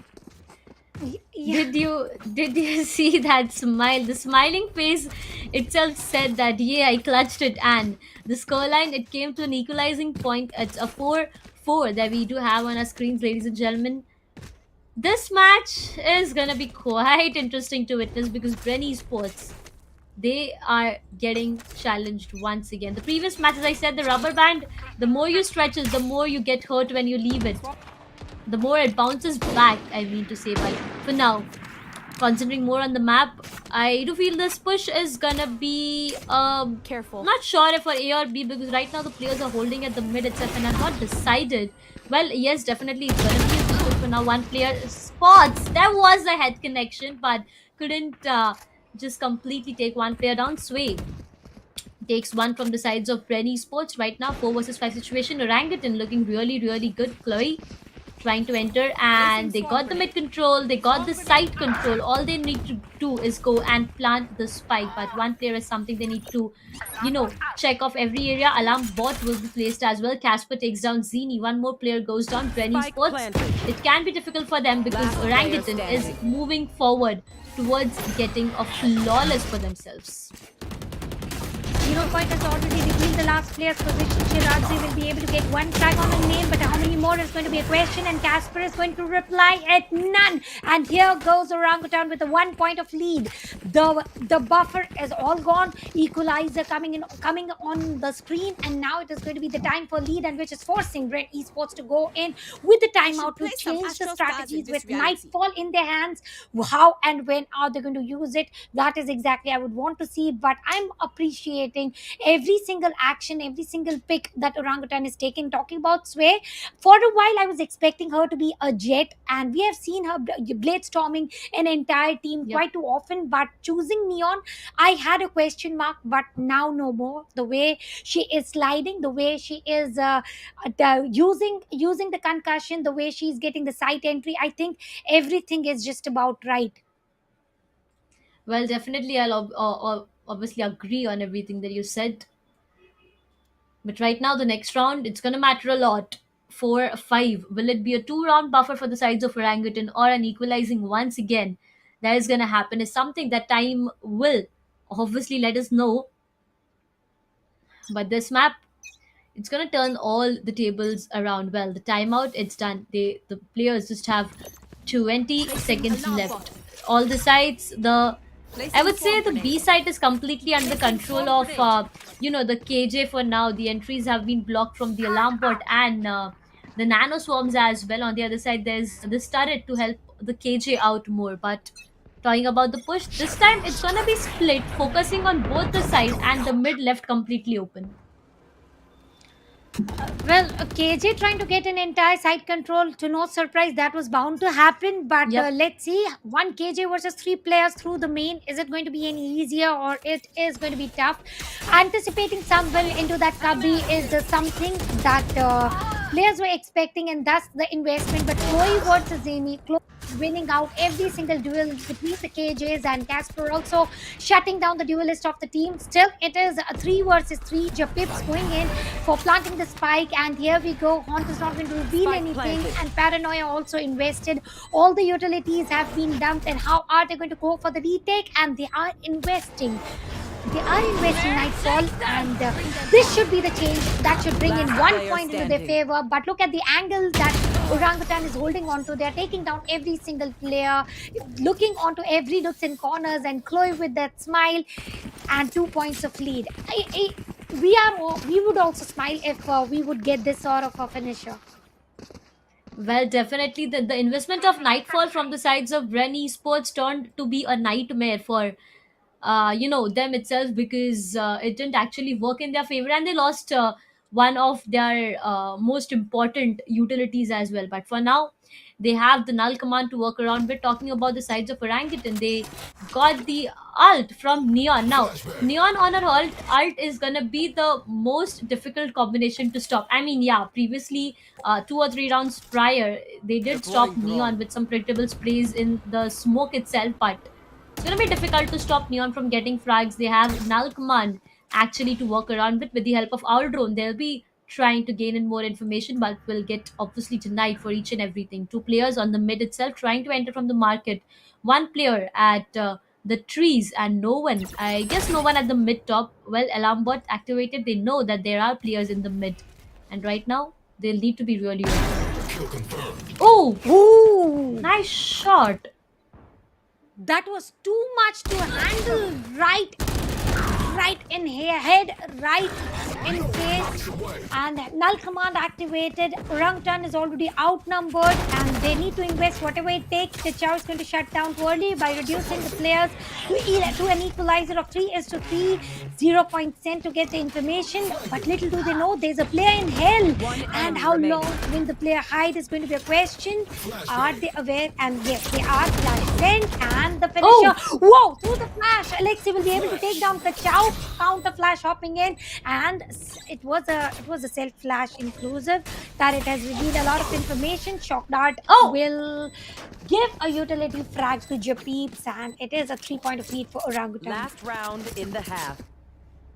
7-4. I mean, do we actually feel like we have come to the very first half end itself? The way they have been performing, damn, Orangutan, after losing 2 rounds back to back in the starting, and then losing 2 more, I felt like Orangutan somewhere down the line is not the Orangutan I saw in the previous few tournaments. But for now, 4-7, maybe it could turn out to be something more better. But let's see on whose favor does all this work. For now, if you talk about the setup, I guess mid is something that should be under the control of KJ, because a lot of mid push is something that we are actually witnessing. Talking about the ultimates, we have Astra, we have many of their ultimate ready. I mean, from 10 players, we have 5 of their ultimates ready. So it's going to be a lot of chaos, but let's see on whose favor does it works.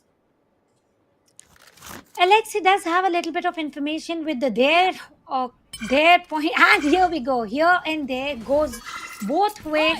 Red Esports in Orangutan, and once again, Sway is going to initiate with the zap. Let's see how it is going to pan out, because 0 point is going to delay everything, and it doesn't go as planned. But still, Cosmic Divide is going to allow the players to move within the site. There's nobody in the boat area. They are going to plant the spike with no delay, but still to avoid any casualty. Every nook and corner is being checked, and the spike has been planted. 5v5 retake. Hunter's Fury could have been invested here, but they are saving it just in case if lockdown is being used to destroy the lockdown. And let's see what is Kachao up to with the perfect angle hold, and look at Nebula that is denying any vision. Well, for now, there's going to be the investment of lockdown from the attacker's half. And there you One go. enemy Before I remaining. could see anything, Shirazi takes down 3. She gets punished from Japis, and Orangutan gets the 8th one for Switching themselves. sides. That's going to be a moment of celebration for clutching this entire situation. But a switch happening on 8-4, Tanya. What do you think about this? Well, side switch. Brain Esports definitely not looking good. They are the defending champions, and they have fallen to lower brackets. They still stand a good opportunity of qualifying towards grand finals, but with the way Orangutan is not allowing, should look at Shirazi. She is the top fragger, 7 assists already, least amount of deaths compared in entire team, saving several rounds. But that is not enough. All she needs is a little bit of team support. Let's see how they are going to end up into the attacking side, and that is exactly 200 IQ plays will be witnessed. Split approach as always, to no surprise, and gravity, well, a good strategy, but look at Twirly and Shirazi getting 2 frags in no time. Well, definitely a good start for the sides of Bren Esports. Orangutan getting punished. Knife! What did I just see? One enemy Was remaining. it by mistake or something? I don't know. But Twirly getting 3k for herself. The last player somewhere nearby. She needs to spot. She sees her. Casper takes down Twirly Dawn. Zini takes down Casper. And that's a very quick round, ladies and gentlemen. Rolling into the sides of Bren Esports. But did I just see a knife? I mean, an attempt to knife. And I don't know. Okay, never mind. It could have been one, but definitely did not happen. Maybe in next few rounds we get to witness that, and I enjoy that as well. It is a part of the game. Melee Yep, kills are always more obviously. entertaining, and with 3 points of lead, Orangutan are still going to go with the basics, that is saving, no force by spotted, and Brent going in with the SMGs and shields. They have got the advantage of weaponaries here, and I do not anticipate any thrifties happening, at least not in this round. And a perfect placement of all the utilities coming in from side of Zini. Site entry is going to be very difficult with the stars being placed, Nebula and Gravity well, and dash entry is attempted here, and she is able to get the site entry and a good flash. It wasn't a team flash though. Indeed, it was not. One It was enemy remaining. the opening flash, and in a blink of an eye, Team Ace round 1 with a loss of 1 player. Oh, flawless. Bren Esports? I mean, okay. It wasn't quite interesting round to witness, to be honest, because the way the previous 2 rounds have went is just like you blink your eyes once and you miss the actions happening on screen. So do not blink your eyes even once, because these matches are just amazing to watch. And if you are new here, make sure you guys hit the like button, share, and subscribe. But all this later on, because right now it's the start of the next round, and I want to see that W once again from the sides of Bren. Well, for now, the W is from the sides of OG, if I'm not wrong. There are players who are trying to be a bit more aggressive. Japis takes down too early. That's going to be 1 player loss already. From the sides of Bren Esports, Orangutan this time is looking good. But will this be continued? Bren takes down Klo, and that's going to be 1 player down. The player in the boat area is being spot. Japis takes down 3 before going down. And Lexi takes Spike down planted. Casper. A 2 versus 2 retake. Spike has been initiated, is very doable. Look at the players. They are going on the attempt of double peak. Shock ball sent to no concussion. No, 1 player is concussed already. And the Chow is going to shut Ali, and Sway shuts down and Lexi.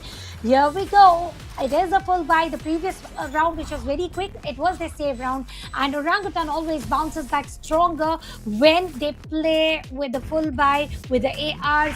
And Sway is enjoying this champion's bundle gun.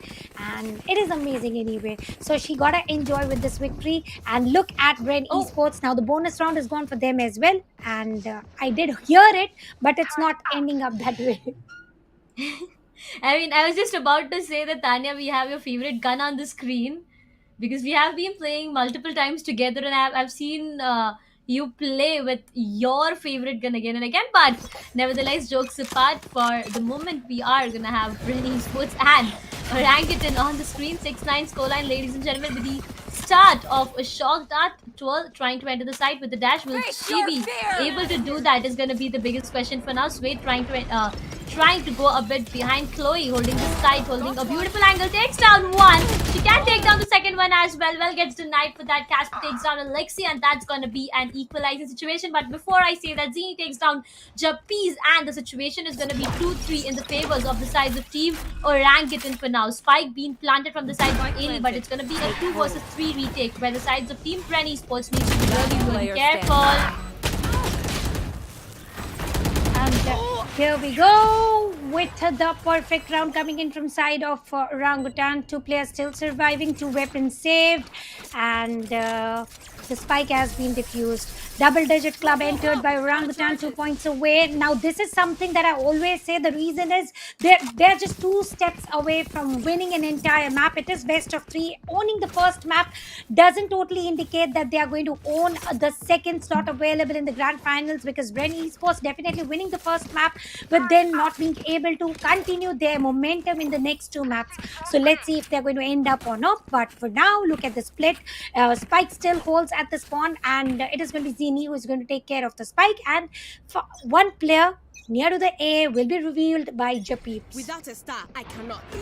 Well, definitely that is going to be the case for now, but the aggression from Sway is something that I am having my eyes on, and there you go. For now, Sway knows that there's just a fake that actually happened on that side. Talking about Twirly there, she has her great storms ready. Flow is something she needs to be careful about, but she needs to go back because Nano Swarms will be pushing her back there and there right now. With the help of Owl Drone, the position might get compromised, but Twirly gets the side entry with the dash inside the side directly. There's 1 player right exactly in the lane, and she needs to be careful. Casper, there you go. Chloe takes down 1, 2. TFT takes down Zini.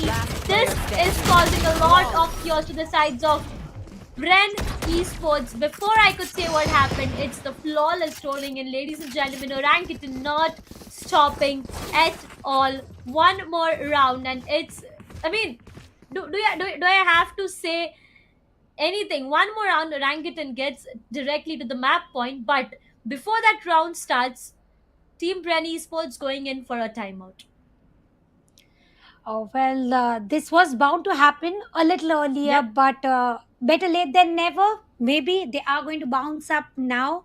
And talking about Orangutan, they have been popping perfectly well. Talking about Sway, talking about other players, they are doing just amazing. They are doing just perfect. And let's see how everything is going to pan out for Team Bren Esports. But because with the momentum Orangutan is popping off, there's no full stop. There's not even a single comma joining in. It was a flawless previous round. They did not allow the spike to get planted, let alone planted. The side control was also totally denied by Orangutan. So I must say that Orangutan is in the best of form. Bren Esports need to bring up their best cards here to show, to pull the tricks, everything that is required with 3 ults in their pocket. Let's see which will be utilized in this round. Well, definitely yes, that's gonna be the case. Placing But swarm grenade. the best part about this, entire tournament and everything is the smile on the players' Keep it face. cool. Though it's winning, though it's losing, doesn't matter. We always see these players Calling my smiling and learning as much as they can from all these tournaments happening out there. But for now, coming back to the next round, there's going to be the investment of Hunter's Fury with, quite early. There was the investment of Hunter's Fury, and that got nothing in return. I might would have said that they have to satisfy themselves with some of the damage dealt, but well, this time even damage was something that wasn't exchanged. So Hunter's Fury this time from the sides of Orangutan, I guess quite early it was invested. But talking about the site entry, for now there's going to be a mid push happening, a lot of chaos on the mid. As I say that, Sway takes down Alexi, 1 player goes down from the sides of Bren Esports. The second one now, Shirazi takes down 1, takes down the second one as well. Right now, the site is completely under the control of Bren Esports, Tanya. You should run. Here we go. Lockdown invested as well. Counter lockdown can be used, but they're not willing to invest. 3 versus 4. It's still doable, but the way players are falling 1 by 1, 1:2. It is all up to Sway. Lockdown has been destroyed. Side control is there. Time is still ticking, and the wall is being used. Fake defuse. Here we go. 1 frag take, and it was all put there. And Shirazi is going to save the day for Bren Esports. So close yet so far. So damn close yet so far was the case. Amazing try by Sue, the way she performed. On the other side, if I talk about Ren Esports right now, this was the team performance I was talking about a while ago. Well, yes, I know Ali with 4 kills is something that is even having my attention, but rather than that, if you see all the other 4 players, they have done a lot, and not just individually, but as a team performance. out of If you my talk way. about Bren Esports, they have done a lot, and they need to do more to get this for themselves. But right Concealment. now, again, a mid push is something that we are witnessing. Orangutan, the previous round, if the Hunter's Fury would have been saved, they could have used it for the diffusal purpose. But nevertheless, what has happened has actually happened. For now, what matters is what is gonna happen. Blade storms, yes, it has been activated. Shirazi trying to take the tree's control for herself, but will she be able to do that? Catcher, she knows there are players outside outside mid. But Tanya, do you have to say something about this? Null command being activated. Blade Storm put a shutdown by Casper. Now that is an amazing work already done, and side control provided on side A. Heaven control still in the hands of Red Spike Esports. planted. Let's see how long will Kacha hold on to. Null command is the perfect spot, perfect timing that has been used. Garden area. Alexi still holding on to it. 0 point will be utilized here. Flash invested, and it was a team flash defeat with the Odin. Getting one frag. Lockdown will be invested, and at all costs, Red Esports are trying to save the round, and that is exactly what Orangutan don't want them to earn a single round. 3 versus 5. Sway with an operator, shuts down Shirazi, and now it is all up to last player standing. Utilities dumped here, there, everywhere. Lot of chaos, lot of mayhem, and I think it is going to be a place where Zinni is going to take down 2 players, and the round saved by Zinni. Clutch. Well, definitely the round is saved by Zinni for now. Bren Esports getting the 8th one for themselves. And again, this map is just in a swing. One's going further, one's going backer. But right now, Orangutan, there's gonna be this timeout from the sides of Orangutan, and that's Ghana taking the timeout, discussing a lot of things, a lot of mistakes, small mistakes that these players have made here and there. All that needs to be discussed will be discussed in this small timeout. The players, they are preparing themselves for the next round, because if Orangutan gets 1 round, they are hitting the map point. But if Bren Esports gets more 4, they are going to hit the map point. So which team is going to be the one hitting the map point is something that is still a question for me, just because of the way Bren Esports has been performing. But for now, timeout, more 24 seconds that they have. 24 seconds and a new strategy that shouldn't allow Bren Esports to progress furthermore. They are just 3 points away, and with the way Bren Esports single player is trying to clutch every single round, and they are successfully able to pull it. If we talk about previous round, it was Zenny, and before that Sway did go for 1v2, but that was denied by Bren Esports. Every single round, something or the other is working in favor of Bren Esports. Right now, the spike will still stand in the spawn, and where are they willing to go? Well, that's still a question, not just for us, but I guess for them as well. One player going towards the A side. The spike yet in the spawn. 11 seconds on the time is what we have. Oh wait, there's maybe a technical timer that might happen because the timer is stuck. But nevertheless, what matters is one single round. Orangutan, they've already got themselves the double digits, and now they are focusing on getting the 13 for themselves. Whereas Bren Esports, they are just giving all their level best after losing the previous best of 3. I mean, when I was checking the stats and the graphs of this entire tournament of what all has happened, Bren Esports was a team I didn't see losing even one single time. And now that Bren Esports have lost, they want to take a revenge no matter what. They want to make sure that they don't reach the match point marker, because that is when exactly the trigger points are activated for each and every player, not only one side but on both the ends. And right now it is going to be side A looking overly committed. Let's see if they are going to look forward to side A. 0 point invested, and it is a zap activated from Sway sides. Smokes coming in to block the vision. Chloe still holding on to the garden area, and there's nobody to push through the mid. Side control gained in no time, and they are going to lock the gates and initiate the spike. Alexi takes down one from the sides of OG, a 5 versus 4 retake. Chloe, oh my god! She takes down one, she takes down two, and right now, Brenny Sports, they are put on the back foot where Chloe has a phantom to work around with. Falling down of Chloe is something that might cost a lot of teams. What a beautiful shot it was. Takes down one. Casper takes down one. Shirizi takes down Sue. Ladies and gentlemen, Team Orangutan hitting the series point, the 12 rounds that they needed the most. Thrifty rolling in, and that's the best possible way to enter to your map point. Match point. The way Chloe was able to get that stinger double kill, now that was something Yep. out of anticipation, and I think that was something that turned the round in the favor of Team Orangutan. A good thrifty one, but now having a look at the buy for Brent Esports, they are in the mix of weaponaries to Vandal Spectres. When Marshall spotted on the counter, it is going to be an operator in hands of Sway. Now that looks pretty destructive to me. Other than that, we are spotting all ARs with full armors, and a split of 3:2. Two players near to side B, 3 nearing to A, but Spike is nearing to B. That is indicative. A little extra commitment towards B, and shock darts will be sent by Japeeps. For now, the shock dart not actually going the way Japeeps wanted, but nevertheless, for now, Alexi, they know that there are players outside. On the trees, we see Sway with a beautiful sniper out there. Alexi still holding the dangle, not entered the site yet. Brenny Sports right now taking it slow because they know if they lose it, they lose one map. And you know, right, losing this map at this point of time will cause you a lot of problems. Twirly still trying to dash inside the site with the gun she has in her hands. Well, no sheriff, her location gets compromised, and the dash, I find it really doubtful for the dash to work in a favor, and that's what exactly I was talking about.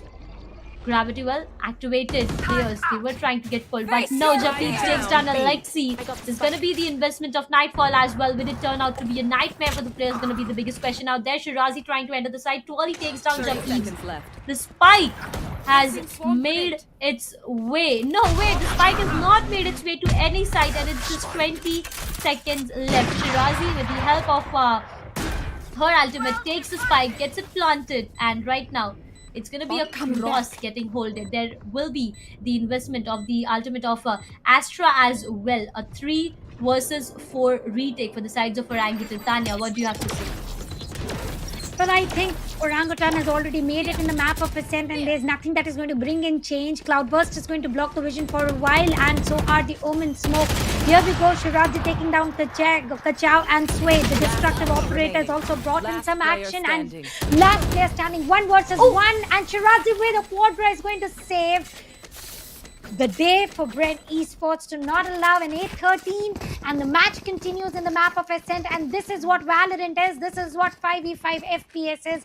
Nothing works, no prediction works. Every single time a U-turns happen, and right now look at the creds and look at the eco round that Orangutan will have to work through. 2 Spectres, 1 Sheriff, and few mix of half and full armors.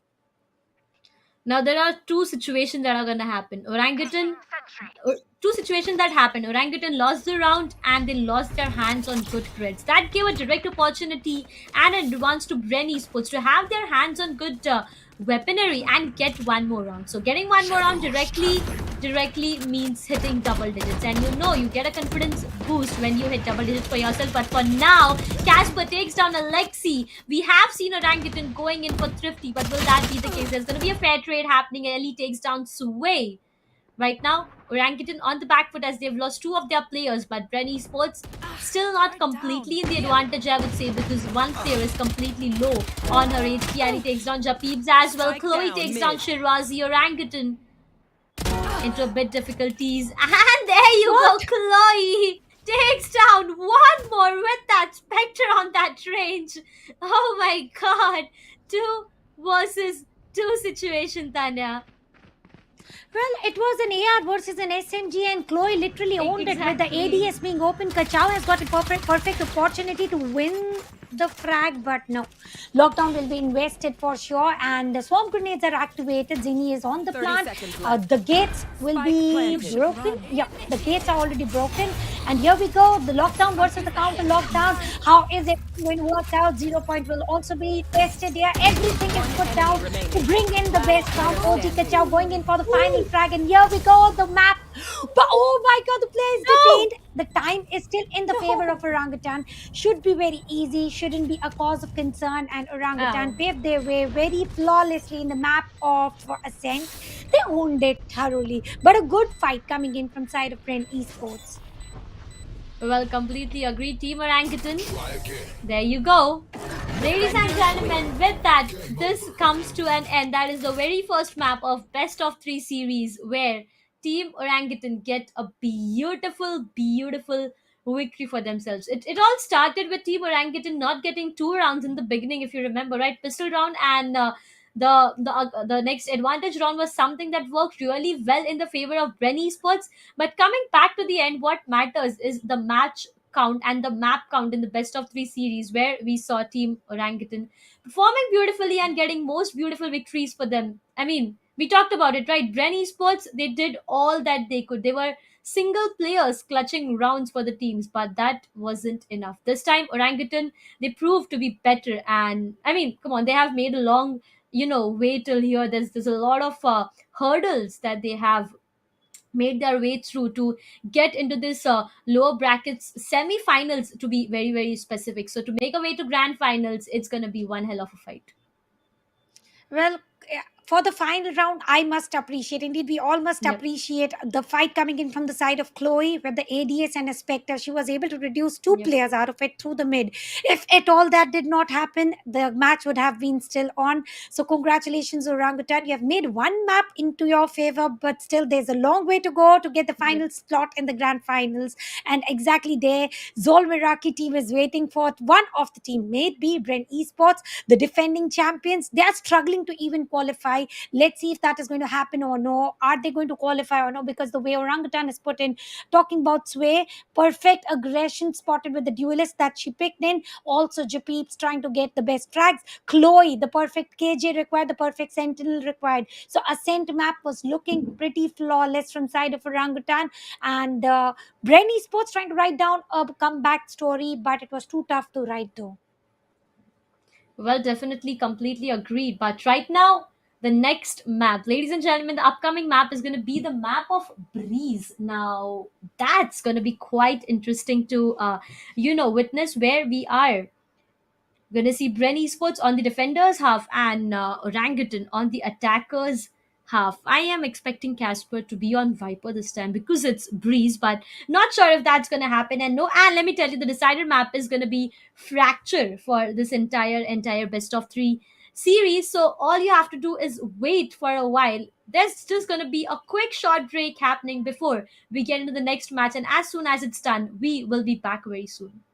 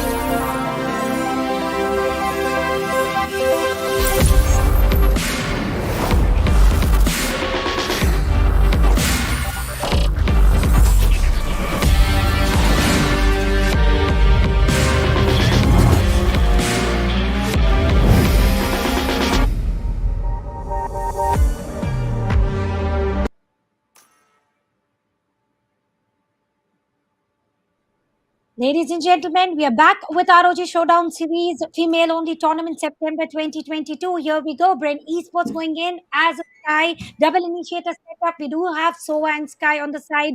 Viper will be spotted from Shirazi. That is a must. Shirazi as a Viper is an ace in a team. Tony going in as a duelist jet. And on the course, Zini will go for a sentinel on the counter. Sway continues to be the duelist. Neon on the team. And double initiator setup will also be spotted on the other side, which is Orangutan. Breeze is a sigh of relief for me because it does give a lot of space to work out with any Yep. utilities, to work out with any weaponaries. But the close range weapons are not going to function pretty well here. So I do believe there are going to be a repetitive save rounds, or maybe only sheriff rounds spotted, until and unless plays like Chloe will be spotted with the Spectre, a long range battle to take down two players at a Yep, time. that's true. I mean, I wouldn't disagree on that because the way she did that was beautiful. That was actually beautiful to witness. Long range Spectre against an AR was something that was pretty shocking. But this map, it's gonna be Breeze. We saw Chamber, we saw Viper. I mean, Viper is a must, but I expected Casper to be on Viper, but we see her on Chamber for now, and Chloe on Viper. So it's going to be quite amazing to witness on what's going to happen. Right now, the scoreline is 0-1 in favors of Orangutan. So if Bren Esports gets this map for themselves, we are going to go to the third map, or directly Orangutan will be getting a victory and a chance and a ticket to the grand finals. But with the very first round coming in, there's going to be Tuari taking down Kachu, and the one player goes down. Orangutan, two players are already low on age, but that's an equalized situation. Sway takes down Tuari, Casper takes down Shirazi, Ali takes down Sway. Spike Spike down A. One planter enemy is being remaining. killed.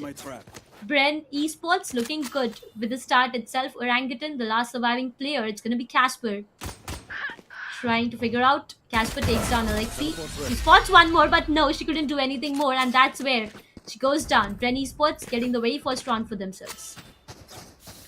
A good round, a quick round, an immediate round. Even on the course, they were able to get 3 frags on their name. But too early going in through mid doors and getting that early frag, I think that was something much needed. Two marshals will be spotted, and we are going to witness a lot of operators, a lot of marshals, and nonetheless, we are going to witness a beautiful play of Tour de Force. This is Breeze, my friend, and it is going to bring us a lot of snipers hopping in. Let's see who's going to pop off the best out of it. But once again, the spike is still in the mid, nearing towards side B. So let's hope that it is going to be side B where the players are going to push in. Zini is the only player who is trying to hold on to the Sentinel, is trying to hold on to an entire side. Will she be allowed flawlessly holding it? Well, that's definitely a big question that we all do have for now. But the spike making its way towards the B side is something that I have my eyes on. For now, the fast lane is being used as well to get a direct entry inside the side. And there you go. All the players, they have already made their way inside the side. There's one player behind side they need to be really, really careful about. That's going to be the player with the Marshall. Bren takes down two players. That's going to be Alexi taking down Chloe as well. 12 HP is what Casper has. He goes down. Alexi takes down Casper. Jabib takes down Alexi. Ali takes down Kachu. And the last surviving player, I mean, the position she's holding for now, I doubt there's anything more that she can do. And that's the second round, ladies and gentlemen, rolling in for the sides of Bren Esports. And with the save round coming in from Orangutan, this was a little this was a little more expected round coming in the favor of Bren Esports. Now it is a full buy from Orangutan, and that is exactly where in the map of Ascent they started to turn the table. Is it going to be the reputation exactly in the map of Breeze as well, or Bren Esports want to take it a little bit harder, a little bit tough, and a tough challenge to bring on the table because it is a bonus, and I do believe that with this bonus, winning against all ARs is not going to be any easier. But let's hope they're able to take down as many ARs as possible. A good shot from Zenny delivered a lot of damage, but they do have a healer. Well, they definitely do have a healer. Shirazi trying to be a bit more aggressive this time. Too early, holding inside the smoke, but not for a longer period of time. She needs to wait there for now. Shirazi, she's still holding the tangle. The spike has not made its way inside any site, and it's somewhere down to the line in the mid itself. Trying to figure out on which side they can move. Chloe takes down Alexi, and that's a sign to move towards the B side as one player is already done and dusted. But wait, there's one more player inside the B side they need to be really, really careful about. There's gonna be a bit of information gain, and there you go. Sway takes down Zini. As soon as there's full weaponry on the hands of Orangutan, something or the other that's different that happens. Twirly, she's already inside the site. but there's going to be a 3v5 retake that needs to happen here. So this is something she needs to be really, really careful about. Right now, she's waiting patiently, but time is something she needs to be careful about, because if that's not your best friend, it's difficult for you. Ailey takes down Sway. Again, a beautiful play with the Spectre itself. Twirly takes down Cloak. Casper takes down Twirly. A 2 versus 3 once again happening. Last player surviving, couldn't do anything more. It's going to be a team ace for the sides of Team Orangutan, and the very first round rolling in for them.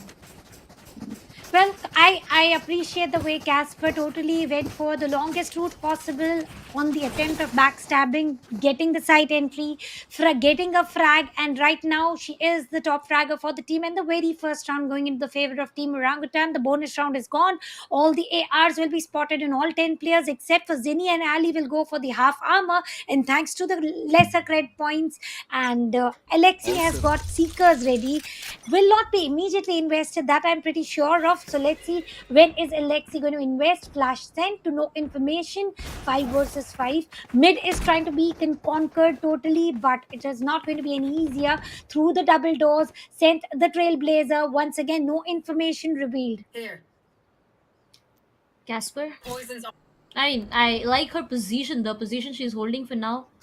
I actually like her position, and it could actually change things if things to work in her favor. But for now, Sway trying to at least take one initial pick before getting into any sides, and before planting the spike itself. Catch you in the mid. Orangutan still trying to figure out on what can be done and which side can be approached for now, because Alexi, she's holding the top position, and that's where the difficulties are. And OG, they have decided to rotate, checking each and every angle carefully. They have rotated towards the A side, where you can see Chamber that's standing strong now. Will that change anything, and will that get Orangutan the round that they need the most, or will things be different this time? Is going to be the biggest question. For now, position reveal, fast line. Yes, there is going to be concussion, fast line, everything invested to get the site under their control. 20 seconds remaining on the clock. The spike gets planted without clearing the site, and that's where Sway goes down, Alexi goes down, Ailey takes down Casper as well. Orangutan not checking the site completely, and planting gets them into a lot of difficulties for now. But once again, spike, it's getting planted. Twirly still inside the site, needs to be careful. She takes down 3. Chloe goes down as well. This round, it could have been the one for Orangutan, but not checking the sites completely made a huge mess. Twirly was pretty aggressive this round. Getting a 3 frag was not an easy nut to crack, but she made sure to deliver what the team needed. And now she's also got Bladestorm ready, though she's going to use it at the hard times of eco rounds. And on the counter, Chloe has got Viper's Pit, but for using Viper's Pit, they need to make sure they get the site control, which was denied. Already Orangutan is trying to enter the site a little too late, with only 30 seconds in the hands remaining. Sway did try to get the site entry. Fast lane sure did block the vision, but cannot block, unlike of Sage Wall, could not block the ammo coming in from side of Twirly. And that is exactly Brent Esports winning the round 3-1. 2 points of lead, and Tour de Force being activated from the side of Orangutan. Well, definitely yes, that's going to be the case for now. Jumpy trying to figure out and gain more information, but right now the spike is not making its way completely towards the A side. But this time Casper, she's trying to enter the site. She's trying to check all the angles she can and not make any mistake. It's gonna be all at a piece for now. I mean, same as the previous round. Everything was at a piece for the last 20 seconds, and then out of nowhere there comes a push and everything gets messed up. So that might be the case for now, but not sure. Orangutan, what have they planned for is something that I'm trying to figure out right now. Spike, it's been dropped. Players are still trying to hold the same angle. Revealing area.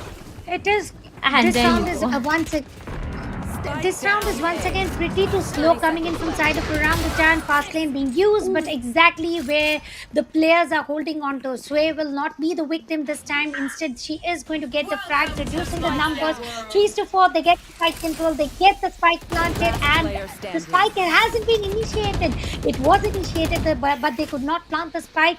1 versus 4, and 10 seconds in hands, and a dream to win this round. Chloe will be able to get 1 frag, second frag as well, 4 seconds and 2 frags is all that she needs. 2 seconds and the Ooh. game will be shattered, and Zinni will be the player with the triple to shut down Chloe as well. 4 rounds and 3 points of lead. Brent Esports finally showing how they were the champions of previous season for ROG Showdown series, and this was a major miss, and OG realizing the threat is real and this is the time to go for a timeout.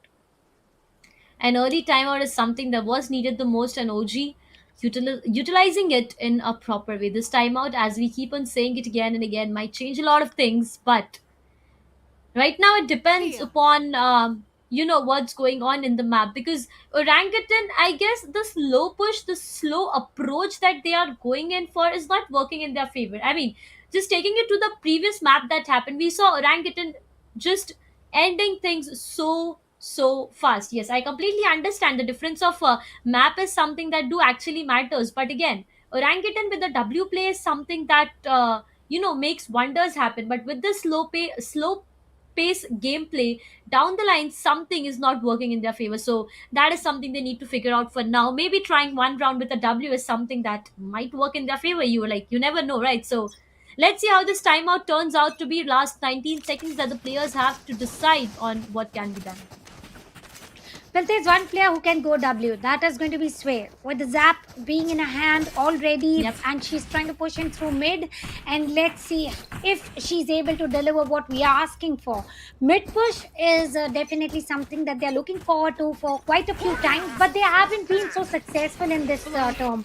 And on the counter, Tour de Force has been activated from Brent Esports, getting the frag down. Sway was the player that we were looking out for, and she was the first casualty for the team. But here comes Casper, is going to put a shot to Zinni, and 3 versus 3. Still a lot more than doable, and Spike is still under their control. Mid side will not deliver what they wanted to, but side A will. Spike finally has been planted. Yes, the spike has made its way inside the spike. It's been planted as well. Two players focusing on one single player. And finally, the player goes down. Shirazi takes down Chloe. Ali takes down Casper. It's going to be a 1 versus 2 situation. Japeeps. It's a clutchable moment, I would say. Last player But standing. will she be able to do that? Japeeps takes down Ali, but no, Shirazi comes. And Japeeps goes down. 5th round, ladies and gentlemen, rolling in for the sides of Bren Esports. Orangutan. Not much, I would say, has changed after the timeout that we hoped to.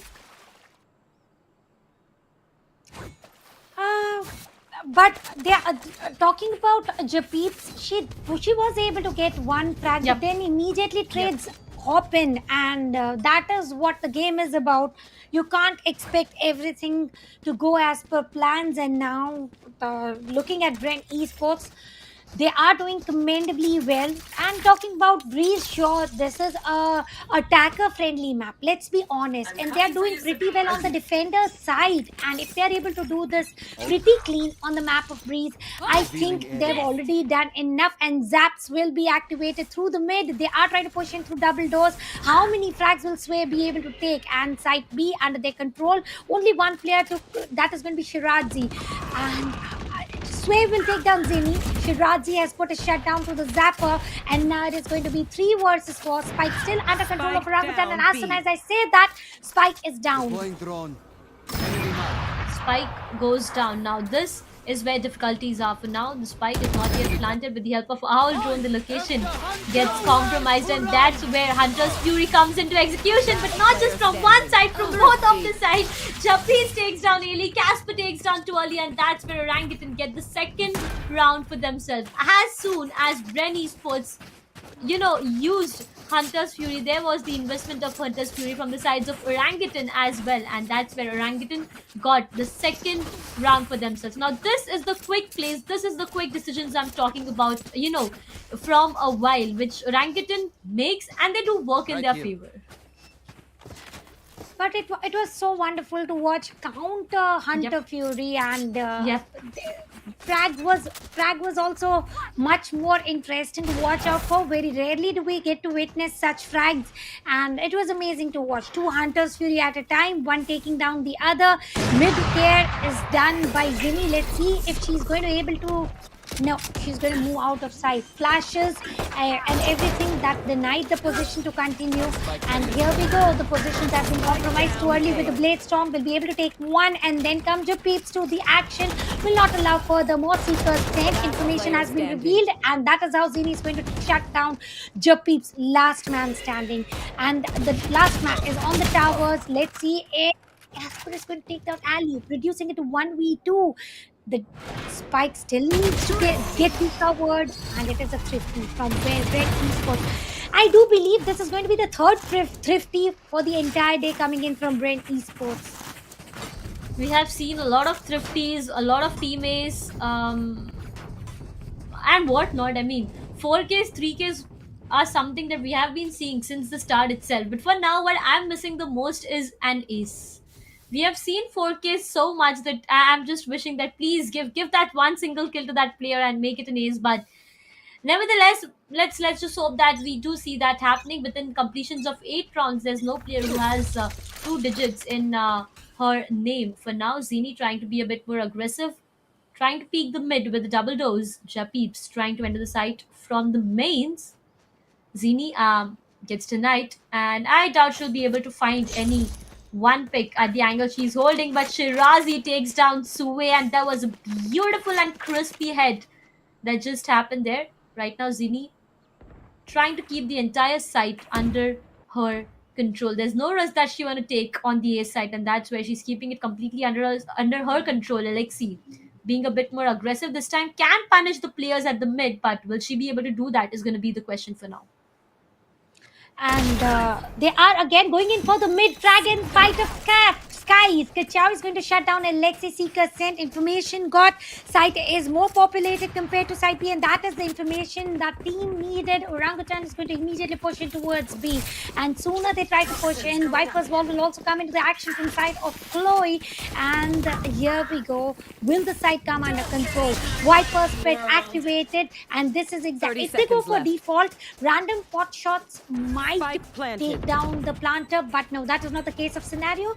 Seekers did a wonderful job, and now it is the time for Viper's Pit to do even more wonderfully and win this round into their favor to reduce the buffer from 4 to 3. Here. Well, Ali takes down Japeeps. That's going to be one player done and dusted. A 3 versus 3 situation. Surely inside the side. This was not supposed to happen, but nevertheless, it's going to be a 1 versus 1 situation. Orangutan. No. You do not do that, Chloe. I'm afraid. With the investment of Viper's Pit, there's like a 99.9% hope that you will get that round for themselves, until and unless the Viper itself is done and dusted. And here Viper was shut down, and that's where difficulties just keeps on increasing for the sides of Team Orangutan. 7-2, ladies and gentlemen, the scoreline that we have on our screens right now. Orangutan, I wouldn't say not looking good, but it is not the Orangutan we saw a while ago. But an amazing play coming in from Zini, trying to get entire site control, getting some pivotal frags. And here we go, tour de force from side of Orangutan. How many frags will be conquered? Site A, 5-stack push through the main, and the flash will be sent. And here we go, corners will be checked immediately, and that is where Sway will shut down too early. Site under control. In no time, spike has been planted. Tour de force will do the rest of the dirty work. Casper shutting Alexi as well. 3 versus 4. And 3 more ammo. Well, Casper has got a good chance to get 3 more frags with Tour de Force. Well, it comes down to 2 because of 1 shot being missed, and there's gonna be the investment of the Viper's Pit. Now that 1 player is down already, Brenny Esports is gonna be the last. What? Oh, wait, what? What? Go. Now this is where Viper's Pit comes into the play. We were just for a while, I just thought that it wasn't actually a fake or something, but it's always said. I mean, I'm speechless, Tanya. I'm speechless. Oh, Shirazi Oh is my never going God. to stop to astonish us. The way she got this And I cannot even call it a ninja defuse because the spike defusal was Exactly. totally heard. The players were trying to go in, getting the frag, but Shirazi did not want to involve in any I've dirty got work. your track. She went with the task of defusing the spike, and she did it very nicely. Shirazi, my girl, you did an amazing work in previous round. Let's see how many more to go. Spike will be initiated by Chloe and will be planted. Site control totally gained, and the players are trying to move out of sight. This round is a total rageful round coming in from side of Orangutan. Rageful rounds, as I said, worked in the favor of Orangutan, and this might be the one. Casper takes down Xenu, Sway takes down Twirly, Alexi takes down Casper. That's going to be a 3v3 still in the favors, I would say, of OG for now. No one diffusing. Japanese takes down Ailey. They have the entire site under their control, and as I said, Orangutan. The W orangutan, the orangutan, the angry side of orangutan is something, is a thing that gets them round. Bren Esports, Help a girl out with that. okay, a timeout from the sides of Bren Esports. Bren Esports doing an amazing work, and I still would want to I would love to see the replay of the previous map, and I would want to watch it in highlights as well. Teams fighting for the frags, whereas Shirazi sticking to the defusal and getting the round into their favor. Sure, Orangutan equalizing in the previous round. I do believe it was a flawless. No, it wasn't a flawless. Sure, we did see some casualties from side of Orangutan, but a good round one. An immediate site entry, immediate plant, and it was all left to one player remaining, and she was put to shut down as well. Orangutan 8-3, last round before the switch. Will it go 8-4, or Bread Esports is going to force it to 9-3? And the curse is unreal. We have said it several times, but this was one of the rounds which I enjoyed the most. What will, by far, if you had to say, which round did you like the most? I mean, the one where the Viper split was invested a while ago. Oh, okay. How I just got distracted. Well, the round where Viper split was invested from the defenders half to defuse the previous two, the round previously. I mean, what do I have to say about that round? Did we actually expect that to happen? Well, no, it was OG's round, but it was quite shocking for us to see what exactly happened there. But for now, OG trying to be a bit more aggressive this time again. Will they be able to punish Shiraz as she is holding the exact entry itself? But well, this time she needs to push behind because there's a lot happening. But wait, what? Catcher takes down Shiraz. A 3 versus 2. Twirly still trying to push, couldn't do anything. Well, one player goes down. Second, she was trying to take down the second one, but this did not work in her favor. And there you go, 9-3. The switch that is happening once again, ladies and gentlemen, for the third time in the entire semi-finals matches. Third time we are witnessing a 9-3 happening. But still, the curse is unreal, has been proved until and unless Orangutan is going to prove it otherwise. But for now, let's see how everything is going to pan out. Because having said that, Breeze is a attacker-friendly map where Orangutan could only own 3 rounds in their favor, and Bren were able to win 9 rounds on the counter on the defender's side. So attacking side should be a little easier. If you have a look on side B, there's going to be only one player there, which is going to be Chloe, one of the most deadliest player. We cannot deny with a matter of fact. And here we go, frenzy ready, site B focused, and it is a split. This is a basic Bren Esports play. Well, definitely that is going to be the case for now, but I'm looking at Sway. The way the aggression is coming from Sway is something that has my eyes on.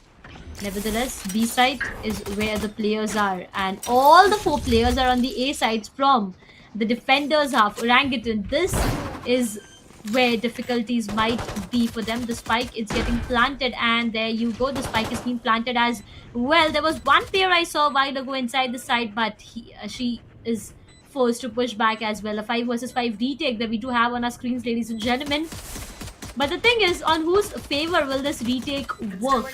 Time is something that Orangutan needs to be really careful about. Chloe already entered the side. There's going to be Casper going down directly.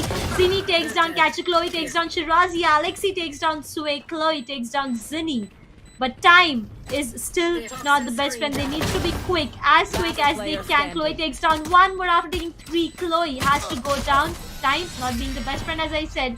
Twirly takes down Japeebs, and with that, Bren Esports getting one more for them. Orangutan looking really difficult for this. I mean, this map I would say entirely, because the difference is of 7 freaking rounds. And getting this humongous different or humongous lead narrowed down is not going to be any easier. Nonetheless, we have seen a 10-2 being recovered, so it is 10-3 right now. There is a room of opportunity, but look what catches my eyes. Chloe with a stinger. We have spotted her getting a double with a stinger sometimes, Yep. the long range double with a spectre sometimes, and this is the time where Chloe is one of the players we must watch out for to get some frags. And the site A totally conquered, got the site entry, planted the spike, and all thanks to Viper's wall. The players are falling already, and in no time, the round going in the favor of Red Esports, but Orangutan was going in through the save round, and now here comes the Orangutan with a full forced buy. Full forced buy on the sides of Orangutan, but will it change the fact that the difference keeps on increasing? Careful there. I talked about 7 rounds a while ago, now it's 8. And it might be 9 if Orangutan did not do anything on this specific round. Orangutan needs to be really, really careful about each and everything happening around, because losing one round is causing them go off the tickets to grand finals. Not saying that it's completely off after this match. They do have one more chance, but that's going to be an equalizing do or die situation for now. Twirly is trying to enter the side. That's going to be quick. Very, very quick. Takes down one, takes down two. Well, no, that's just one. She has to satisfy herself with Catcher. Takes down two early. She takes down Alexi. It's two for Catcher already. The spike is being planted, but this time Orangutan, they are looking good. Zini takes down Catcher. There's going to be a 1 versus 3 situation. Now, on whose favor this 1 versus 3 will work? Well, this time it's going to be Orangutan. 11-4, ladies and gentlemen. Thank you. It was bound to happen with a full buy, with a full ARs and armors and shield, with Bren continuing to go with the bonus. And now it is going to be a time where we are going to witness a fair competition. All ARs, all armor, all full armors, and Bren Esports just a point away, just a round away towards match point. And we are going to move in with the third map for the day, until and unless how Casper was able to pull in this clutch with 3 frags on her name. If she's able to do it, or some other player from the team is able to pull this sort of clutch again and again on the repetitive basis, that is something that can save Orangutan from the third map and immediately go into grand finals. But that is something that is not going to happen. The way having a look on Bren Esports, they are quite scattered, but they're going to reunite ultimately, and they are trying to enter side B. Well, a slow approach. Bren Esports don't want to risk it at any case right now. They are looking slow, but for how long? Well, before I could say that, Twirly takes down one, takes down the second one as well. There's going to be the investment of Seekers to gain more information. Chloe takes down Shirazi, but there comes an instant trade from Zini, and Chloe has to go down as well. Before Casper could do anything, Alexi spots and takes it down. Takes the second one on Sway as well. Before the spike is even planted completely, the entire team of Orangutan falls apart, and the match point goes in the favor of Bren Esports. Ladies and gentlemen, we are going to the third map for the second time in the day, and it's going to be quite interesting to be in the suspension for more of time. Well, it is going to be amazing without a doubt, and we wanted the semi-finals to be heated up, and what better way than having all 3 maps being played very nicely. Match point for Brent Esports. All they need is the side control, immediate investment of Viper's Pit from side of Orangutan, and Brent Esports also have got Viper's Pit and Bladestorm ready. Let's see when are they investing that, and Japeep's position has already been compromised, and that is how the Venom sent, Flash sent, and Alexi is going to shut her down in no time, and site B will be conquered, but not so flawlessly. As soon as I say that, Shirazi is going to grab 2 more frags and also invest into Viper's Pit. Sway try to go enter through spawn, and getting one frag followed by other, well, not so easy. Well, definitely not so easy. Orangutan, 2 players. Ren Esports, they have 3 surviving. So this might be the last one that we do with this, because there's going to be the investment of Viper's Pit as well. Sway, she's trying to go in for some predictable sprays and take players down, but Alexi makes a mistake, peeks out, and there she gets taken down. Shirazi takes down 1, 2, 3, 4. Ladies and gentlemen, Ren Esports gets a victory on this map of Breeze, and this is how we are heading towards the third map for the day in the lower bracket semifinals in this ROG Ladies Showdown series.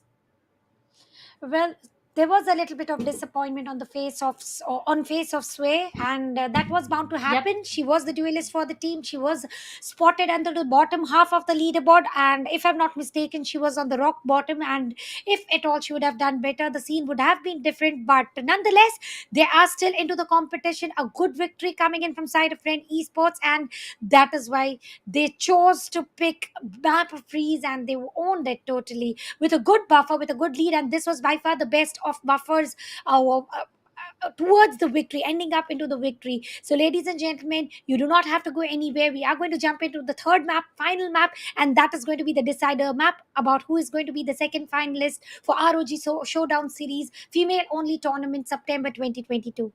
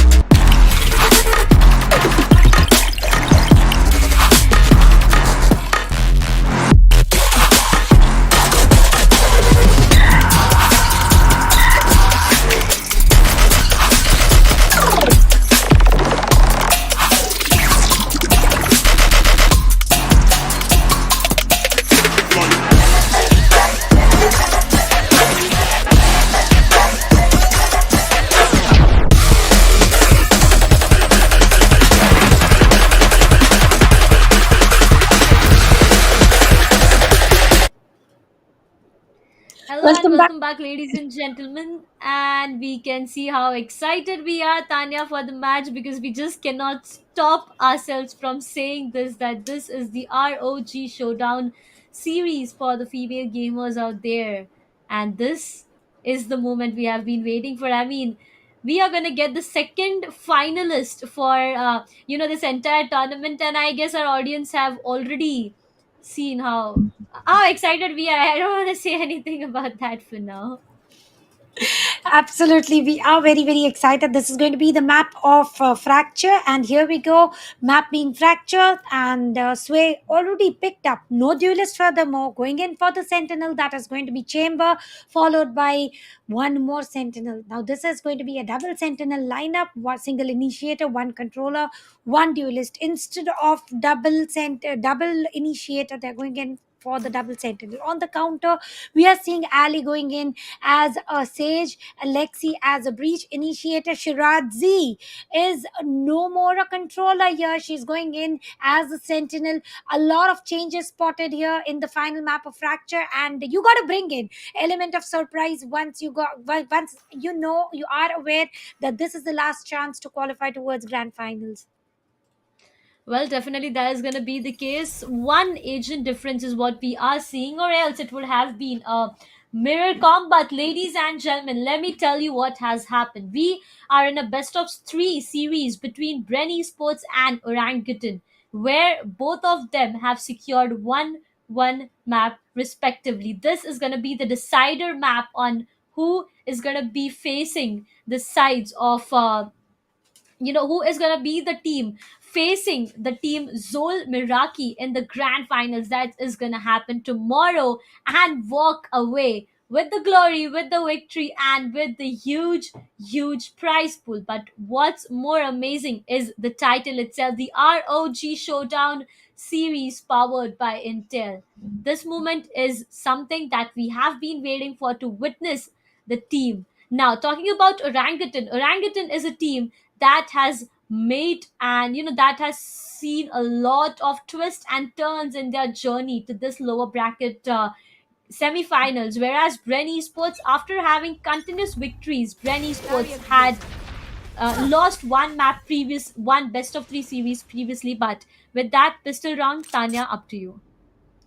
Well, four stack push. Once again, chamber on the lurk, but this chamber is going to be a little different. It is going to be either the duelist of the team or the controller of the team. Here we Launching go. smoke. Zinni sending in the smokes to not allow an easier entry, and side A under control.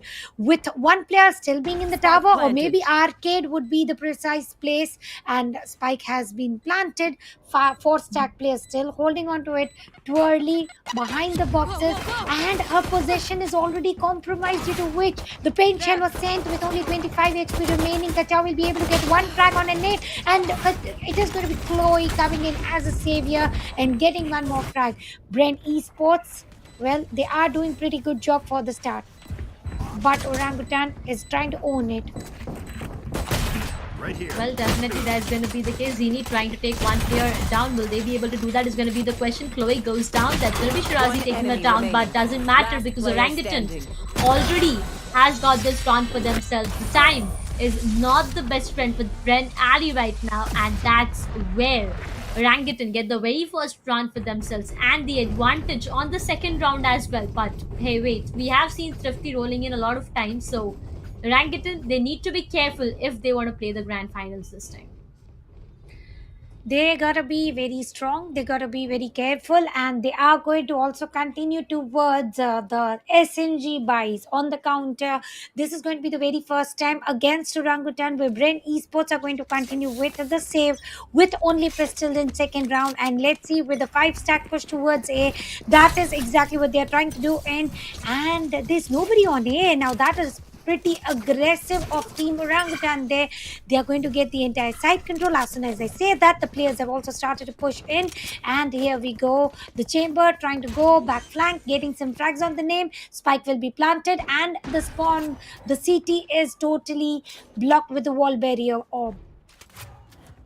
Now, this is what went wrong. Bren Esports, I know the round is not in anyone's favor yet, but still, the way Bren Esports just went out of the side completely was pretty shocking to me, but nevertheless, Twirly, Shirazi, Alexi goes down, Zinni takes down Sway with a classic, but what more do we expect in a 1v3 against 3 players with Spectre and 1 with Classic? Well, the answer is the player going down with Classic, and that's going to be the case. Orangutan getting the second one for themselves. So what exactly happened in the previous round was Bren Esports, being on the defenders half, decided to be a bit more aggressive. Both of the sides were left completely open for entries, and that's where both of the rounds, Orangutan got a real easy entry, and they completely took the side, under their control. But now, after Bren Esports getting their hands on full buy and Orangutan on the bonus, what's going to be the case is the question. Well, with the Bulldog, Kachao also did a commendable work. Here we go, 1 versus 2, and Kachao is trying to get the side entry. And talking about A, near to the dish, we do see Alexi there, but site is still open for the entry, and Wall Orb will help it out. Spike will be initiated, and it is going to be in the corners. Twirly got the first frag in her name, and it is going to be a full buy for Brain Esports, and Orangutan are going to continue with the bonus. So if they're able to turn the bonus into their favor, that is going to be too much of a victory for Orangutan and too much of a loss for Brain Esports. 5 versus 4 of retake, and here we go. The doors will open. 3 players rushing against 1 clone, and the players are completely 2 versus 2 and touching fault line. Everything invested. Now Twirly is the player who is going for the half lift and will be denied by Jump Beats. A good round from Orangutan, and it was a bonus. mean, look at the smiley face down there. Look at that smiley face. 3 rounds back to back, Orangutan getting it for themselves. And Gren Esports, 3 times a site was left completely open. Not sure of what exactly the reason was and what plans does Bren Esports has for now, but leaving the site completely open for entry is something that is going really, really wrong. They are losing rounds back to back, and if this keeps on happening, it will be really very difficult. Again, Orangutan going in towards the A side. Once again, it's going to be a hard push from the sides of Orangutan on the attacker's half. Orangutan is looking really good. There's going to be the investment of showstoppers as well. But will this stop the show for any one of them? Well, the answer is no. Sway takes down too early. One player lost from the sides of Bren. Once again, the site is completely open, Tanya. Well, site A is totally under the hands of Orangutan. It is like totally opened. Come ahead, plant your spike, do your deed. We are not going to disrupt any of your deeds. Lexi will be able to get that tap from Sheriff. Shiraz is also trying to put that shut down. Is it going to be a thrifty coming in? And yes, it is going to be. All they got to do is just defuse, and lots of free weaponaries for Team Brent Esports. And the very first round, Alexi towards the defusal. They already have 3 ultimates ready, and Alexi is the only player who needs to get the orbital strike activated, and it is still going to take a few more orbs, few more kills, but a good round. And they are trying to go for the retake, but it is fracture. They cannot totally depend upon retake every single round. They need to keep at least one player on site to delay the site entry, because there's no stoppage. They're just rushing in, squeezing themselves 5 stacked within the site, planting the spike, and nobody to disrupt any of their work.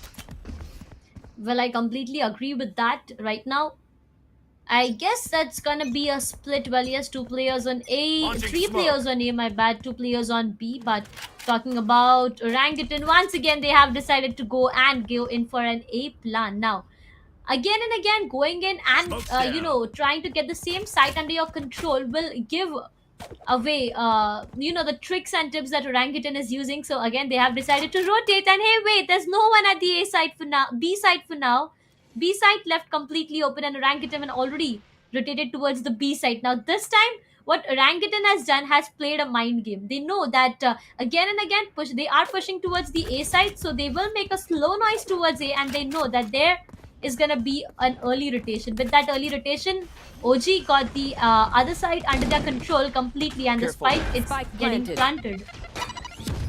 Once again, there's no stop towards planting the spike. And what was that? The Chow jump and shoot through the rope. No, that was too much to handle. A rolling thunder will be activated. A player in the tower was totally missed. Doing the shut a leg. Resurrection attempt will also be denied by Casper. Orangutan is owning the map of fracture here. 2 versus 3. Brent Esports totally delivering the site there. in a platter, and that is Hellfire. exactly Orangutan is waiting for. Orbital strike will be used as soon as the fake diff will be initiated, and a good angle coming in from side of Sway Edge Peeps, and it is a good round, and one player getting 1 frag. Team Ace from Orangutan. Orangutan is going to own the map of fracture if at all Red Esports continue to deliver the site on a platter like this. At the initial stages, when we saw the sides of Team Bren Esports leaving the site completely open, I felt like it was a kind of a strategy. Right there. And as you said, they were trying to play on retake, but it comes down to a point that every retake doesn't work in a specific team's favor, right? So at this point of time, they need to be careful, and do need to think on what can be done. This time, A side, it's 2 players right on the entry itself. They do not want to risk it no matter what, and it's going to be an A push once again. Kankash being utilized, Aftershock being utilized completely, trying to not let the players of OG enter the side, because I guess Team Bren Esports is completely aware of the fact that once Team OG enters the site, it's difficult for them to not let them plant, and this is something that they have their eyes on. But for now, I guess they have decided to rotate. Well, yes, they have decided to rotate, but on the B side, there are 2 players standing strong. So this round, Orangutan, they need to be really, really careful.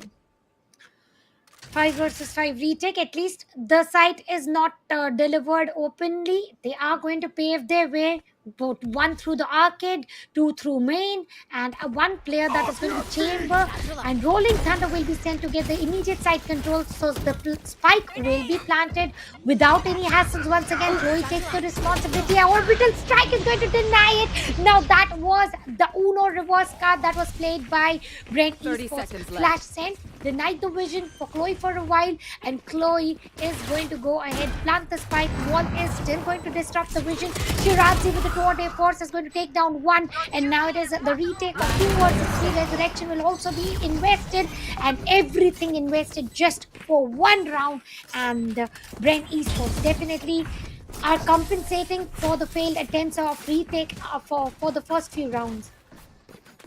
Bren Esports read Orangutan completely this round. I mean, we saw that, right? Even after all the players from Orangutan rotated towards the B side, all the players from Bren Esports, they were still holding their position. They were not leaving their position. They did past, 4 rounds. I mean, for the past 4 rounds, we saw Bren Esports leaving their positions continuously. But this time, Bren Esports didn't let their position go, and that's what worked, beautifully in their favor, and plus the man advantage that they had, obviously. But right now, Bren Ali trying to deny the site entry itself by walling the main portion. And wait, look at OG now. This time, they have a different approach towards this map. It's not the main that they are coming from, it's the back side that they are trying to enter from. The arcade area is what I mean to Right say for here. now.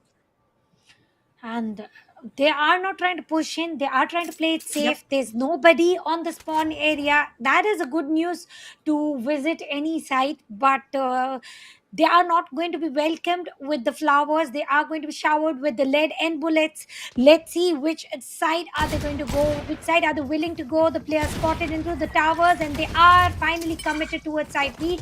Towers will be already aggressed by Kachao. No casualties yet, and the players are still holding on to good. Concussed, the player concussed. Japeep's on to go back. Play it safe. Molotov used, and casualties will also take place. 4 versus 4 retake.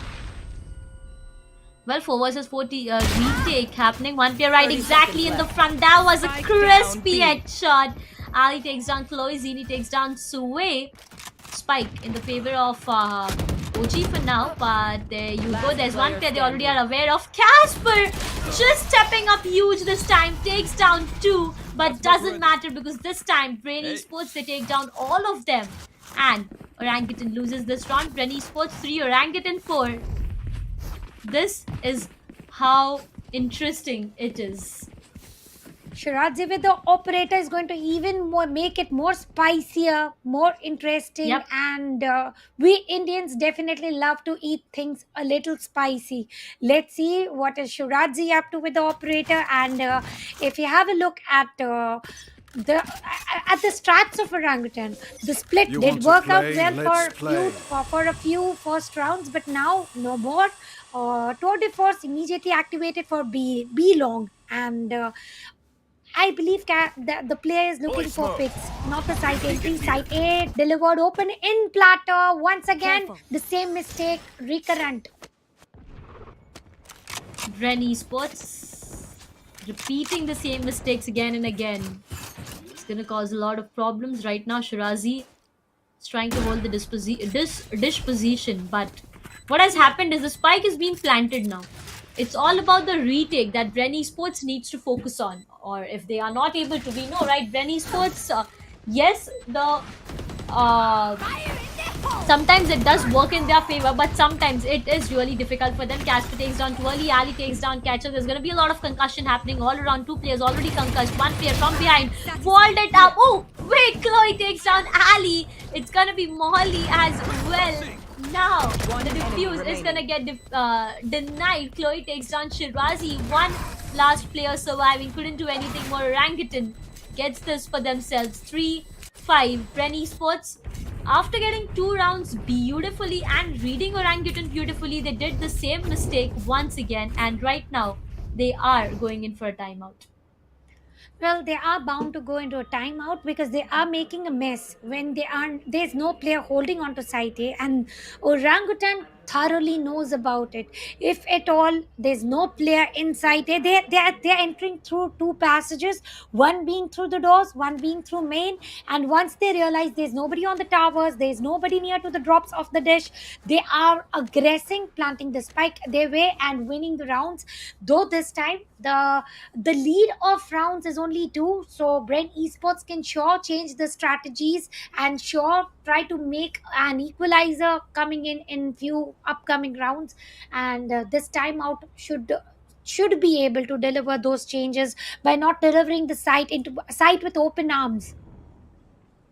Well, definitely that is going to be the case. Keeping site open is basically like a direct invitation of come and plant the spike, right? So that's something that might be a huge mess right now. Again, three players at A, and Orangutan has different plans once again. I mean, I'm loving the way Orangutan is coming up with some different plans every round. I mean, going to stacking up A, rotating out of nowhere they're planning to go from arcade Launching or dish smoke. position. So this is getting Bren Esports into more of confusion for now. But Bren, Zini, they are trying to be a bit more aggressive and they don't want to let go of anything. But look now what's happening. A side, there are three players inside the A side, but they don't have their eyes on the position where the players are trying to enter. Smoke's That's down. the arcade position, right? So this again will be difficult. Sure, it is going to be difficult with every passing round, and this time site A again under control. Same mistakes repeated, and the spike has been planted. Now again playing for the retake. There's no play on the dish. Dish control is also in the hands of Orangutan. Twirly with the zap will be able to take down Sway. Sway tasting her own medicine of previous two maps. Kachao shutting down Shirazi. 4 versus 4. False line will be sent. Concussed. Any player, yeah, ally is concussed. And here we go, orbital strike will also be invested, and that is exactly where Alexi is going to take the entry. Smokes are absolutely correctly positioned to Diffusing. block all the vision. Half spike has already been diffused, half still to go, and it will be diffused. Will it be? Will it be? Will it be? Volley is denied. No. The spike will not be diffused. Casper saving the round like a hero with 3-6 score line. Casper stepping up huge this time. That was just a play of time she was trying to make, and she was pretty successful in doing that. Oh my god, Casper, that was just amazing. 3-6 scoreline, ladies and gentlemen. More three rounds before we switch the side. So I do want to see 9-3 once again. I mean, we have been seeing it thrice a day already, so why not once again? But nevertheless, jokes apart, right now it's Orangutan pushing from the main, and look at what Bren Esports has done once again. Well, talking about Ren Esports, this time they are delivering side B with open arms, and I don't know, Orangutan has got a very open read against Ren Esports. That is how they are able to make the entire side entry through the towers. Breach is still there, but Breach will have to go 1v3 if at all. Willing to fight, Plant the Chloe on the spike. course is going to plant Right the here. spike, and spike has been planted. 3 versus 4. Resurrection shall not be invested, and we totally understand about it. The Breach is going to shut down, and this time this with the chows robots will not work wonders. Fake def invested, fake def used, but Casper is going to put down as a clear shutdown to Team Brent Esports. Where was this Casper in previous few maps? Finally, Casper on the top of the leaderboard with 12 frags, 5 deaths and 2 assists. That is the least amount of deaths in the entire team, not only team, in the entire leaderboard. Clutching round, being the player with highest amount of kills, having the least number of death. Now this is what Casper is. This is what Casper V. I mean, I was actually personally, missing. But right now, Bren Esports trying to wall. The dish side, the players of Orangutan, I guess they have decided to go somewhere down the line towards the B side, where you can see already two to three players. Well, after walling that side, Sage is ready to help him out at the B side. One player at the arcade behind waiting. It's going to be a slow approach for now. But they need to be careful of the neon on the A entrance. The neon on the A entrance can just shuffle the card deck that Orangutan has planned to play. Right now, Twirly holding an angle. Wait, they decided to go towards the A. They came halfway and they rotated back to B. I don't know what Orangutan has planned for now. Like, to be honest, I don't know what the actual plan is, Tanya. Well, definitely. One thing is repetitive. Chamber will always be on the lurk. Shirazi will be under the sky smoke and also under the influence of rolling thunder. But Brandibu is going to save Shirazi for a while. But for how long is going to be the question. Sight under control. Sight be 30 totally seconds owned by left. Orangutan here. 3-7 is the score line. Chloe is going to go ahead, plant the spike. Rolling thunder will be invested. And this is the right time to invest. Flash sent. Players are blind. Well, aftershock will be sent as well. Carmen, Last Casper, player and standing. Chloe. Chloe with the triple, but Electric trying to shut down, and Chloe with a quadra is going to take the lead of 5 rounds for Team Orangutan. Last round A in the wonderfully half. played round. All the confusion about which side to go was totally change of plan spotting. And I don't know, whatever Orangutan is doing, everything is lining up, and they are closing in towards being the second finalist for the grand final. Bren Esports, right now, it's a lot of difficulties for them to decide on what weaponry to invest on. Two Vandals, two Spectres is what I'm seeing on screen with light armors being invested. Ali again balling the same position. Orangutan this time, I guess they do have some different plans. Right Still on there. the spawn, not sure of which side they want to go in, but luckily Brian this time gets one on catch win. That's one player disadvantage on Orangutan. They can stop a 9-3 from happening, definitely, but will Orangutan let that happen is the case. Resurrection, well, yes, Resurrection is available, and there you go. It's going to be a 5v5 once again with rotation coming into the play. The sides of Bren Esports, they still haven't left their position, and so Orangutan is still yet confused on which site to actually go and plant the spike. Well, it's this time it's gonna be B once again. I do actually feel like it's gonna be B with all the push and all the utilities they can. There you go. It's gonna be a sudden push, a big surprise inside the Brenny Sports. But nevertheless, Shirazi takes catch downs once again. Chloe takes Shirazi. Twirly still on the other side, trying to figure out on what exactly happened. Ali gets Shirazi back to a life. Chloe takes down 30 seconds Alexi. left. Shirazi takes down Sue. A 4 versus 3 retake. 4 versus 3 versus 2 retake. That's on our screen for now, but that will be the investment of her. Hellfire as well. Orangutan has to go down this time. Brenny Sports gets their hand on one round. A moment of relief before switching the sides. Well, we did not witness 9-3 as anticipated, which show 8-4 also Yep. sounds interesting. And this is going to be on the attacker Switching side of Great sides. Esports, where 200 IQ plays are about to start.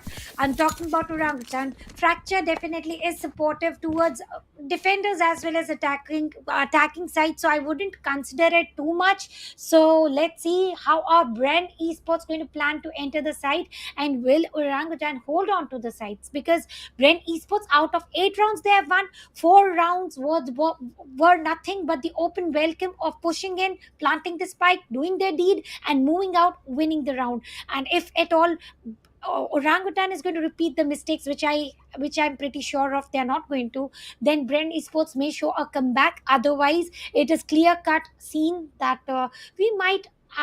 I personally do predict that Orangutan might qualify for the grand finals until and unless Brian brings in some new tactics.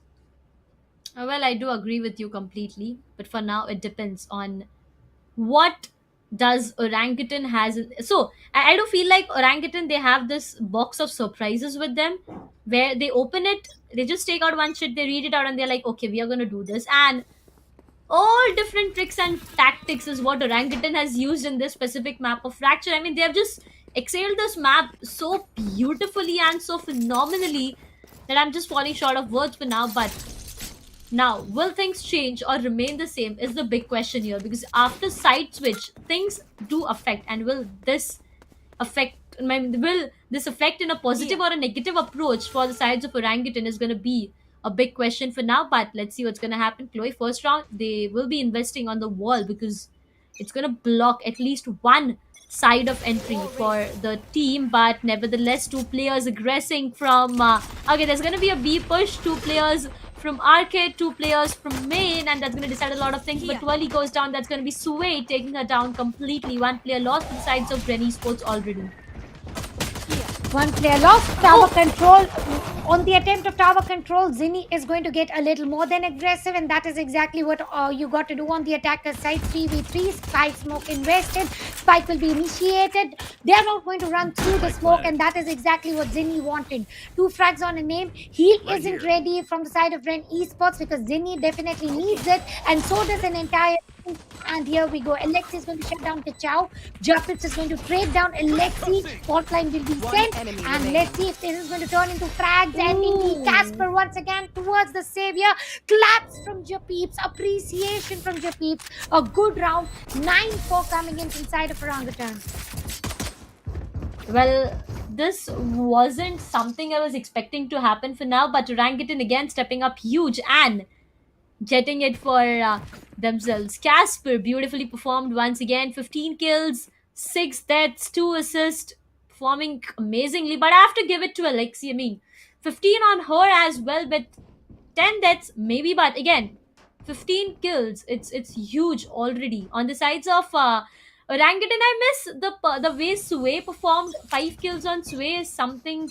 I mean, we don't actually see that happening, but one player performing and one player not performing in a specific map is something that does keep on happening. Orangutan having their hands on goodbye might change things, and before I could see anything, Sway takes down Twirly and answers me that wait for my performance. With only 4 players, will they continue to win? Spike still under control of Brain Esports, and 2 players through the arcade, 2 players through the main, and Shirazi they're breaking the wall. Sway using it as an advantage, and so does Chloe with the double strike. Last man standing will not be able to do anything. Sway with the triple is going to save the day in this particular round. 10-4 is the score line. Double digit entered. That is a threat, a time bomb ticking for Brent Esports. It is the time where they got to bring in all the best that they possess. Otherwise, Orangutan is paving their way towards grand finals very flawlessly, very smoothly. OGs going in with the bonus. On the counter, we are witnessing ARs being involved from the side of Brent Esports. OG OGs are not just, I mean, OG if by chance OG won this map, OG won't just enter normally. They will be defeating the defending champions of the tournament and then enter the grand finals. That will be quite interesting to witness. But right now, Twirly trying to be a bit more aggressive. There's one player right exactly. The front gets punished. And one player has to go down. Ali takes down Chloe as well. Alexi takes down Kachu. And this is the round Bren Esports were actually waiting for. It was a bonus for the sides of Orangutan, but it was a full buy for the sides of Bren Esports. And this full buy, well, they got their hands on really amazingly. And that's where 5th round might roll in for them. 5th round is pretty close. Spike has been initiated, and that was their full buy round. That is exactly where they had to make most use of it, and indeed they have made it. And 2 players down. It was a bonus for Orangutan, so not much of a loss. Flash shall be sent by Japeeps, and the player is blinded. Sending in fault line, concussed, and Sway is going to get the double on the course. 2 versus 3. They converted it. They are trying to reduce as many ARs as possible, but Shirazi, before bidding a bye to the site of Blast, went ahead with snatching away one more. Oh, Bye. It was just the loss. It was just the loss of Spectre. Sway is also smiling. She is pretty aware about it. That not much of a loss there, and they are going for all buy. And Sway doesn't have any more weapon to buy. It was a mistake. Well, definitely it was a mistake. But the 4 players out there, they have their hands on good weaponry. So one of them might eventually help her getting one pick and getting a weaponry for her. Both of the teams having full buys for themselves. Right now, the plan from the sides of Bren Esports will be obviously getting divided into two and getting divided into half, where the Spike is already in the spawn itself and trying to take at least one side under their complete control. Well, for now, it's going to be the B side that they are trying to go further with, but will that happen? Because the arcade position is something that the sides of Orangutan needs to. Okay, the Here. boom buddy just got not exactly glitched, but anyways, with that comes the information that Orangutan needed. For now, they know that there are players around, and it's gonna be a push that might happen in the arcade area. For now, the players have rotated and Orangutan have left the A site complete open. You do not repeat the mistakes that has happened before, leaving a site completely open. And guess what, Bren Esports have no idea about the same, and they have rotated Right there. towards the B side. It is going to be quite interesting to witness on what is going to happen. There are 4 players already in the B side, and there you go, fast line. Yes, there will be the investment of fast line. 12 trying to take one player down, gets denied. Japis takes Twirly down. That's going to be one player loss on the sides of Bren Esports. Casper takes down Alexi. Casper takes down Ali as well. Once again, the MVP stepping up huge. 3K for Casper. Sway with that toilet force takes down Shirazi. Ladies and gentlemen, Orangutan is not gonna stop, and so is the case with Casper. 5-11. Orangutan in the advantage. Orangutan sure in the advantage, and there's no way that they are going to return. They are going to go for U-turn. It is a big W movement for sure when you are able to qualify for the grand finals. And it was not a one-day journey. It has been a lot of teams registering, a lot of qualification process, a lot of matches to fight, and they have come into semi-finals for the victory, for the crown. And let's see if they are going to get the slot, because they're They just found my one trap. round away, and the gadget destroyed. What a perfect frag and rendezvous used by Sway. Operator boss is the title I would like to give to Sway. Smoke's down. Well, definitely Sway is just going amazing with the operator she has in her hand. Shirazi takes one down. Zini takes Japis down. It's a 2v3 still doable in the sides of Orangutan. I mean, they can take it to the series point directly, but will that be the case? A question that we do have right now. And there you go, Shirazi takes down Chloe as well. It's going to be an equalizing 2v2 fight that's going to happen now. It's doable for Bren Esports as well. The only problem that can arise is the HP of Chamber there. Casper trying to go in, and there you go, the ultimate has been used, Hellfire has been used, and the spike plant has been denied completely. There will be the investment of Molly as well, but with that Bulldog, Casper takes down Zinni, gets traded, but that's going to be a 1 versus 1 happening once again. There you go, the grenades were enough to take Shirazi down, and that's it. It's gonna be the series point. Ladies and gentlemen, will Bren Esports be able to make this comeback, or it's done for them? Well, the comeback now certainly looks pretty unreal, and I like the way how Kachao teases the opponents. No, this time for the operator, but there have been several previous diffusals where she literally tries to tease her teammates, her opponents, where she will diff, she'll stop to do that, and here we go, some spray paints as well. And this banter is very, very interesting to watch, very fun to watch as well. And let's see how everything is going to pan out. This is going to be the match point, the series point, the map point, everything you ask for, and the final slot towards grand finals will be registered for Orangutan. And Bren Esports still will try to make the lead to go away, lead to fade away. Is it going to happen or no? You want Let's to see play? Let's play. The investment of Tour de Force once again will come into the play, but will that change anything? 5-12. There's going to be the investment of the showstopper as well, but doesn't matter. There's going to be all the ultimates, all the utilities invested. Truly takes down Kachu. Alexi takes down Casper. 2 players down already from the sides of Orangutan, where it's going to be the spike getting planted. Bren Esports, yes, this round will definitely work in their favor due to the disadvantage of players that Orangutan has for themselves, but you can't say anything. Well, there you go. Now it's confirmed that this round will eventually work in the favors of Bren Esports. Right now, the last surviving player, Chloe, couldn't do anything more. Goes down, and it's gonna be a flawless rolling in for the sides of Bren Esports. What do you think, Tanya? Will this flawless change the momentum of Bren Esports? They are trying to change the momentum. They are trying to grip the pace. And if they are able to grab the pace, I do believe that 12-12 and an OT is still a possible dream, still a achievable dream would be the apt word there. But let's see what Orangutan has to deliver with the Rolling Thunder, with the Resurrection, and Bren Esports. They got only Zap in their hands. And I do believe that is going to be an immediate activation. Site A towards the dishes, where Casper with only Sheriff is going to shut down Shirazi Ooh. poorly, and Casper gets a double as well. Launching Now that is smoke. pretty close. 3 versus 4. Volley. Stim beacon here. 3 versus 4 in favors of Orangutan for now, but Casper, I have to give it to this girl, man. Going huge with Sheriff, just shutting their opponents down so brutally. Right now, Zinni trying to enter the side. There's gonna be the investment of all the ultimates, all the utilities once again that they have. Well, the spike is not yet planted. There was a wall, but doesn't matter for now. The wall is done. There you go, Zinni. Goes down. Catcher takes her down completely. There's one player on.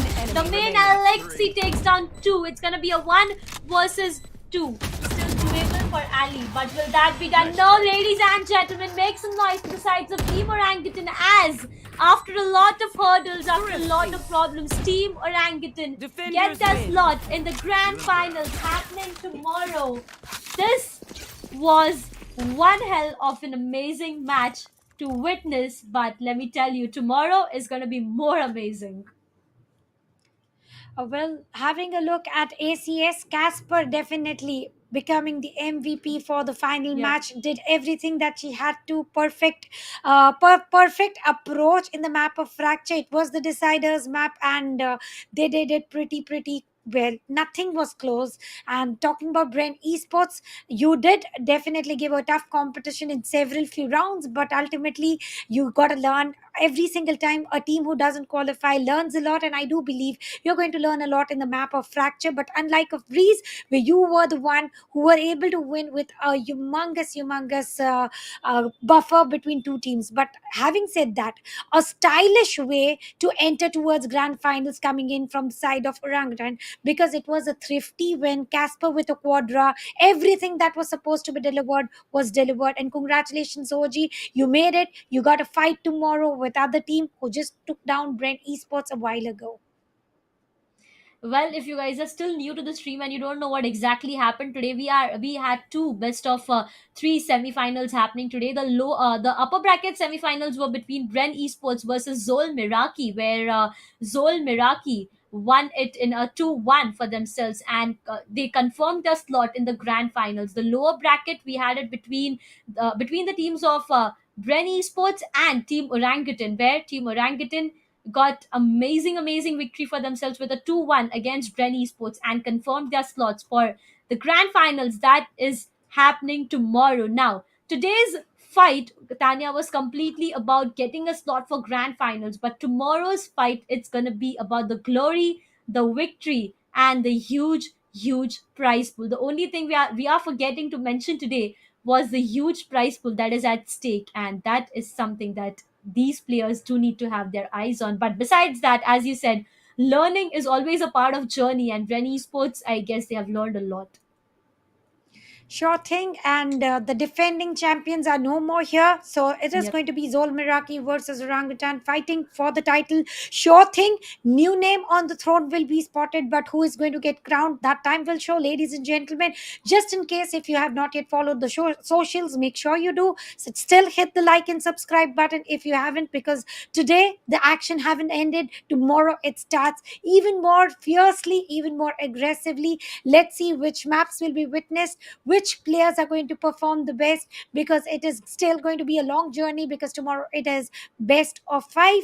This is me, Tanya. Alongside me it is Darshita. We are going to catch up tomorrow, same time, same place. So see you tomorrow. Until then, it's a night.